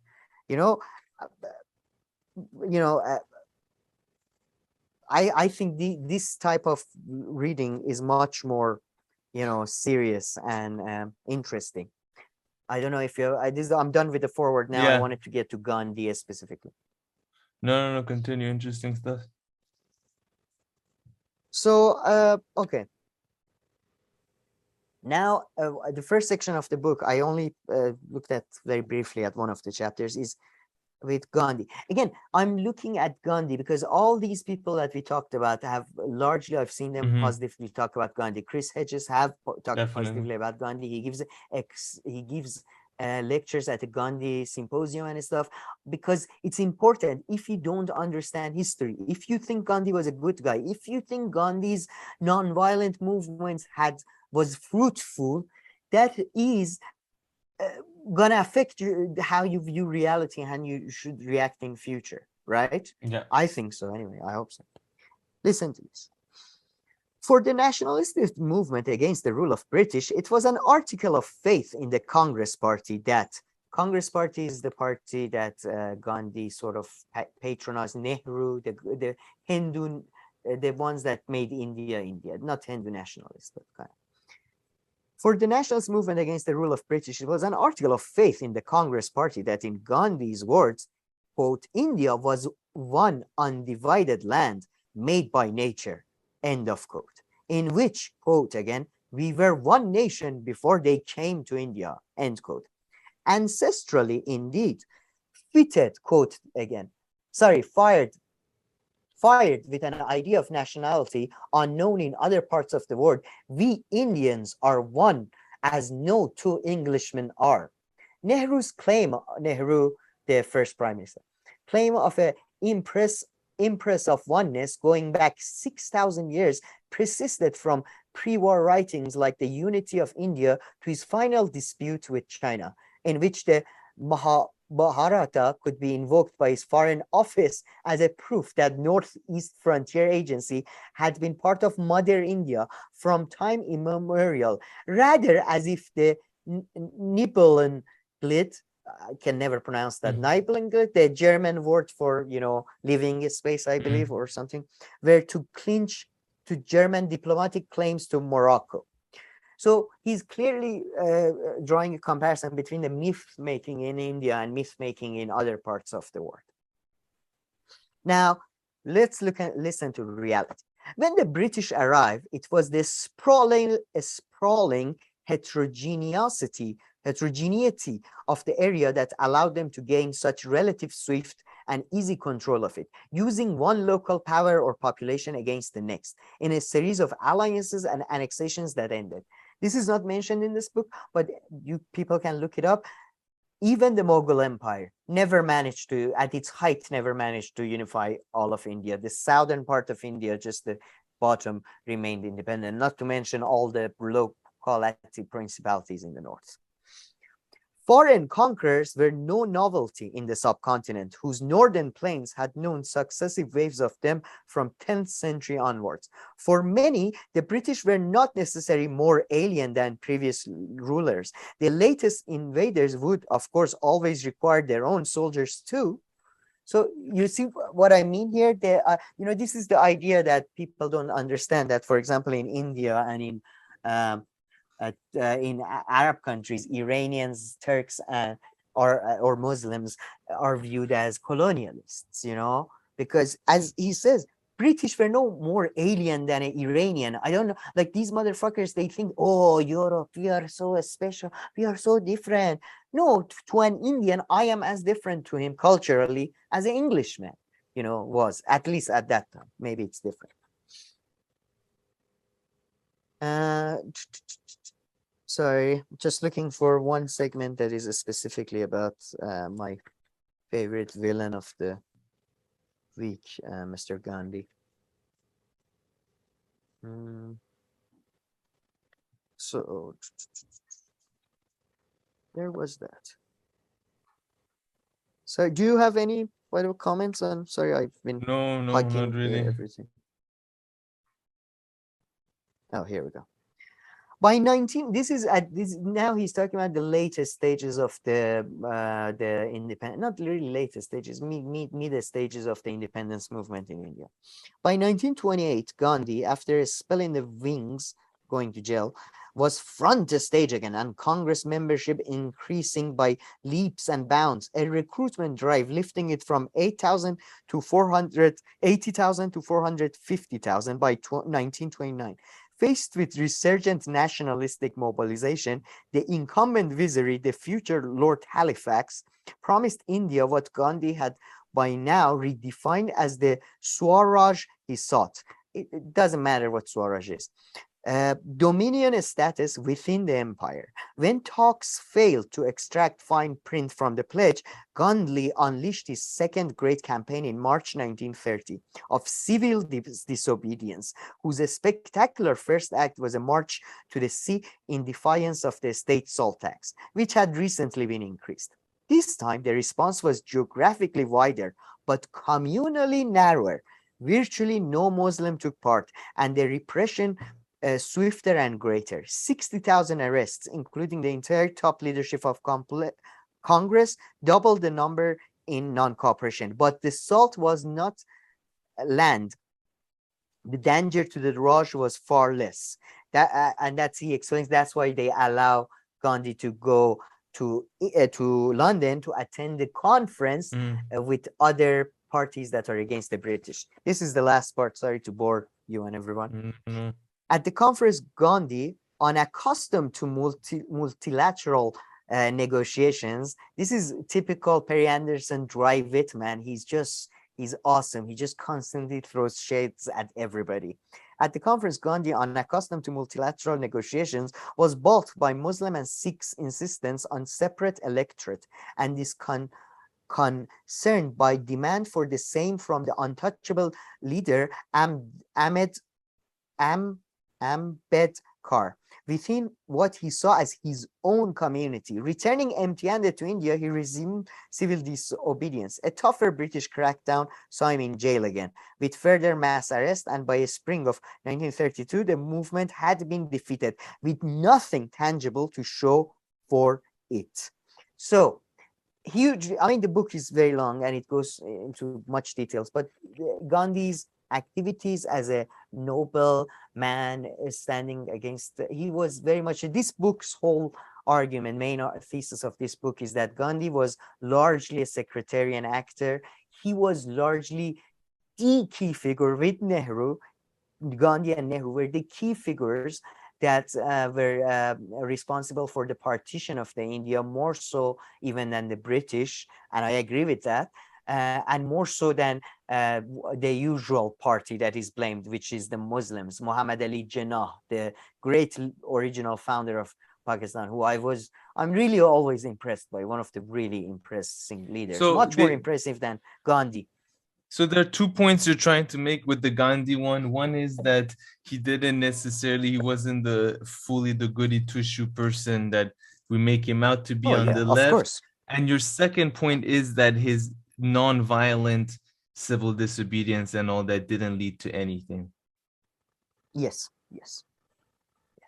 He wasn't a good man. He was an awful man, frankly. He was very prejudiced. I think Khomeini was very much modeled based on Gandhi. This was something that liberals in France, when he was in exile, kind of admitted to. He would say something to Westerners, and then I mean, there's a biography of Gandhi that came out a couple of years ago, including a lot of more recent translations of his stuff from Hindu to English. And he's a complete crook in my view, fanatic. I mean, he's a sexual pervert. I don't think none of that necessarily. A lot of other people at the time were sexual perverts too. So I don't think that's necessarily what makes his political ideology, undermines it. But I think historical facts and the fact that India had a violent movement. I mean, there's a recent movie based on some of the more bullshit. There's a movie recently broke, like it's breaking international records, RRR, that is about 2 Indian heroes. It's fictional, but all that. And then British Empire was, the cost of the empire.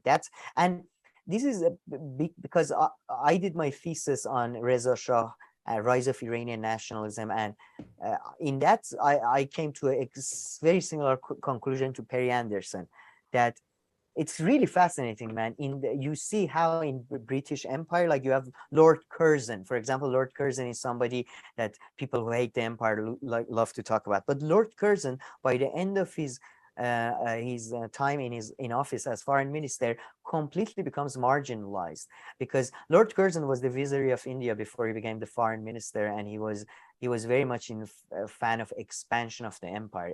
All the Indian officials, or southern officials as they called the officials in Iran, in southern Iran, they were very much in favor of expanding the empire. They were the one that came about with a great game plan to break up Iran.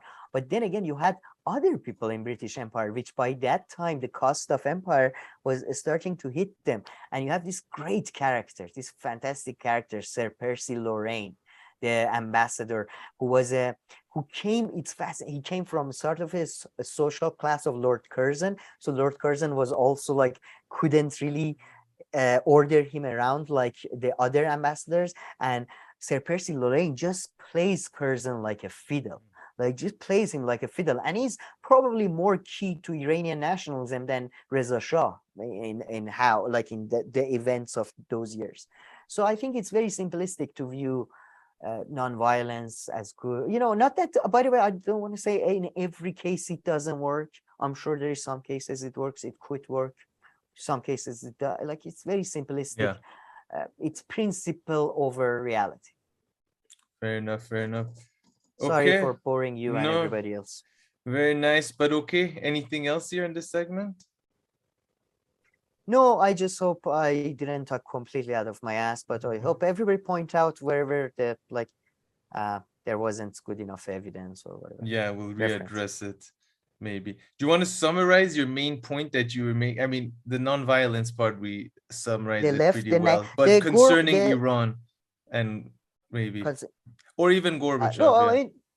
The main whole point is that there is sadly huge amount of naivete and principle over what works in the left all across the world. And I can give, if people want examples, from at least Iran and Britain that I know. These are the two that I know.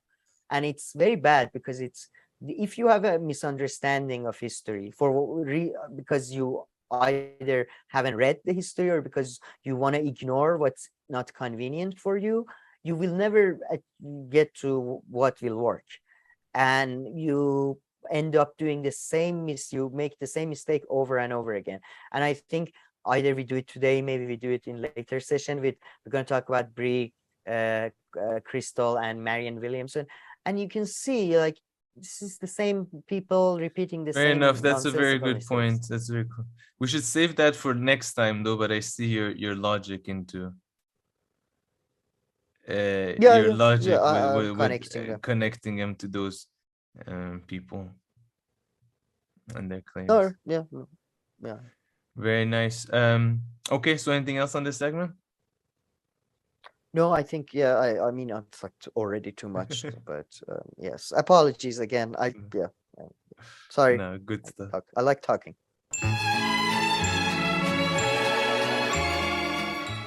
Okay, Sam. So let's wrap up today's episode with this Dr. Oz bit. So we'll come back to some of the other things that we had teased and everything in a couple of days, I guess, when we do our next episode. So let's listen to.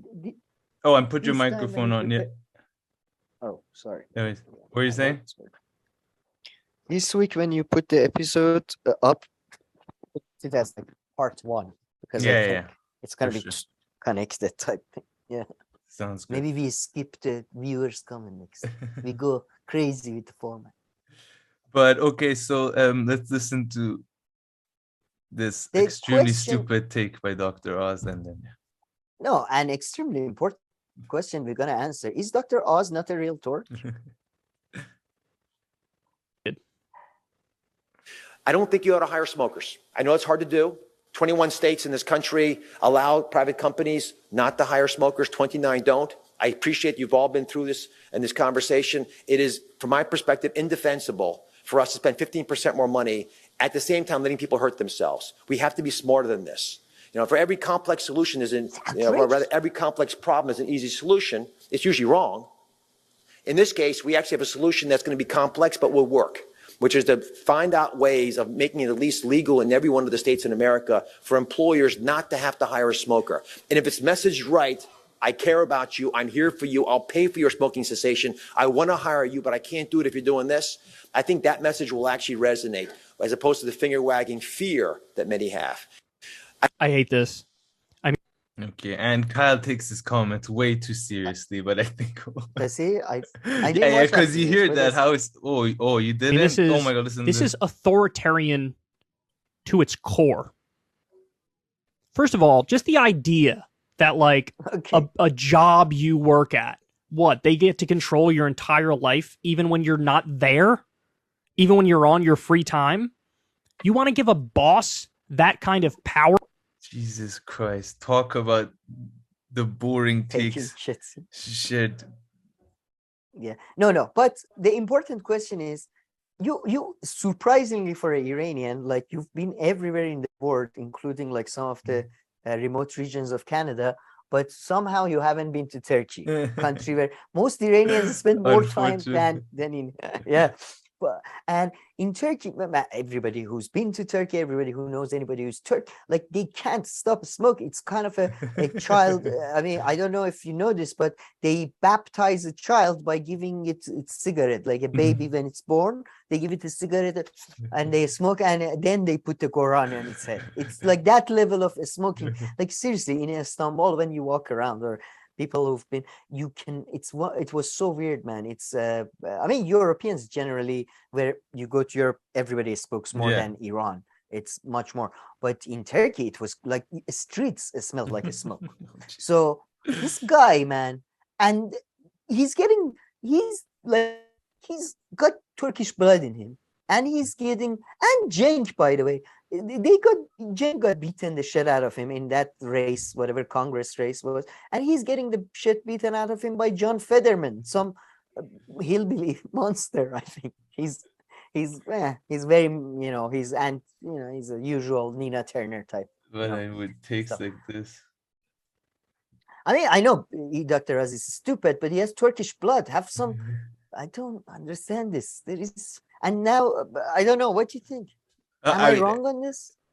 I mean, that part I didn't think about it because I hadn't realized, how much you know, how much people smoked in Turkey. Turkish So people smoke. that's not the first thing that went to my mind. The first thing that I thought of was like, sure, go ahead, buddy, set up a private company and don't hire smokers. Because I was more thinking in Europe, and I was like, okay, yeah, sure, go ahead and do it, and you'll miss out on like 50% of the people who work. Exactly. That's what I mean. It'd be such a self-inflicting wound for, like, you know, a business owner to not hire smokers. No, besides that, I do think that's like, you can't allow private companies to. I think, to be honest, I the wasn't government should tell you. No, I wasn't going to say go make rules or laws or anything like that. I was just saying, if a private company wanted to do that, sure, go ahead. It's probably the stupidest thing I've ever heard. But No, but you don't think if a private company wants to do that, they should not be able to do that?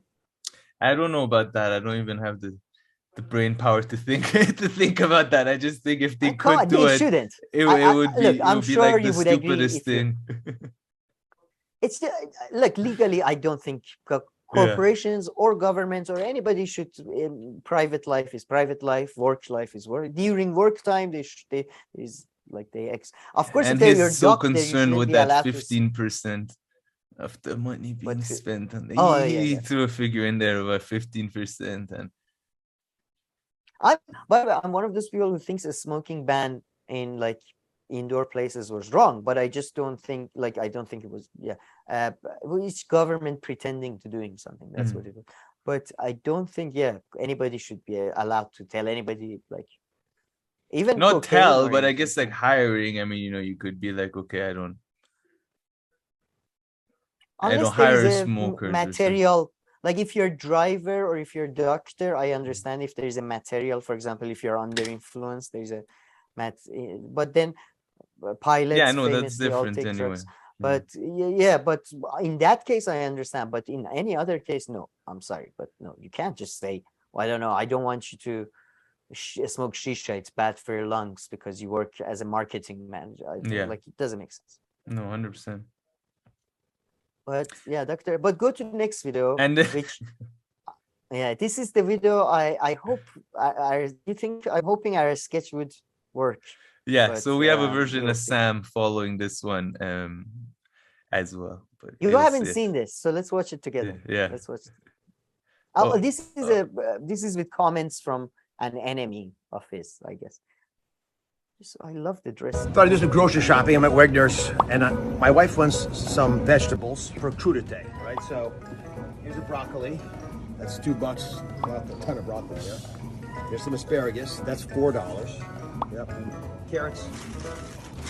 That's $4 more. That's $10 of vegetables there. And then we need some guacamole. That's $4 more. And she loves salsa. Yeah, salsa there. $6. Must be a shortage of salsa. Guys, that's $20 for crudité. This doesn't include the tequila. I mean, that's outrageous. We got Joe Biden to thank for this. What is the point? I thought it was a point about how to make something healthy. Inflation. No, this is his campaign for Senate. He's trying to talk about inflation, and everybody made fun of him because of the fact that crude, I'm just the average Joe trying to have ratatouille with flamignon and nobody, the normal guy trying to have champagne with his breakfast. Picks the asparagus up so casually. Like $4 asparagus is actually reasonable. I mean, the US things are cheaper. Asparagus is strangely expensive. Maybe there's a reason. Everywhere. It's because it's hard to keep it fresh. I think they have to keep it in. True. That's what they say if you wouldn't put. I thought the video was about him, like, showing how easy it is to get like, healthy foods and stuff. And another irony is that's why, you hopefully you put the sketch before this, but that's why I put the part about at the end. I talk about his pills. He used to sell supplements. He was this whole thing where he's famous even in Iran, man. He's super famous because all these channels play his segments that he talks about different fucking pills that they try to sell to people to get thin, and it's just and then again, what kind of Turk are you? You should be having kebab You should be hunting down a sheep with your hands and then bringing it to your wife, the lady of the home. As the Turks, this is actual Turk saying, the man is the head or the head, and the lady is the neck. Oh, really? That's the lady controls it. Yeah, that's the Turk. I'm pretty sure that's the Turkish saying. So yeah, I mean, this is very Turkish. What happens to Turkish people when they go to US? It seems they Cenk, this guy. Well, Cenk kept a lot of his. He kept his hot-bloodedness, Yeah. but none of the effectiveness of the Turkish. The Turks are highly effective, best soldiers, like in Middle East. It's ridiculous. This is ridiculous. All right. But yeah, Okay. Kam, yeah, you have to. I think you have to run now. Having your, you're gonna have a foucault with ratatouille. Crudité. Jesus Christ, that's funny. But okay, all You're right, gonna have let's beef wrap up bourguignon or- this first part of this two-part podcast. And yeah, so if anybody has any comments, questions, criticisms, leave them below. Maybe we can even get them in the next video, if not in the next big progressive world. But okay, thank you for watching. Please like and subscribe, and we'll see you in our next video. Thank you. Thought I'd do some grocery shopping. I'm at Wegner's, and my wife wants some vegetables for crudité, right? So here's a broccoli. That's $2. Not a ton of broccoli there. There's some asparagus. That's $4. Yep. And carrots. That's $4 more. That's $10 of vegetables there. And then we need some guacamole. That's $4 more. And she loves salsa. Yeah, salsa there. $6. Must be a shortage of salsa. Guys, that's $20 for crudité, and this doesn't include the tequila. I mean, that's outrageous. We got Joe Biden to thank for this.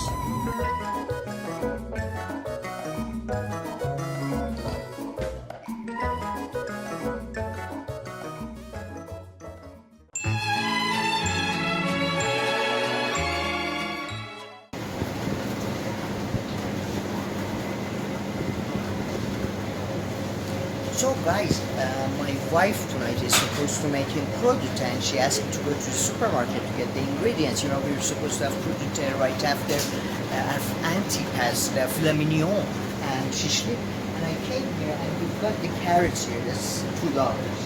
Sorry, $4. We've got the broccoli here, $2. And avocados, two of them for $4 for guacamole. That's $10. Guys. Outrageous. My supplements are $100. It's outrageous. And then we've got the salsa sauce. We've got the salsa sauce for only $10, $20. Outrageous. You can get supplements for that. My supplements.